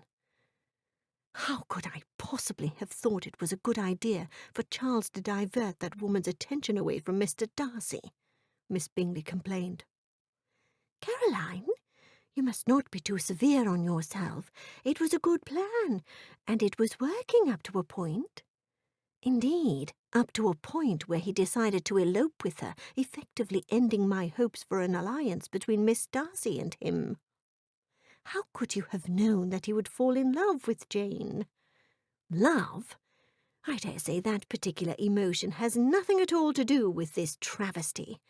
Seeing that she stood no chance of garnering Mr. Darcy's affections because of his feelings for me, she used her feminine arts and allurements to ensnare our unsuspecting brother.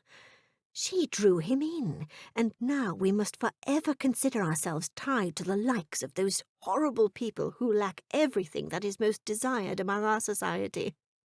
"Caroline, you speak as though it is the end of the world. I assure you there are far worse things that might have happened.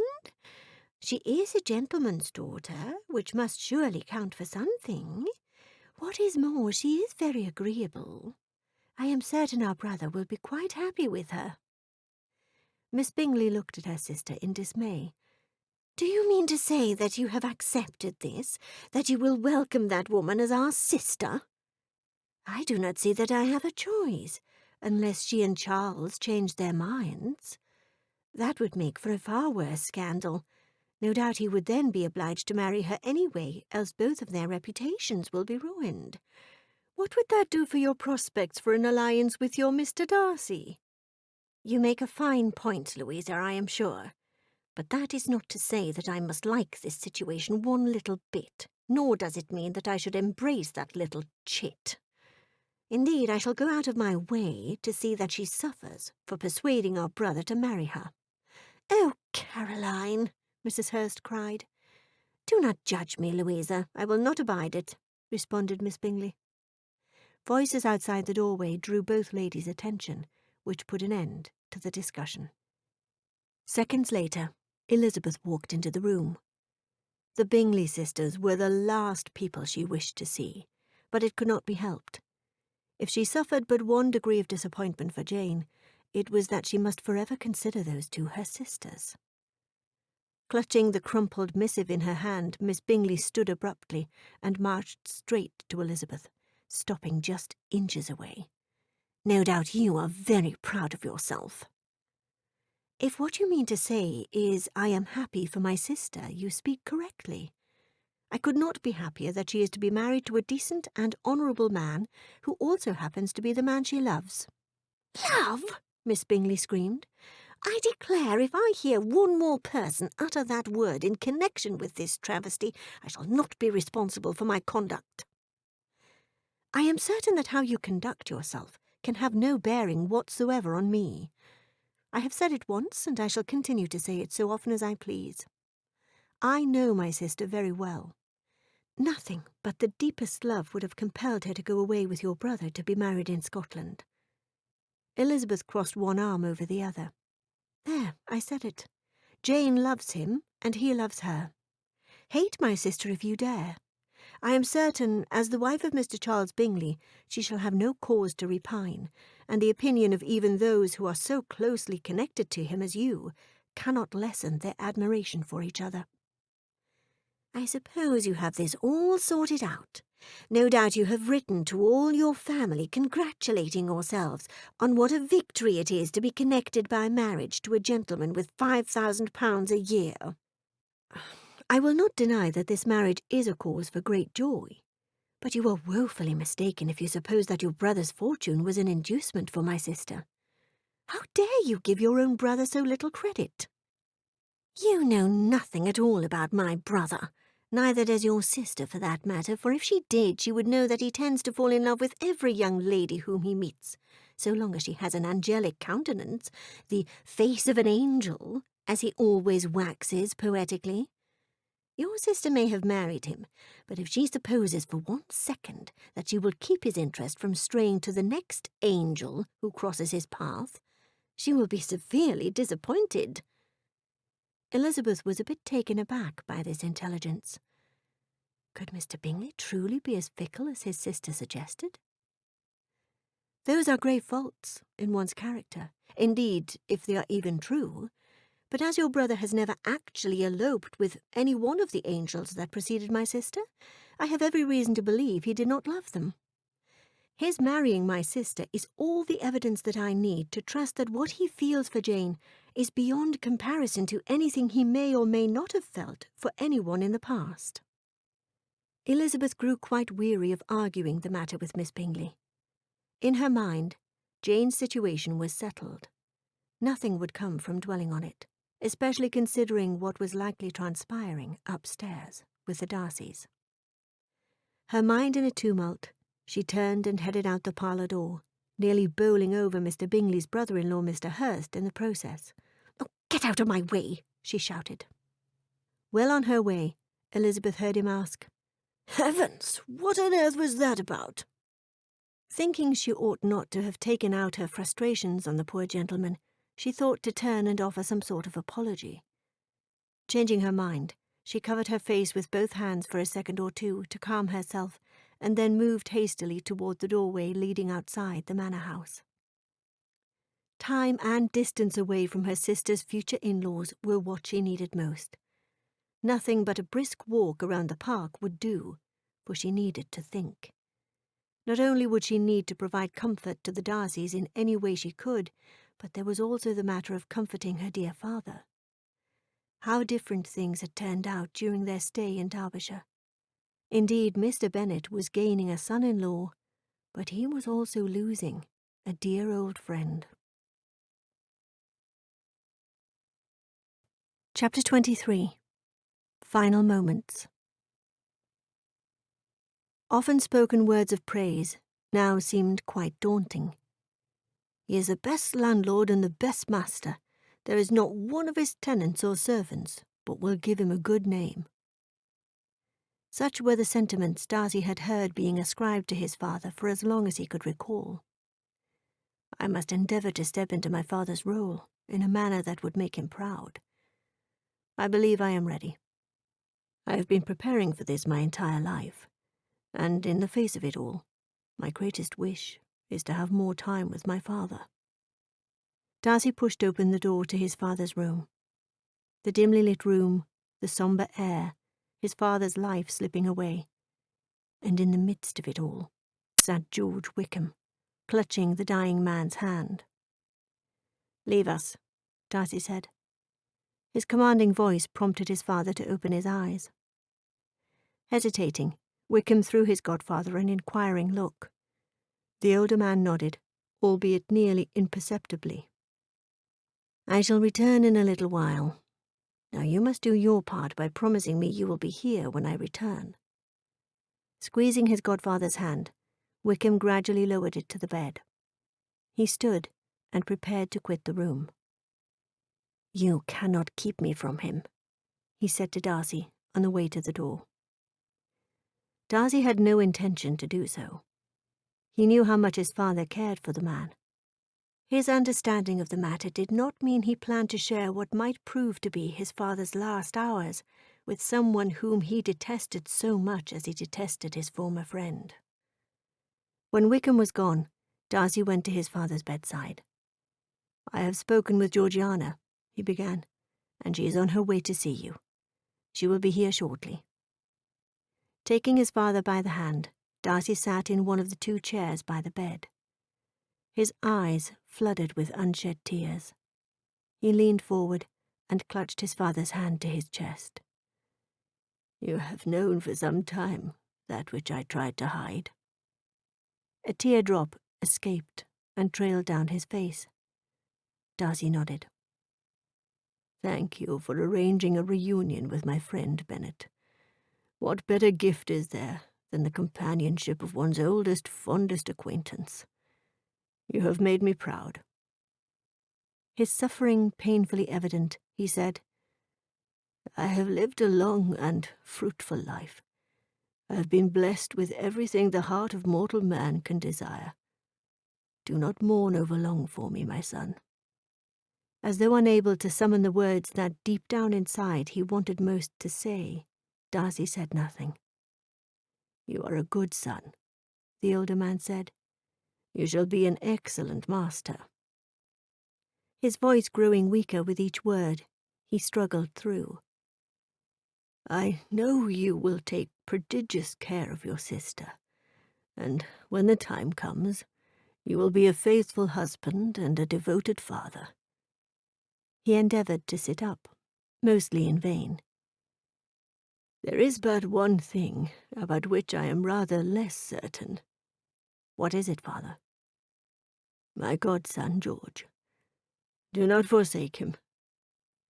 Darcy lowered his father's hand and commenced fussing with the bedclothes as a means of comforting him. "Please, father, do not exert yourself." "But I must, while there is still time." His voice grew weaker. "Son, I know you and I have rarely agreed on matters where George is concerned. I am asking you to do this for me." Before Darcy could utter a response, the door flew open, and in rushed Georgiana, her eyes full of tears, and just in time to embrace her father and tell him how dearly she loved him, all on the cusp of his final moments on earth. Chapter 24. Future Happiness. The unpleasant encounter with Charles Bingley's sisters weighed heavily on Elizabeth's mind. Is this what my sister Jane is to expect? Jane, who never thinks meanly of anyone? At one time, it had appeared that the Bingley sisters, who no doubt had no use for Elizabeth, actually liked Jane. Alas, it was mere pretence, especially on Miss Bingley's part, and perhaps on Mrs. Hurst's part as well. Elizabeth could not fully gauge the latter's real opinion on her brother's marriage, as she had not spoken a word during the altercation. How the 2 sisters could be so insensitive to what was taking place in the household, Elizabeth could not even fathom. Perhaps they are completely unaware of the elder Mr. Darcy's condition. Despite all of Miss Bingley's boasting of enjoying such an intimate relationship with Fitzwilliam Darcy, Elizabeth always knew better. He would have no reason to confide in the young woman. I suspect that had I not come across him in the library when I did, and pressed him on his altered attitude, he would not have confided in me either. the inevitability of losing a parent, the helpless feeling that accompanies that certain knowledge that it's beyond one's power to prevent. I cannot imagine how that must feel. She wrapped her arms around her shoulders. The refreshing outdoor air was such a balm for Elizabeth's overwrought sensibilities, but each step further away from the manor house caused her to wonder if it would be better if she went back, perhaps to the library, where her father may have returned from his bedside vigil. Jane had written that she came to Pemberley unsure of what she was about, and she had taken her leave, knowing she was fulfilling her destiny. Everything happens for a reason, Elizabeth surmised, and she began to wonder if the true reason for their being there at Pemberley was so that her father might share with his old friend Mr. Darcy what were destined to be his final days.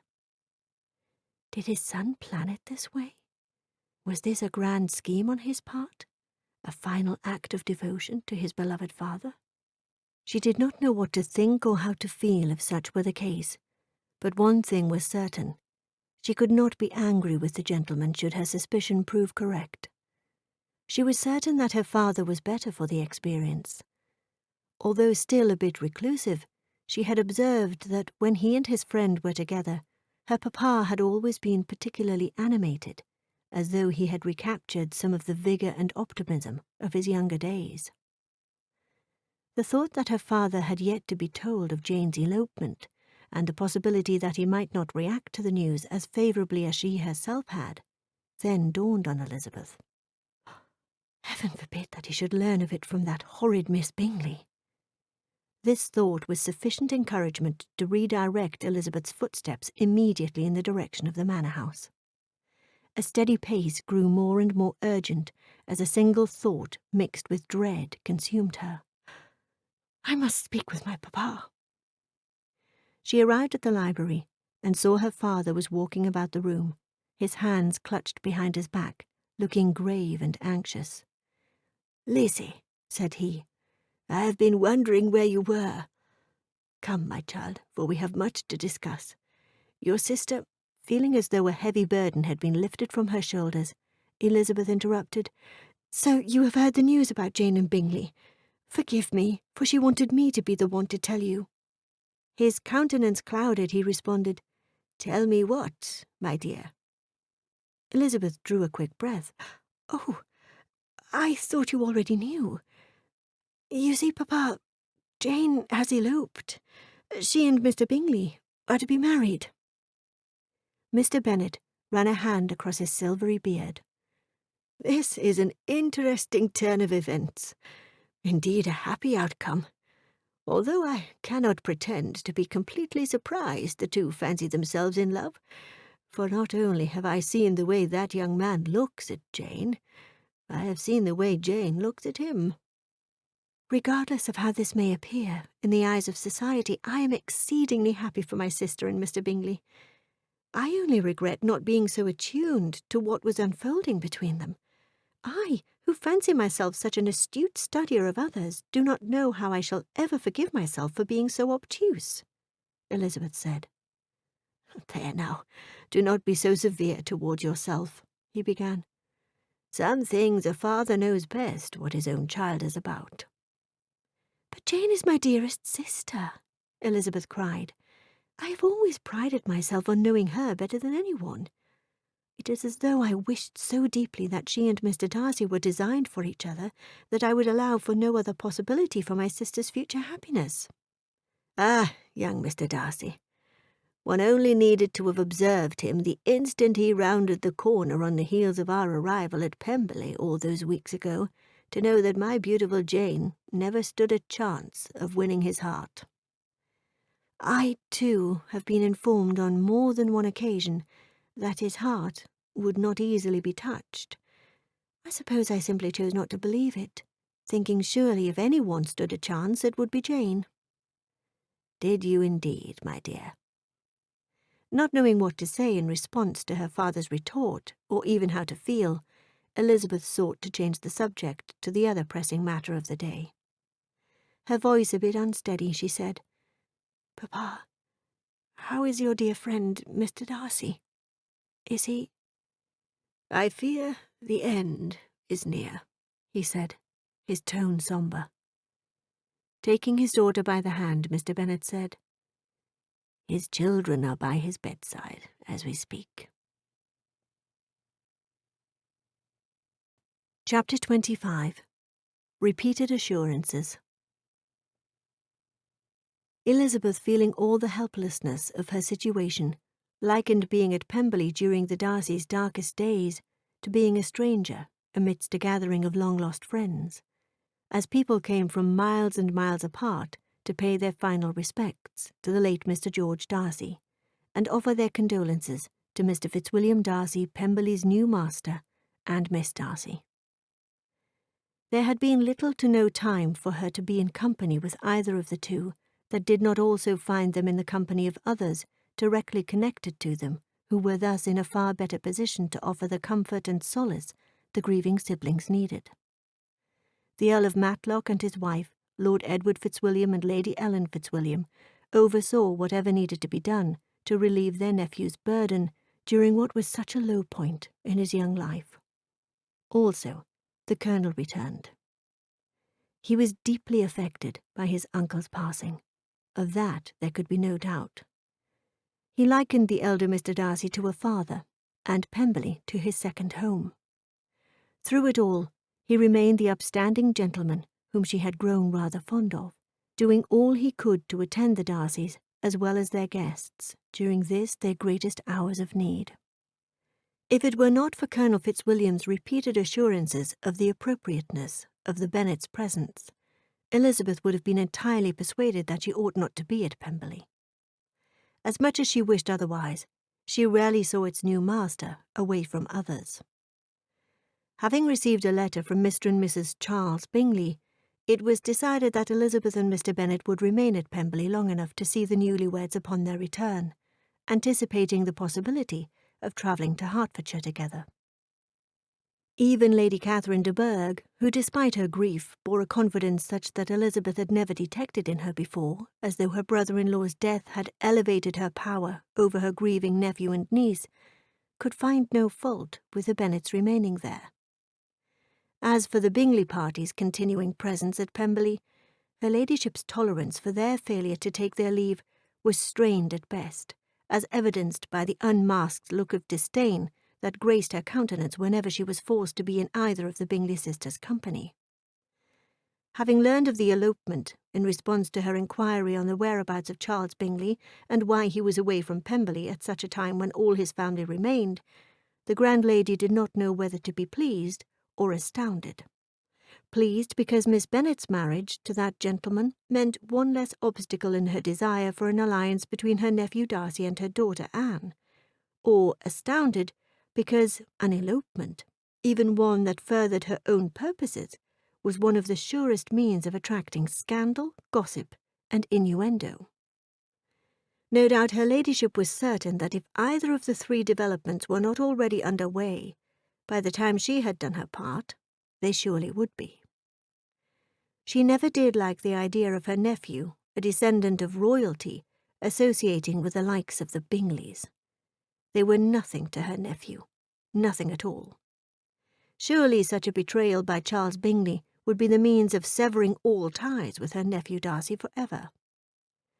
How blessed I am to witness the end of this distasteful alliance with two undeserving families in one fell swoop, and with so little trouble to myself. Lady Catherine could not be more pleased. In time she would press upon her nephew the urgency of marrying her daughter. As the new master of Pemberley, he owed it to himself, to his family, to beget Pemberley's next heir. But she would allow a respectful period of mourning to pass before putting a plan into action. Indeed, she considered, pursing her lips, I shall know precisely when the time is right, and then I will carry my point. Chapter 26. Casual Acquaintances. One moment Wickham was hurrying to the billiards room, and the next he found himself standing in the room across the hall, face to face with the very irate Miss Bingley. Why have you failed to uphold your end of our bargain?"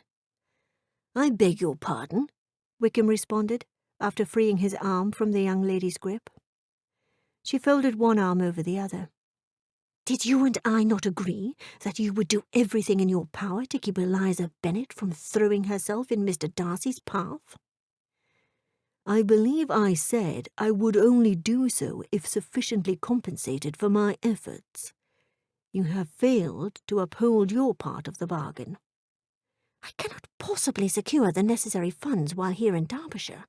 I shall arrange payment for your services upon my return to London." His brow arched, he said, "In other words, I should trust you." "My word is as good as gold." "That may very well be, but I think I shall require something more valuable," he replied, his eyes fixed on the lady's décolletage. "Surely you do not expect me to bestow certain liberties, for I absolutely will not consider it," she protested. He smiled a little at such a prospect. He had known many young women who were wont to put forth similar protests, most to no avail when he truly meant to press his point. In this case, he did not. "You flatter yourself, my dear. I have something far more tangible in mind. This lovely bauble, for instance," Wickham said, while fingering the teardrop emerald attached to a strand of pearls draped about her neck. "Indeed, this will satisfy quite admirably. For now." "I would not dream of parting with this," she cried. "It would seem you are not so intent on keeping Darcy and Miss Elizabeth apart after all." "You know I am." "Then you know what you must do," he said, eyeing the rise and fall of her bosom as much as the jewel. She slowly acquiesced. "Shall we consider this as collateral? For I would not wish to be separated from this particular treasure for very long," she said, as she proceeded to unclasp the emerald. "A family heirloom?" Wickham said, reaching out his hand to accept the jewel. "Indeed," she said. "Mind you, I expect you to do exactly as I specify to the letter." "I mean to please," Wickham said, tucking the emerald inside his pocket. Satisfied, Caroline proceeded to instruct the gentleman on his part in the scheme. "It is vitally important that the two of you are perceived as more than casual acquaintances." She reached into her own pocket and retrieved a folded piece of paper. She handed it to him. "Pray, what is this?" "It's a letter from Mr. Darcy to Eliza Bennet." Wickham perused the paper. "This is not Darcy's handwriting." "Indeed, I shall need you to exercise your best imitation of Mr. Darcy's handwriting. As intimate as the two of you are, what with your lifelong friendship, I am sure you will do the job admirably. Once you are done, I shall instruct you on the appropriate time to place the letter in Eliza Bennet's apartment." "It seems you have everything all planned out, save one important detail, and that is Darcy himself. No doubt he will deny having written such a letter, and that will be the end of that."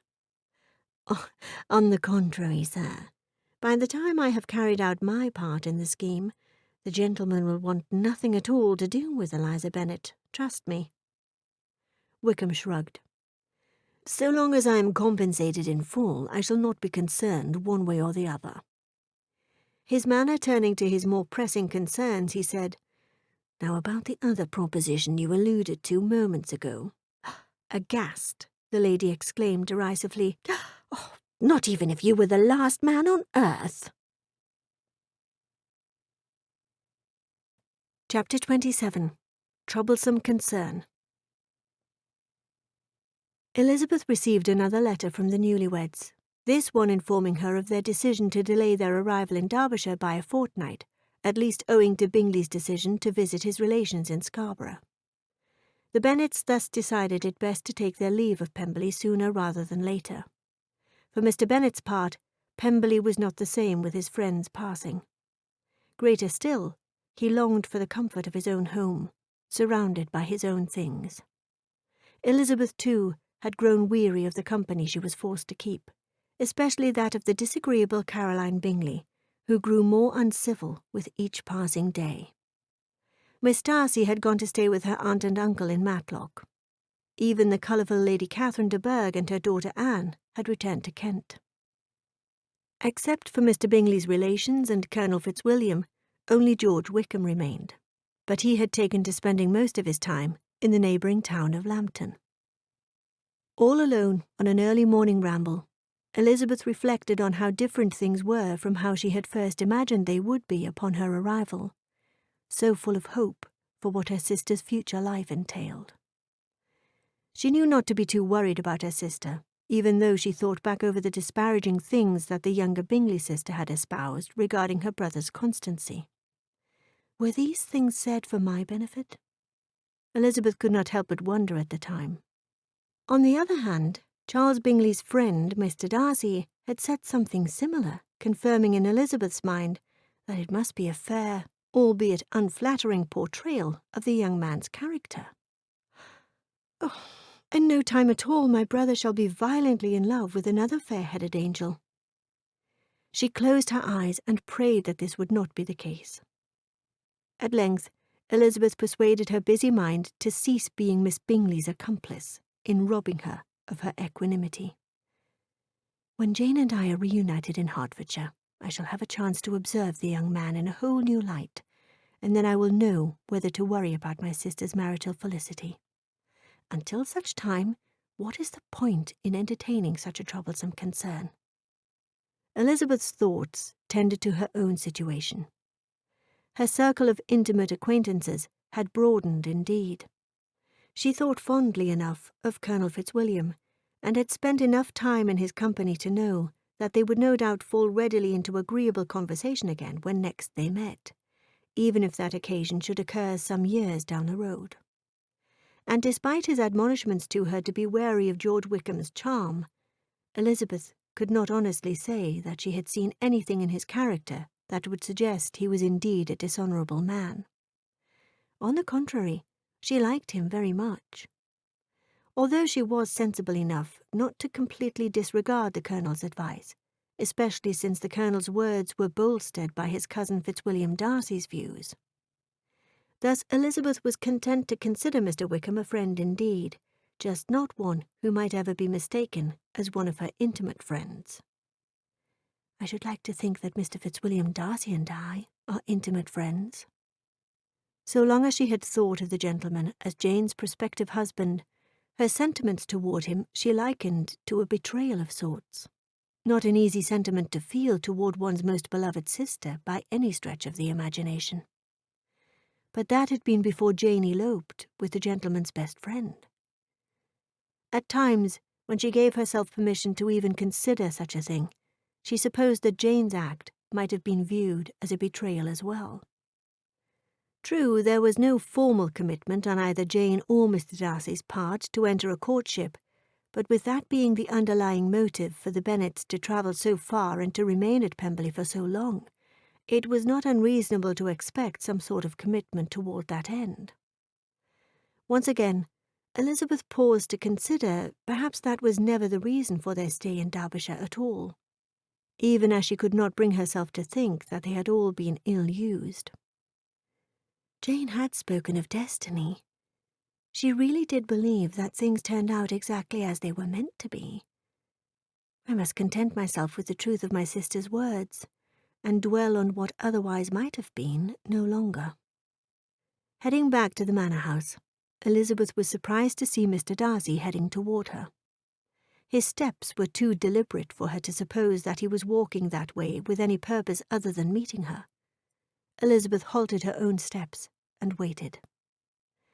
She could not help comparing the man that he was at that moment to the man that he was when she first laid eyes on him.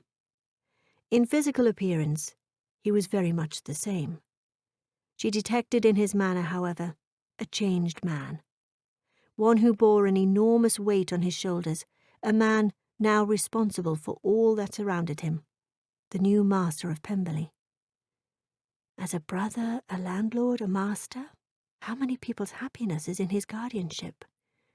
how much of pleasure or pain is in his power to bestow, how much of good or evil might be done by him.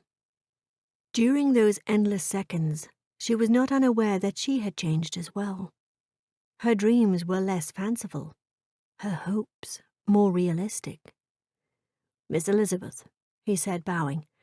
"Pardon me, Miss Bennet," he corrected, no doubt in recognition of her newly earned status as the eldest unwed Bennet daughter. She said, "Sir, I would like to think that we know each other very well by now, having spent the better part of the past several months in each other's company, that such formality between us is not necessary." "Then what shall I call you?" he began, "for it would be my greatest wish to call you by your given name, Elizabeth." The implication of his words struck her, but she did not want to presume anything, although his words really did suggest a manner of intimacy that had remained unexplored for what was perhaps too long, at least on her part. "You wish to address me by my given name, sir?" "When it is just the two of us, alone like this, one man and one woman who have grown to know each other in the manner that the two of us have. Pray tell me that I do not presume too much." Before Elizabeth could fashion her response, she said, "I was standing at my window when I saw you walking, and I deliberately sought you out, so that we might spend time together in privacy, in a manner which has eluded us for the past week." He silently encouraged her to turn and walk with him in the direction opposite of her original destination. "In vain I have struggled," he began, after what appeared to be a bout of silent debate. "It will not do. You must allow me to tell you how much I have grown to care for you. From the moment I first saw you, I felt that I caught a glimpse of my destiny." He stopped walking, encouraging Elizabeth to do the same. Taking her hand in his, he said, "I shall not ask you to put your life on hold as I suffer this period of mourning, settling my father's affairs and assuming my duties as master of Pemberley, for I do not know that it would be fair to you. I will, however, ask that you grant me this one thing." The power of her astonishment was such that she did not know immediately what to say. At length she responded, "What is it?" "Tell me. You will wait for me." Elizabeth knew exactly what she wanted to say in the wake of Mr. Darcy's proposal. Words to the effect of how unseemly it would be for her to leave Pemberley, in effect standing in her sister's stead as the future mistress of Pemberley. How could she? She cared not so much about the opinion of the world in general, but that of those most closely connected to her. She had no doubt of her mother's response. But what of her father's, her younger sister's, of Jane's? And then it dawned on her that the gentleman had not offered his hand in marriage, but rather some ambiguous, albeit intriguing notion of waiting for him. Here again, in the wake of her apparent inability to utter a response, he said, "Elizabeth, you need not give me an answer this very minute. No doubt you will want time to consider all the implications of such a request." "Sir," she began, wanting to seek specific clarification on the nature of his request. She had hardly made a start before their intimate party of 2 was soon to grow into a not-so-intimate party of 5. Indeed, the Colonel, flanked by the Bingley sisters, clinging to either of his arms, called out to his cousin from a short distance just ahead. Speeding up their pace, Miss Bingley, as well as Mrs. Hurst, quickly relinquished their partner's arms in favour of Mr. Darcy's upon reaching him. This none-too-subtle scheme left Elizabeth to the gallantry of Colonel Fitzwilliam. As the two ladies commenced pulling Mr. Darcy away with exultations of how fortunate they were to have come across him, he threw an apologetic stare in Elizabeth's direction. Amid Mr. Darcy's insistence that they must all continue their walk together, the Colonel offered Elizabeth his arm. Accepting it with a gracious smile that belied her displeasure at the hands of the 2 women in the whole world whom she cared least about, Elizabeth, along with the Colonel, fell in step with the others, and they continued along the path. What a difference in the conversation from that point on, especially from Mr. Darcy. he barely uttered a word, content to allow the 3 uninvited guests to his private audience with Elizabeth to carry the conversation. They managed to do so admirably. At length, their party came to a point along the path that begged the Bingley sisters' admiration, thus allowing them to loosen their grips on Mr. Darcy. His cousin must have read in Mr. Darcy's expression his desire to continue the conversation that had been so hastily abandoned, for he too surrendered his place by Elizabeth's side and stepped away to admire the view. Darcy said, "I wish for us to continue this conversation. This evening, perhaps, when the others have retired, and we shall be certain not to be interrupted." Nodding in acquiescence, Elizabeth smiled. Again, not certain of his specific intention for a clandestine meeting, but not opposed to finding out, she said, "It will be my pleasure, sir."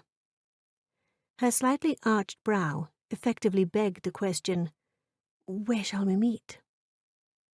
"Meet me in the library at midnight," he said, his eyes filled with the promise of a night to remember. Chapter 28. Richly Deserve. Elizabeth had dressed with more than usual care, and prepared in the highest spirits, in eager anticipation of what was to unfold late that night. She spent the better part of her time glancing at the clock, for she thought the evening's activities would never end. At length the gathering dispersed, everyone with the intention of retiring to his or her own apartment. When the household appeared to have settled for the evening, Elizabeth stole away from the room. She would use the excuse of searching for a book to read if she were discovered. She did not get very far before the sound of a gentleman's voice caused her to halt her steps. She turned to face him. "Mr. Wickham," she curtsied. "Miss Elizabeth," he said, bowing. "Pardon, Miss Bennet. Once again I wish to congratulate you on your family's good fortune." "On my sister's behalf, I thank you, sir." "Indeed, I might add that your sister fared far better than she might have, had fate not intervened by placing Charles Bingley in her path." "I beg your pardon, sir?" "Perhaps I should not have spoken as I just did." "On the contrary, sir. If there is something you wish to tell me, then by all means do so." With affected reluctance he began, "It is commonly known that Darcy's heart was not going to be touched so easily by your sister, regardless of her manifold attractions." "Commonly known?" He shrugged nonchalantly. "Well, to those who know him best, your sister never stood a chance." Wickham's words echoed the Colonel's sentiments too closely. Indeed, her own sentiments as well, when Elizabeth dared to confess it. "I dare say this is not the first time that Darcy has toyed with a young woman's heart. It is his way. At the end of the day, he will do what is expected of him." "And what, pray tell, do you suppose that is?" "Oh, this is not merely supposition on my part. I have known Darcy all his life. Nothing is more important to him than money and power. He may trifle with the affections of unsuspecting young ladies, but he will never marry one of them. I say these things to you for your own benefit." Elizabeth looked at her watch. She realized she was late for her assignation with Mr. Darcy.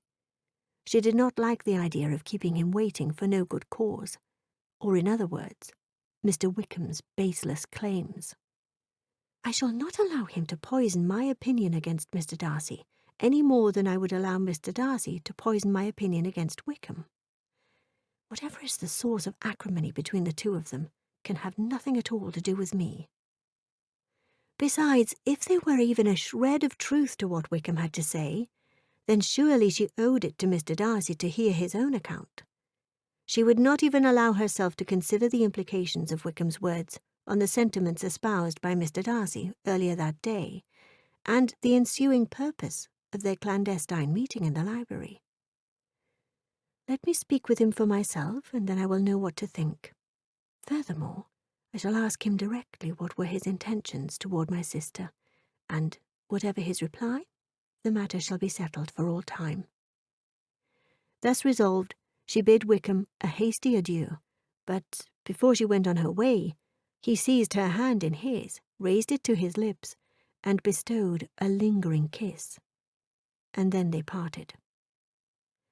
Upon arriving at the appointed place, albeit a tad late, Elizabeth's sentiments were a mixture of regret and relief that Mr. Darcy was not there. Her chance encounter with Mr. Wickham had bothered her more than she had allowed, and she needed to compose herself before seeing him. "I shall speak with him tomorrow," she silently promised herself. Upon returning to her apartment, Elizabeth surmised she must have had a visitor in her absence, for there was a missive on her dressing table. Having dismissed her maid for the evening, she could not help but wonder how the letter had got there. Elizabeth reached for the letter. It bore the Darcy seal. Did Mr. Darcy place it here himself? Perchance he provides an explanation for his absence. She tore open the seal and began reading the missive in silence. The following words sprang from the page. "It is with a heavy heart that I find myself writing this letter to you. Words can hardly express the depth of my disappointment in seeing you and Wickham speaking so intimately this very evening. Is nothing I have said about that gentleman, his vile manner and low propensities, of any consequence? Seeing you two behaving so intimately toward each other serves as sufficient proof that indeed it does not. Furthermore, your comportment makes me question whether I ever knew you at all. I have witnessed too many young women being taken advantage of by Wickham. I always supposed you were too sensible to be counted among them. It seems I have badly mistaken your character, and now I must congratulate myself for having been denied the private audience I requested of you. I shudder to think what I might have said or done had we met this evening as I had proposed. Indeed, I am ashamed of what I once felt, and cannot help but rejoice in having been spared the possibility of connections with people whose conditions in life are so decidedly beneath my own. I will further add the only pleasure I shall expect where you and your family are concerned is your imminent leave-taking of Pemberley, an occasion which cannot come soon enough. I will only say in closing, Godspeed. May you and all your family find the happiness you so richly deserve. F.D. The turmoil in Elizabeth's mind increased with every review of the letter. She thought she knew him too well to suspect that he might be jealous of George Wickham. Perhaps there was some truth to Wickham's words after all.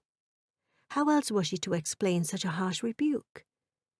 In all the time she had known Mr. Fitzwilliam Darcy, she never would have suspected such a cold dismissal from him. Well, if he did not mean to see her again, if he chose to wilfully misunderstand something so innocent as her walking and talking with Mr. Wickham, then it was just as well that their paths never crossed again. Thus resolved, and by now wild to be away from Pemberley, Elizabeth rang the bell for her maid, with hardly a concern about the inconvenience of the hour. It is painfully evident my presence at Pemberley is no longer tolerable. I must speak to Papa post-haste, and insist we take our leave of Derbyshire as soon as can be. Chapter 29. Impropriety Aside. Having successfully prevailed on her father to arrange for their precipitous departure from Pemberley, Elizabeth returned to her apartment, intent on not wasting a single moment of her time dwelling on those thoughts that had accompanied her to sleep, wreaked havoc on her dreams, and shaken her from her slumber. The only pleasure I shall expect where you and your family are concerned is your imminent leave-taking of Pemberley, an occasion which cannot come soon enough. Elizabeth's heart sank all over again. Such unfeeling words once spoken, or in this case once written, can never be forgotten. Amid the hurry and confusion inherent in such a speedy departure, she threw a long look about the apartment that had been hers for so many weeks, just in case she had overlooked one of her possessions. How fortunate she was to have cared so little for the people she was leaving behind. To be alleviated of the need for hastily written notes with false excuses for their sudden departure. As they were already scheduled to return to Hertfordshire later during the week, most of the work of packing up her belongings had already been done. As for her sister's belongings, Elizabeth had overseen the packing and shipping to Scarborough, where Jane and her husband were staying. A light rap on the door drew Elizabeth's attention from the task at hand. Not knowing who might be on the other side, the thought that it might be Mr. Darcy himself, demanding that she leave the premises immediately, did occur to her. She hesitated a bit. Surely it is not Mr. Darcy. The impropriety aside, he has made it clear he never wishes to see me again. The inevitability that such a prospect was altogether impossible, she summoned her courage. Silently signalling her intention to answer the door to the maid, Elizabeth tucked a loosened strand of hair behind her ear. She smoothed her skirt. On her way to the door, she threw a quick glance at her reflection in the mirror. She reached for the knob, turned it, and opened the door. "Papa," she said, relieved as she stepped aside, encouraging him to enter. "My dear, I have information that Mr. Darcy is currently away from Pemberley." "Oh," she said, hoping her voice did not evidence her relief in hearing this. A part of her wondered about the precise timing of his leave-taking. Just after composing his hurtful letter, or at the break of dawn? Not that it mattered to her. Mr. Bennet nodded. "Indeed. I thought it best to speak with him directly to convey our sudden change in plans."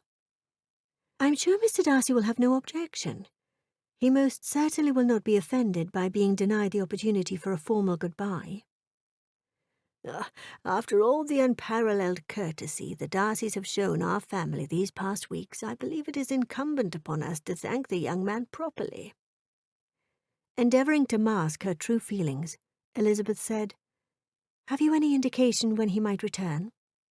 I believe it is equally incumbent upon us to set out upon our journey sooner rather than later.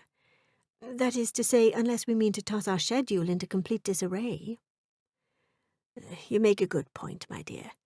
Mr. Darcy's steward did say he had no knowledge of when the young man will return." He shrugged. "I shall write a letter to Mr. Darcy instead, one that expresses my sincerest gratitude for his family's hospitality." Half smiling, Elizabeth stood on the tips of her toes and kissed her father's bearded chin. "Thank you, Papa. I really believe it is better this way." Some hours later, after the Bennets' belongings were loaded on the carriage, Darcy arrived on horseback. From the look of things, he had been riding with a fair amount of urgency. Jumping down from his stallion, he first approached Mr. Bennet. The two exchanged words. Elizabeth stood too far away to hear any part of the conversation, but their discourse seemed cordial enough. Then it was Elizabeth's turn. He approached her tentatively. "Miss Elizabeth," he said, bowing, his voice questioning. Without meeting his eyes, Elizabeth curtsied. "Mr. Darcy." "If I may, I would have a word with you." Not wanting to remember why she was ever drawn to the new master of Pemberley, Elizabeth summoned her courage, attempting to avoid making eye contact with him. Having committed every word of the letter to heart, it pained her, thinking of how she once thought she knew this man. "I think you have said enough already." "Elizabeth," he said, in a voice meant only for her ears. "I thank you to refer to me as Miss Bennet, sir," she said coolly. She then ascended the carriage stairs, refusing to look anywhere but forward. In a shorter space of time than even Elizabeth had supposed possible mere hours earlier, the carriage was on its way. As it drew farther and farther from the manor house, she never once looked back. If she had, she would have seen Fitzwilliam Darcy, the young master of Pemberley, still standing there. Confounded, at length Darcy returned inside the house and was immediately met by one of his servants bearing a silver salver. Thereupon was a letter. Taking it, he nodded his gratitude to his servant, and then went to the library to read it. Immediately upon tearing open the seal, he quickly perused the words, and discerned the letter was from Elizabeth. Perhaps she explains in this letter the reason for her hasty leave-taking, as well as her lack of civility when saying goodbye. Without the slightest expectation of pleasure in light of Elizabeth's refusal to even look at him, he did not bother to sit. Pacing the floor, he read what she had to say in deeply perturbed silence. Abruptly halting his steps, he read a part of the letter aloud. I listened in disgust coupled with disdain as Mr. Wickham, a true gentleman in every way despite your repeated attempts to convince me otherwise, conveyed numerous accounts of your callous treatment of others, and most especially those whom you believe are beneath you in consequence. Try as I might, how could I dismiss his words, even as I suspect that my own sister may have been the latest in a long string of unfortunate young women whose sensibilities and innocence you abused merely for sport? I must now consider that my sister is most fortunate to have escaped what would have most certainly been a dire circumstance with a man of your character. Darcy ran his fingers through his hair in exasperation. And this is Elizabeth's opinion of me. This is the reason she chose not to meet me last night after sending word earlier by way of a note expressing her desire to meet me in the Blue Room at midnight. This is the reason she scarcely looked at me this morning. As if intending to exasperate himself as much as possible, he read the letter again, starting from the beginning. His disillusionment increased with every review of every line. Leaning against the mantelpiece with his eyes fixed on the harsh words written on the page in his free hand, a sudden awareness overtook him. Time and time again I have warned her about this man, and yet she refused to heed my advice. The rest of the letter he commenced reading in silence. At length he folded the missive and tucked it into his pocket. Though I am not fully able to comprehend the feelings that inspired Elizabeth to write such a stark rebuke of my character, based on Wickham's testimony no less, I am most certainly ashamed, beyond a shadow of a doubt, of what my own feelings have been. Chapter 30. Wholly Unconnected. During the next several months, Darcy spent his every waking hour attending his responsibilities as the new master of Pemberley. Any grief he suffered was largely in privacy, away from the empathetic eyes of some and the compassionate concerns of others. He did not make time for anything that did not involve his new duties, save a weekly trip to Matlock to visit his sister, who remained with his aunt and uncle. His late father had made Darcy and his cousin, Colonel Fitzwilliam, young Georgiana's co-guardians.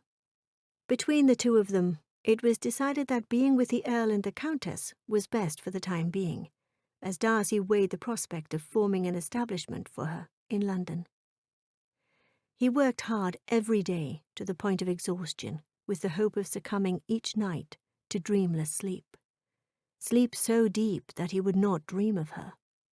It angered him still that she thought so little of him, that she would leave Pemberley without a proper goodbye when he had nearly given her everything the female heart desired. Having welcomed his friend Bingley and his wife to his home with open arms, Darcy looked for some hint in the latter that might lend insight into her sister's heart. Still, he never asked about Elizabeth, and her sister, perhaps following his lead, perhaps not, likewise provided no clues. Leaning back in his chair, he rubbed his hands about his face. Why is it that the more I try not to think of Elizabeth, the more I find myself thinking of her, longing for her, dreaming of her? The one dream that would not fade crept into his mind. The touches, the looks, the sounds of making her his woman for the remainder of all time. Each kiss more stirring and more passionate than the last, every whisper of what was yet to come more promising than that. Opening his eyes, Darcy sighed. Oh, I must and I will conquer this. But until such time, I would rather spend my nights dreaming of her than spend my waking hours pretending she did not bewitch me, body and soul. Moments later, his valet entered the room, effectively recalling Darcy to the estate ledgers, begging his attention. "What is this?" Darcy asked, accepting a proffered letter. "It mysteriously found its way into my possession, sir. I thought you might find it intriguing." Intriguing indeed, Darcy silently considered as he perused the missive. The handwriting was much the same as Miss Elizabeth Bennet's. How did a letter from Miss Bennet find its way into my valet's possession? Upon further scrutiny, he espied the last two words on the page. Caroline Bingley. Aiming to mask his growing intrigue, Darcy said, "Thank you, Waters. I shall hold on to this letter for now." Once the valet quit the room, Darcy went over to his desk, opened the drawer, and retrieved the letter he had received from Elizabeth. He placed the two letters side by side. At length he muttered, "The handwriting similarities are too close to be merely a coincidence." Moments later, the sound of someone entering his study drew Darcy's eyes away from the letters. The fact that his guest had not waited to be announced before entering was sufficient to inform him who it was. "What are you doing here, Wickham? I rather supposed you were in London," said Darcy. "Whittling away the fortune my excellent father bestowed upon you," he added derisively. Indeed, in addition to a legacy of £1,000, Darcy's father particularly recommended to his son to promote Wickham's advancement in the best manner that his profession might allow, and if Wickham took orders, Darcy's father desired that a valuable family living in Kimpton might be his as soon as it became vacant. Darcy recalled how he had stifled his dismay upon seeing his father's last will and testament. As if someone with Wickham's immoral character ought to be a clergyman. Alas, my father's attachment to Wickham remained steadfast to the end.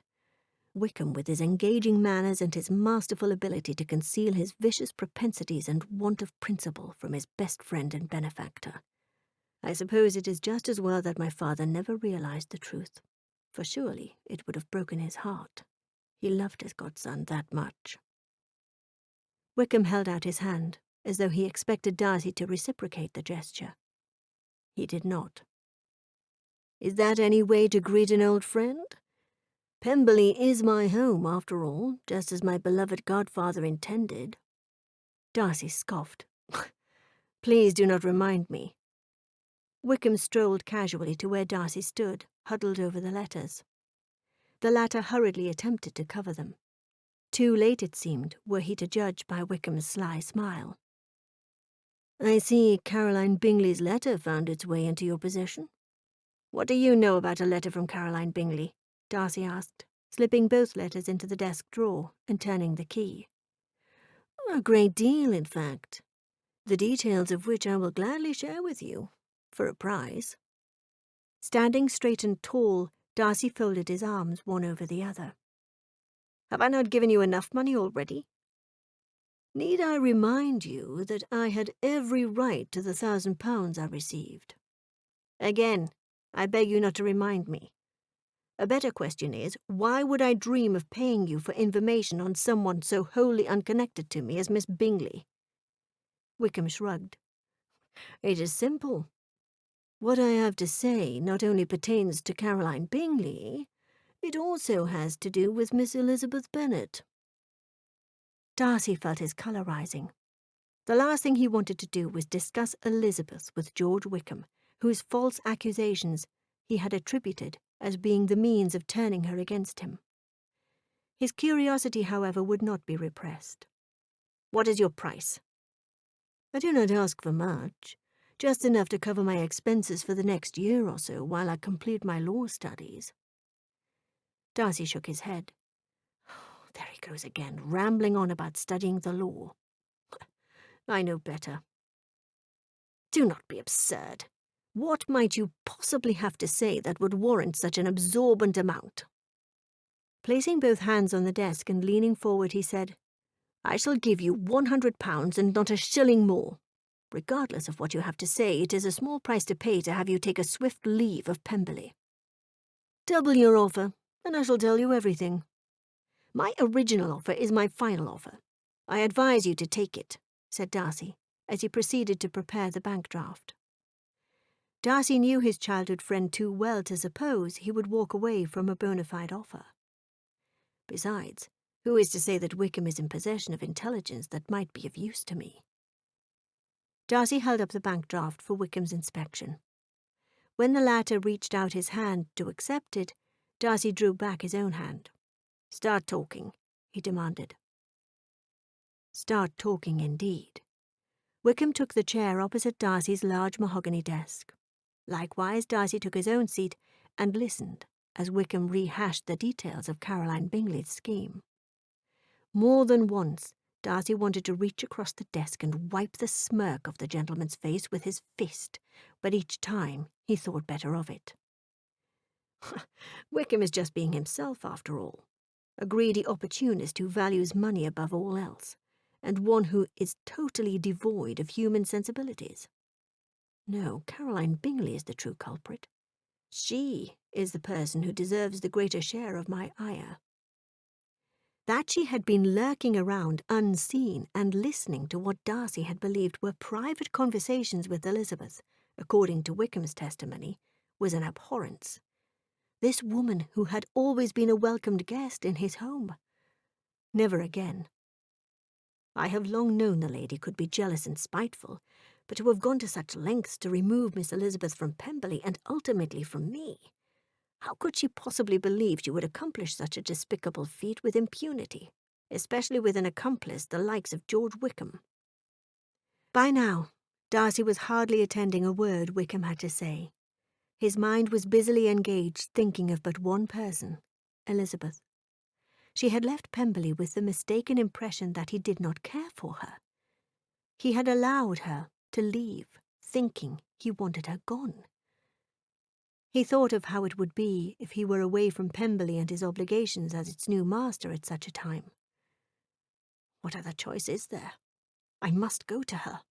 I must do everything in my power to clear up this misunderstanding. I pray I am not too late. Chapter 31. Imminent Guest. Netherfield Park, Hertfordshire. Happy was the day that Mrs. Fanny Bennet welcomed her eldest daughter Jane and her son-in-law to Longbourn. Happier still had been the news that her son-in-law had let the neighbouring estate, Netherfield Park.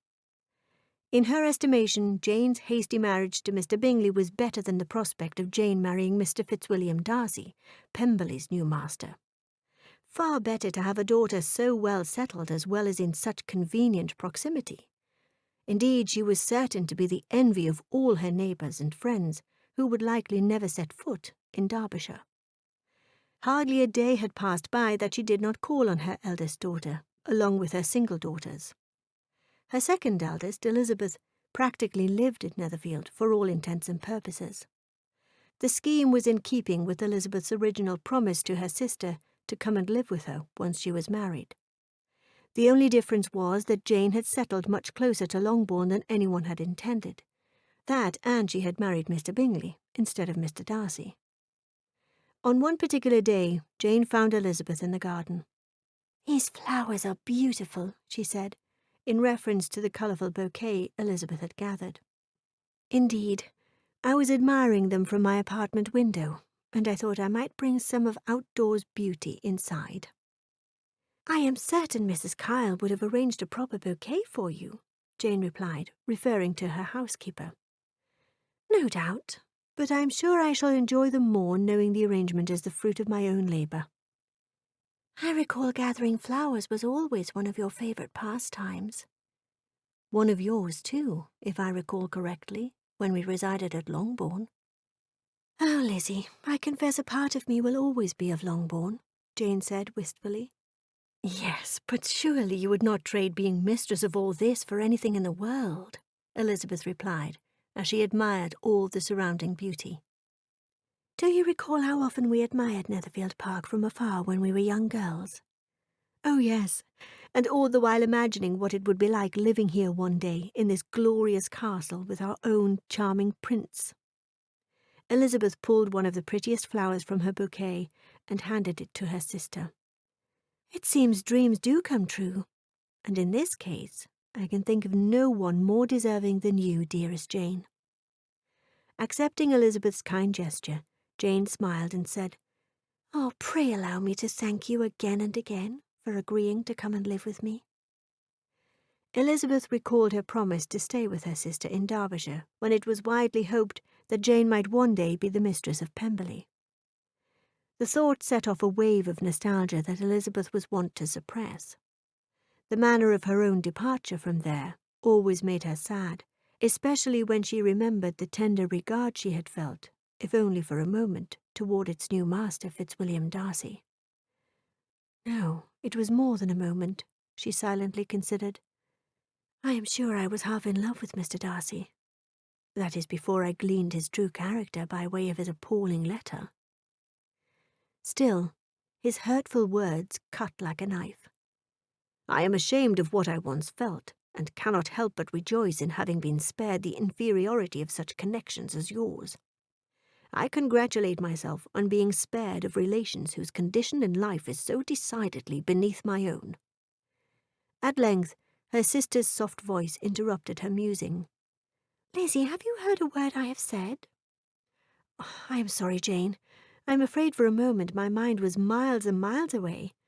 What were you saying?" "Simply that I did not want to mention anything before, for fear that you might worry needlessly." "Jane?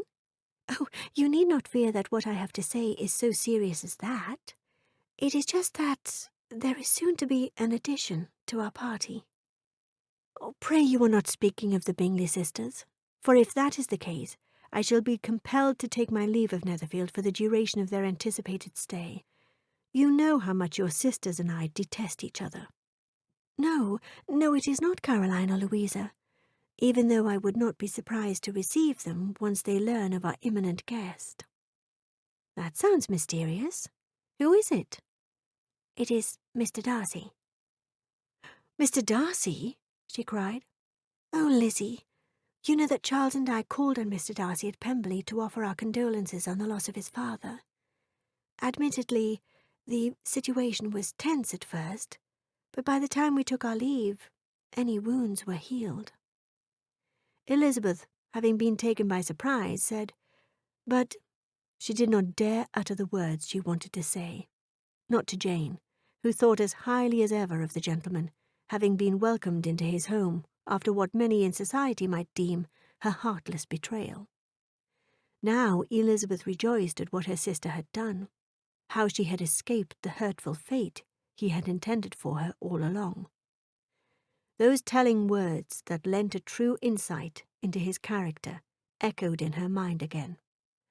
I congratulate myself on being spared of relations whose condition in life is so decidedly beneath my own. Oh, that despicable man, she silently declared. Charles was just as surprised upon receiving Mr. Darcy's letter as was I. Granted, he did write to Mr. Darcy asking him to visit when he felt the timing was right, because Charles wishes for his friend's advice on estate management concerns. He certainly never expected Mr. Darcy would accept the invitation so soon. When exactly is Mr. Darcy expected to arrive? He arrives the day after tomorrow. In 2 days? Lizzie, I know not how matters were between the two of you when you left Pemberley, but I suspect there was some sort of misunderstanding. I know you do not like to talk about it, and I will understand completely if you would rather not be here at Netherfield when he comes. Did Mr. Darcy say he comes specifically because of Charles' invitation? Actually, I suspect his reasoning has to do with attending affairs of a more personal nature. Why? What did he say? It is more a matter of what he did not say. Chapter 32. Much to Conceal. Thoughts that she was within days of coming face to face with Mr. Darcy for the first time since they were together at Pemberley kept Elizabeth from falling asleep. Despite the house having settled a while ago, the hour was not that late. Such early ends to evenings at Netherfield were, no doubt, a consequence of residing with newlyweds, Elizabeth suspected. She wanted to do anything but think about what the days and possibly weeks to come would bring. That she and Mr. Darcy would be forced to endure each other's company after the things he had written in his letter was too much to bear. But bear it she would, and with all the cordiality she could summon. He was Bingley's best friend, after all. The possibility that Mr. Darcy might visit his friend had always been a strong one, especially after the two reconciled any ill will that might have resulted, owing to the elopement. Elizabeth shrugged. What is the alternative? Shall I remove myself to Longbourn for the duration of Mr. Darcy's visit? She bit her lower lip in contemplation. I suppose I might. I shall first see how the gentleman behaves, and then I shall know exactly what I must do. With such a resolve, Elizabeth sat up in bed, fluffed her pillows, and settled down once again. At length, sleep simply would not come. An avalanche of painful reflections on those final hours leading up to her precipitous departure from Pemberley completely overwhelmed her.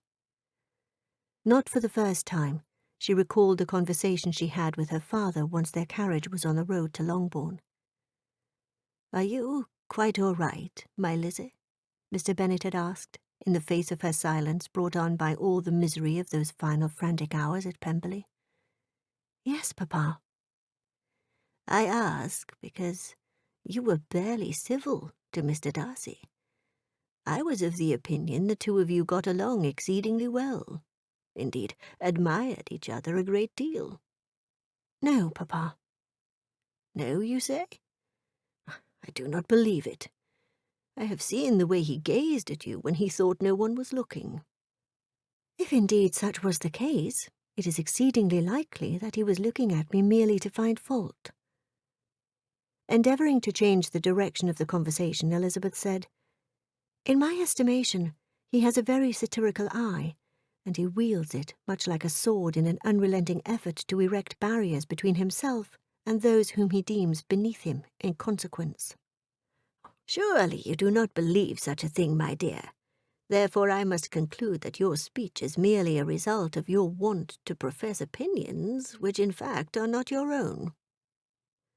With so much to conceal from her father, indeed the world in general, Elizabeth proceeded to open her book. She flipped through the pages until she reached the place she had left off in her story.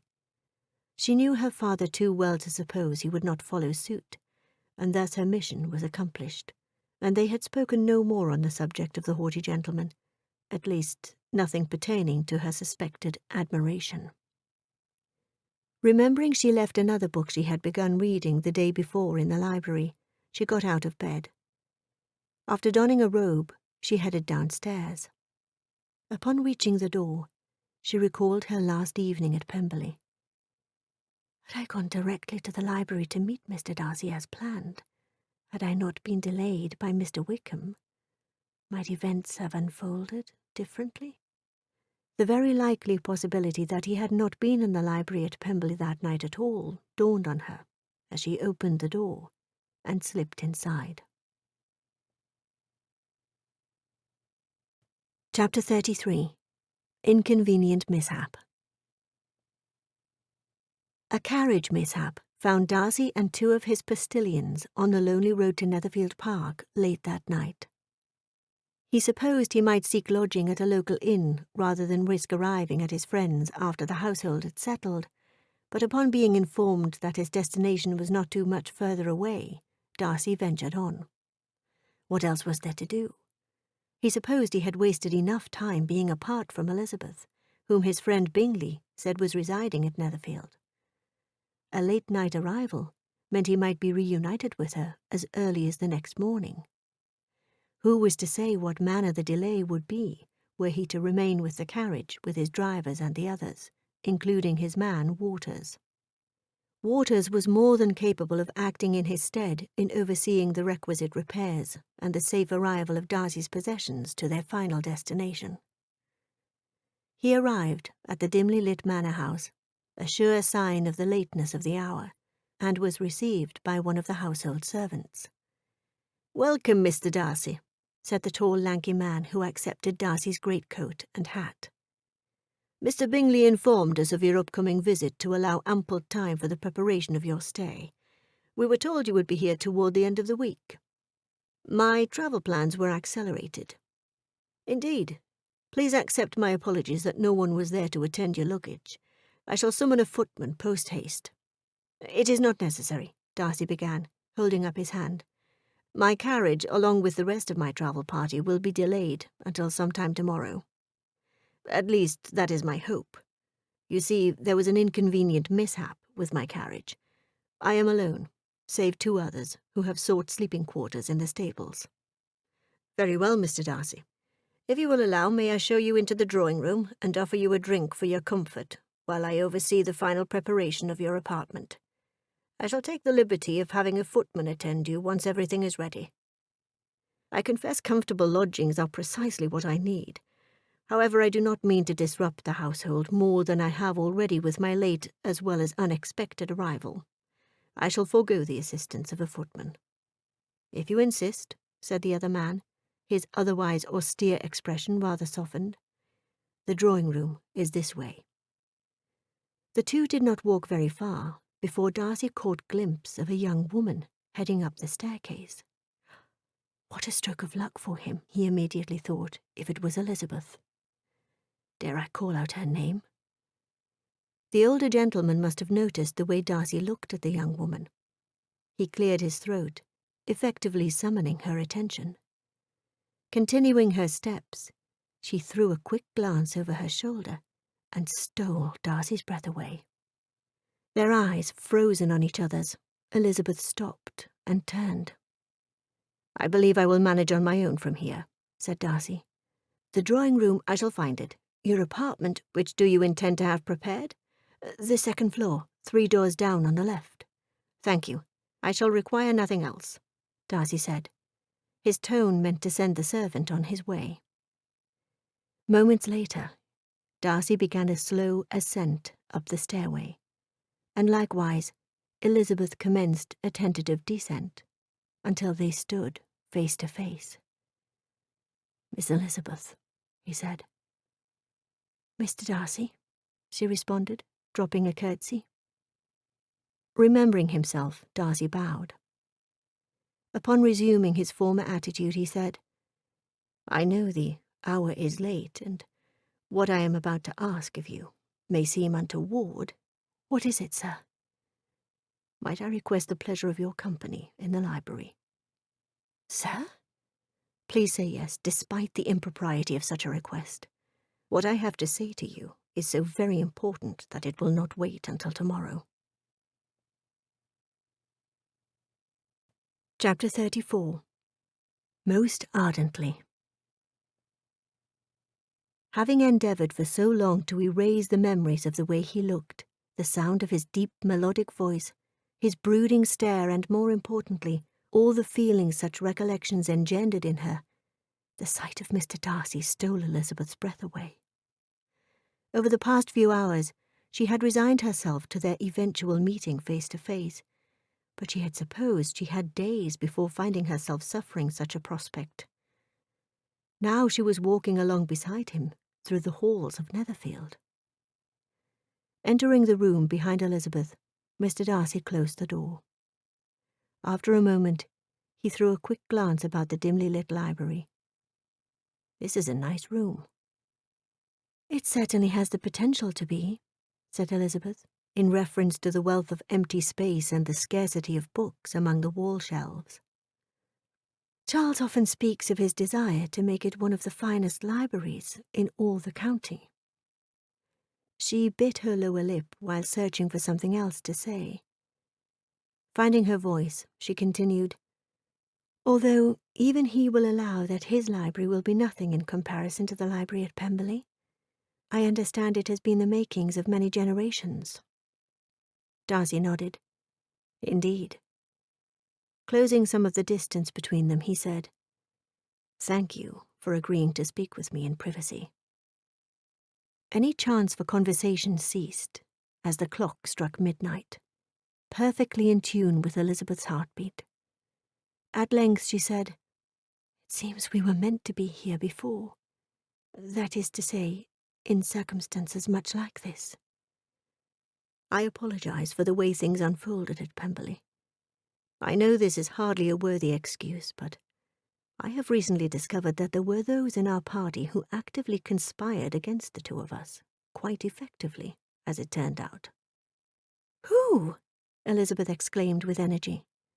Just as quickly she said, or do I even have to ask? Who else would take the trouble of wreaking havoc of any such sort other than Caroline Bingley? Not that Lady Catherine de Bourgh did not also come to Elizabeth's mind, but accusing one of the gentleman's own relations did not seem like the thing to do. You are correct. It is Caroline Bingley of whom I speak. Although she did not act alone, she had a very willing accomplice. Her sister, Mrs. Hurst? Elizabeth replied, with a hint of uncertainty in her voice. Darcy shook his head. George Wickham. Mr. Wickham? Taken aback by this revelation, Elizabeth stepped away from Mr. Darcy. I rather suspect that gentleman garnered your good opinion while you were in Derbyshire, which must certainly affect your reaction to what I am about to tell you. However, I beg you to listen to all I have to say before coming to any sort of conclusion. Indeed, what I am about to tell you is entirely Wickham's own testimony. I am listening, she replied, still somewhat bothered by his belief that Wickham meant more to her than he did.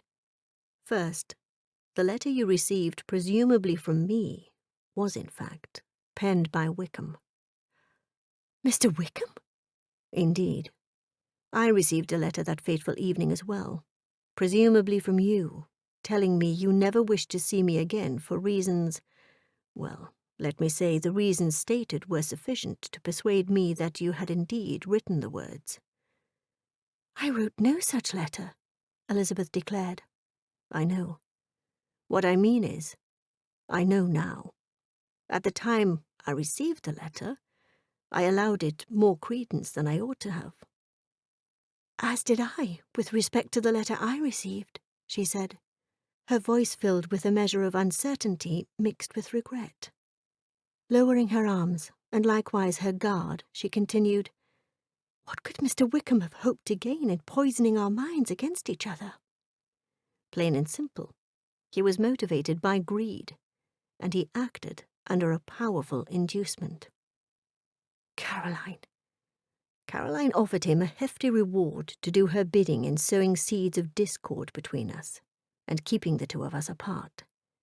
When she reneged on the terms of the final payment, citing her inability to obtain the full amount as previously agreed to, and on Wickham's hastened schedule no less, he brought his sorry tale to me with the intention of collecting a large payoff. He went on to give her a thorough accounting of the nefarious events of the evening, as told to him by his former friend. Elizabeth listened. She coloured. She stared. At length she said, I confess to feeling rather foolish, sir.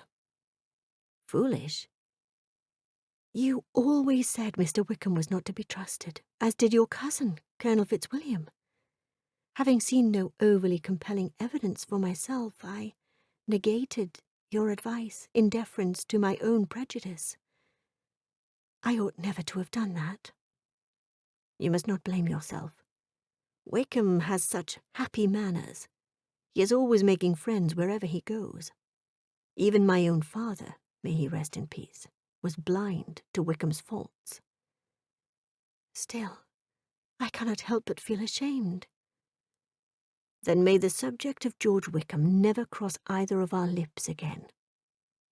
As though realizing he had foregone all the usual civilities that seeing Elizabeth for the first time since she left Pemberley entailed, Darcy said, Pray, how is your family, your father? Elizabeth assured Mr. Darcy that all was well until further talk on the matter was no longer necessary. Endeavouring to inquire on the gentleman's family, she asked, How does your sister get along? I pray she does not continue to suffer too severely. I believe Georgiana gets along better and better with each passing day. She remains with our uncle and aunt in Matlock. Does that mean you have been all alone these past months, at Pemberley? Yes, for all intents and purposes, which is largely part of the reason I was so pleased when my friend Bingley wrote to me, asking me to come to Hertfordshire.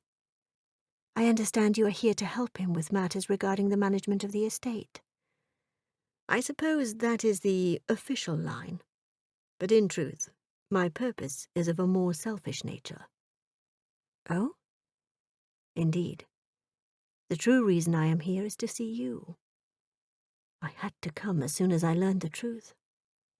I needed to say the words that I have longed to say to you, the words I meant to say to you when you were at Pemberley.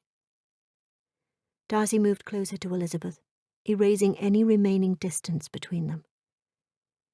When we last talked on the day before you left my home, I spoke to you of destiny. I asked you to wait for me. You do recall, do you not? Her eyes told him that she did, which was sufficient encouragement for him to continue his speech. You are too generous to trifle with me. I pray you will tell me that my being here is not in vain.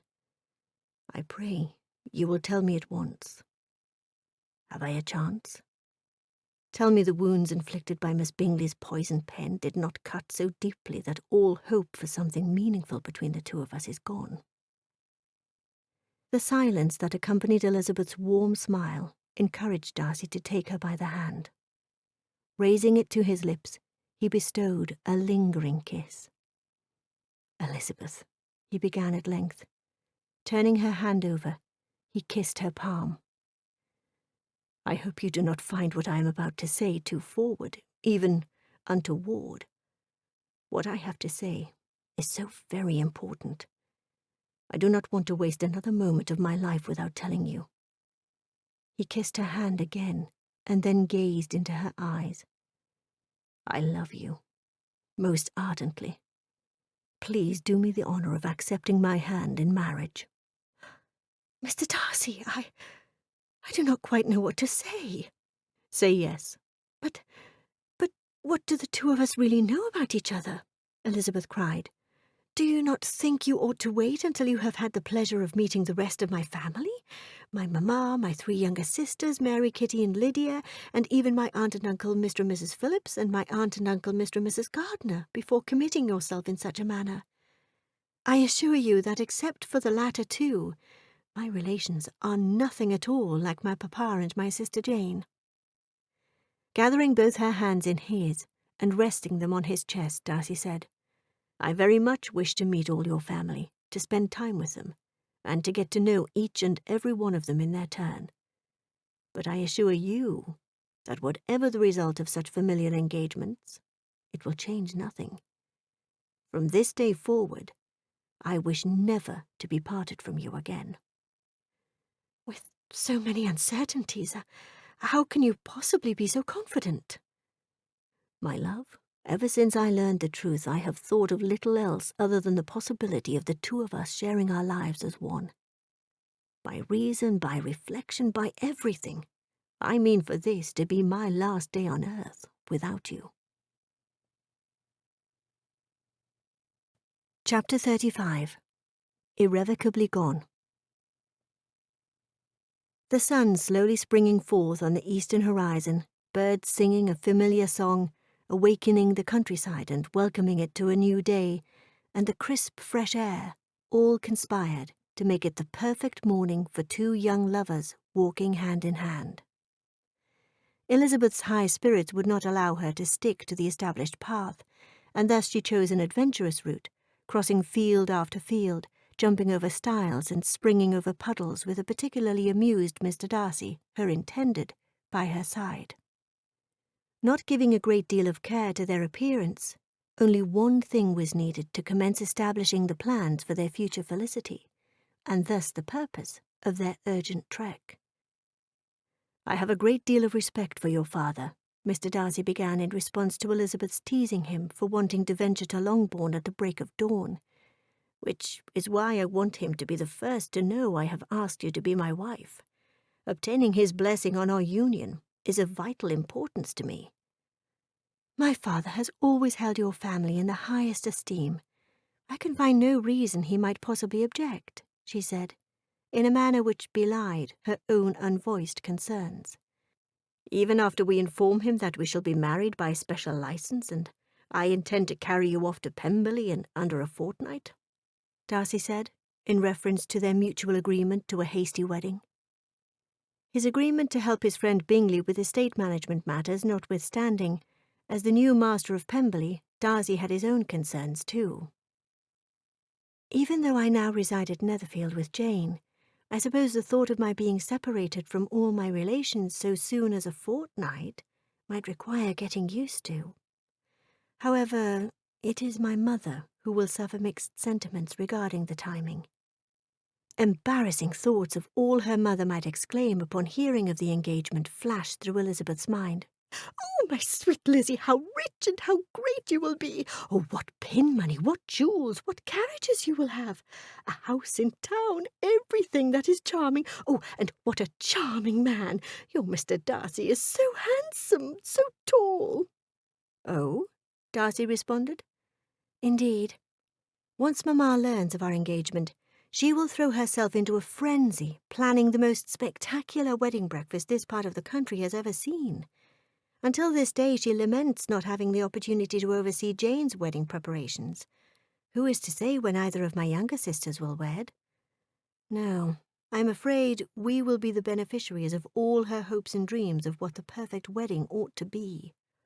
"Then I suppose I shall have to speak with your mother, after I have obtained your father's blessing, and assure her that I shall make every resource I have at my disposal available to her, so she might have no cause to feel discontented."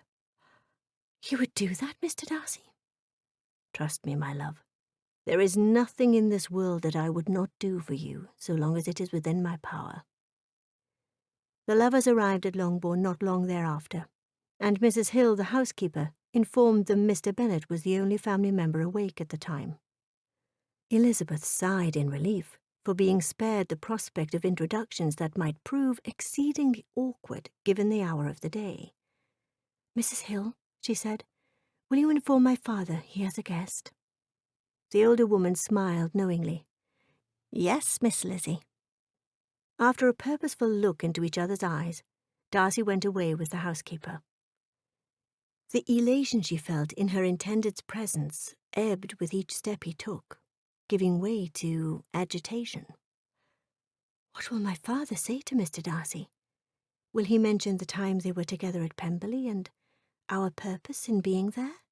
Will he question Mr. Darcy's constancy? What will he say to me? Will he truly believe that my feelings for Mr. Darcy are genuine? That I truly love him? Indeed, that I have loved him almost from the moment I first laid eyes upon him that fateful day when we arrived at Pemberley? What will he say in the wake of such a revelation? That I have always fancied myself in love with Mr. Darcy, even when there was a general expectation that Jane was the Bennet daughter intended for him? What will others say? Will I be accused of having conspired against my sister all along? Elizabeth raced outside the house, hoping to clear her head of the wretched reflections which threatened to consume her. Arriving in the garden, she paced the path for some time, hoping and praying that what was taking place in the library was in no way distressing her father. She reminded herself again and again of her father's high esteem for the Darcy family. The manner of their precipitous departure from Pemberley at her own urgent behest came to mind. "Oh, I fear I have been too severe in my rebuttal against Mr. Darcy's character in response to repeated requests from Papa to confide in him my urgency to remove myself from Pemberley with scarcely a proper goodbye, and yet I somehow suspect he knew of my disappointed hopes." Elizabeth examined her watch. Hardly 20 minutes had passed since she and Darcy parted. It seems as though Mr. Darcy and my father have been talking to each other for hours. The agony, the distress, none of it would do. I am not designed for such anguish. I must calm myself. Sitting on a nearby bench, Elizabeth started recalling the hours spent in Netherfield's library with her newly intended, specifically the moment she relinquished her reservations and ended his suspense with but a single word. Yes. The happiness which this reply had produced was such as she had never felt before, When Mr. Darcy expressed himself on the occasion as sensibly and as warmly as a man violently in love can be expected to with a kiss. Her first kiss. The tender brush of his soft lips upon hers, the lingering touch of his fingers upon her chin, and the warmth of his body so close to hers. Indeed, everything a first kiss ought to entail. Her remembrance of all the pleasures Mr. Darcy had bestowed during the wee hours that morning calmed her considerably, and in no time at all he appeared on the garden path. Even more comforted by his smile, Elizabeth went to meet him. When he could, he seized her hand in his and gave it a gentle squeeze. "Go to your father. He wants you in the library." "Will you wait here for me?" Elizabeth asked, her voice tentative.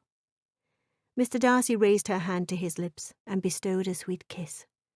He then tucked a loosened strand of her hair behind her ear. "I am not going anywhere, my love."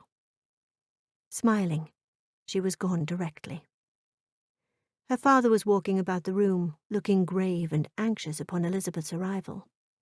He looked up. Their eyes met, his glossed over with unshed tears. Mr. Bennet extended his opened arms, and Elizabeth accepted his embrace. "So, my dear child, I understand I am to be wishing you joy," he said thoughtfully. Elizabeth, not truly knowing whether to be delighted or dejected, merely nodded her head.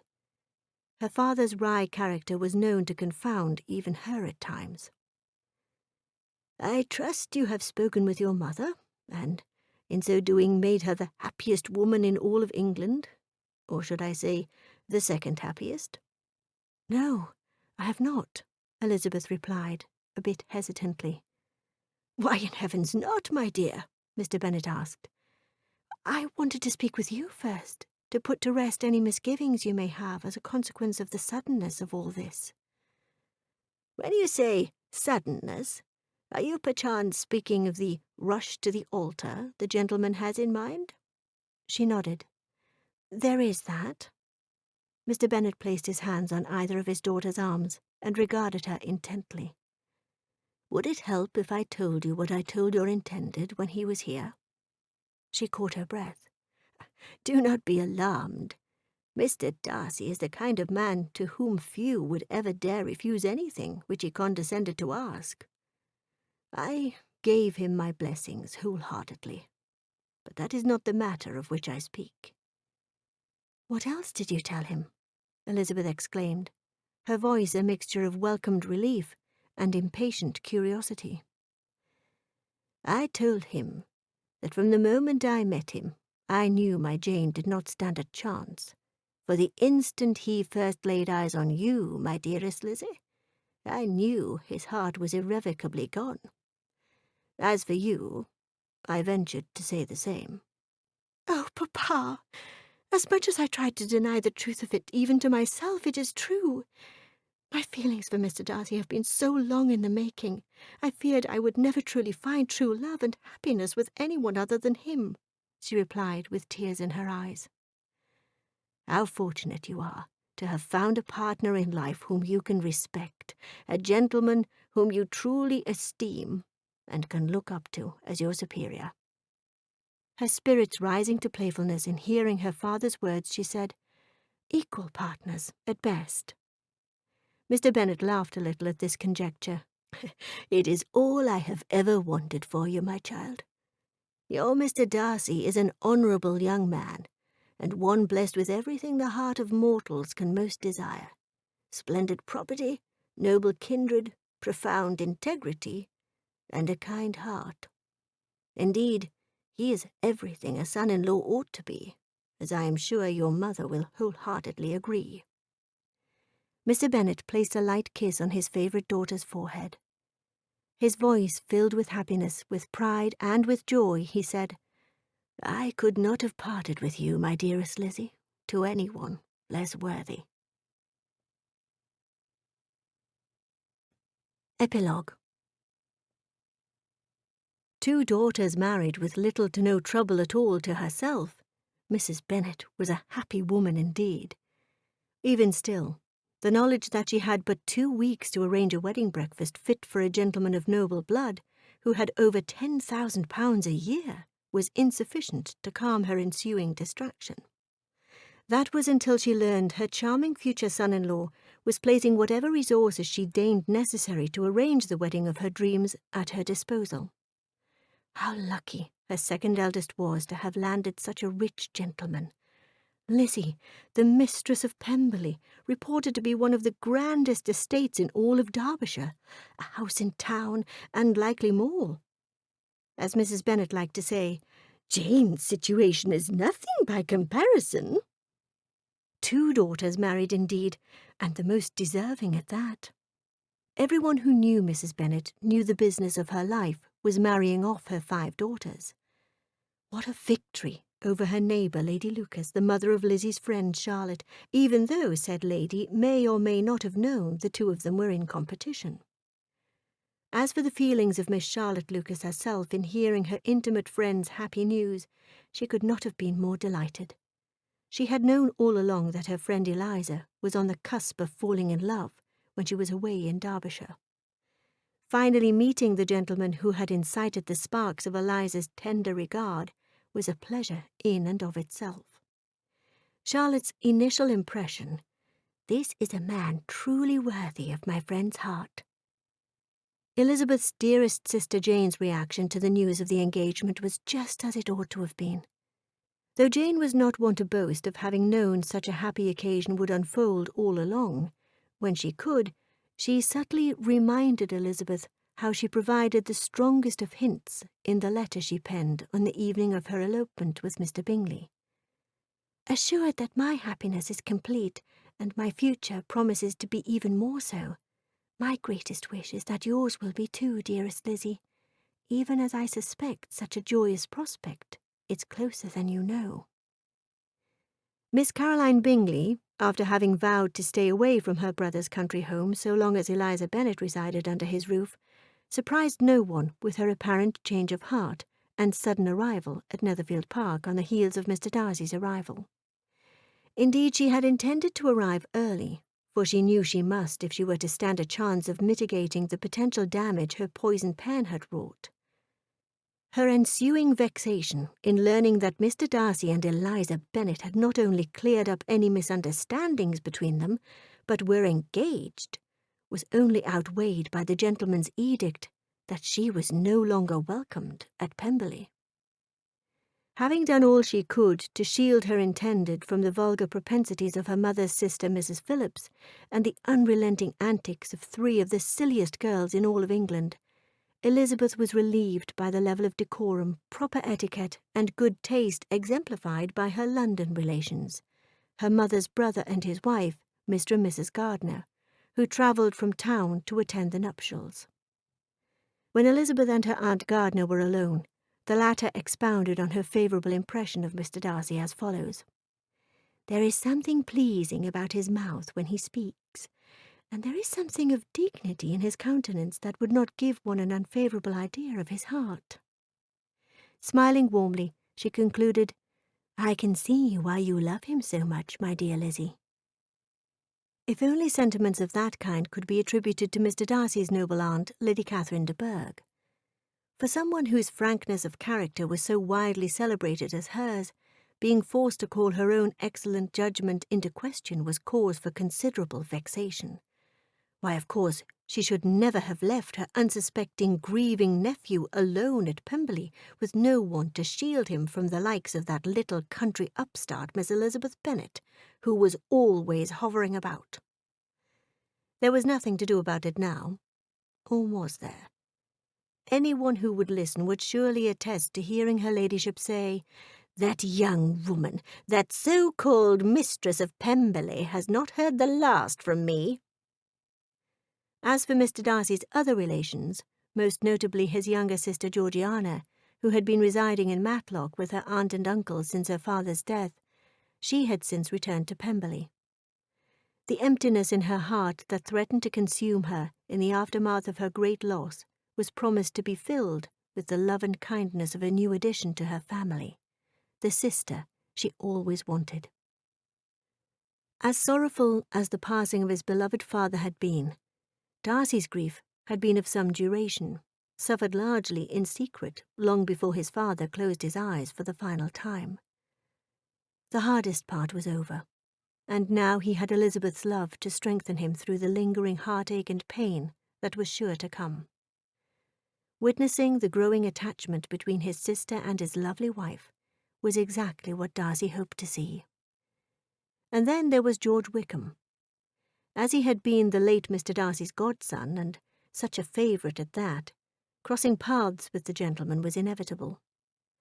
Elizabeth despised him for the injury and unnecessary heartbreak his sordid conspiracy with Caroline Bingley had inflicted. On the other hand, neither she nor Mr. Darcy could hate him completely, for as vile as he had proven himself to be, the greed which compelled him to shed light on the details of his misdeeds in exchange for money had been, in its own peculiar way, the means of uniting them. Pemberley, Derbyshire. As the Darcy carriage drew to a stop in front of the manor house, Elizabeth observed with absolute delight an even grander welcoming reception than when she first came to Pemberley so many months ago. Mr. Darcy took her hand in his and raised it to his lips. It was a tender expression of affection indeed, and one he had bestowed hundreds of times before.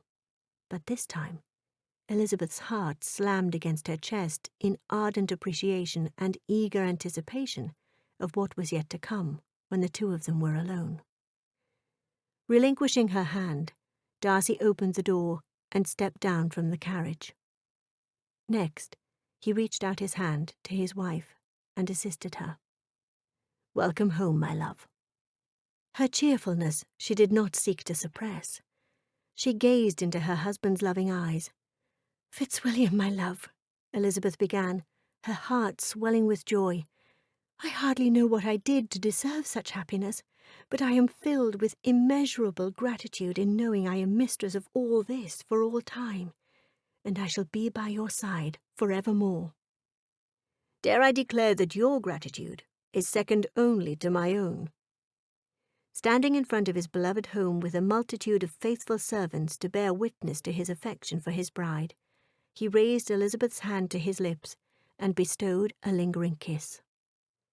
"From the moment I first laid eyes on you," he began, "standing here in this very spot." Turning her hand, he kissed her palm, "and despite my struggles, in vain to deny it, a part of me always knew, my love, that Pemberley is where you are meant to be." This has been By Reason, by Reflection, by Everything, a Pride and Prejudice variation. Written by P.O. Dixon, narrated by Pearl Hewitt. Copyright 2017 by P.O. Dixon. Production copyright 2017 by P.O. Dixon.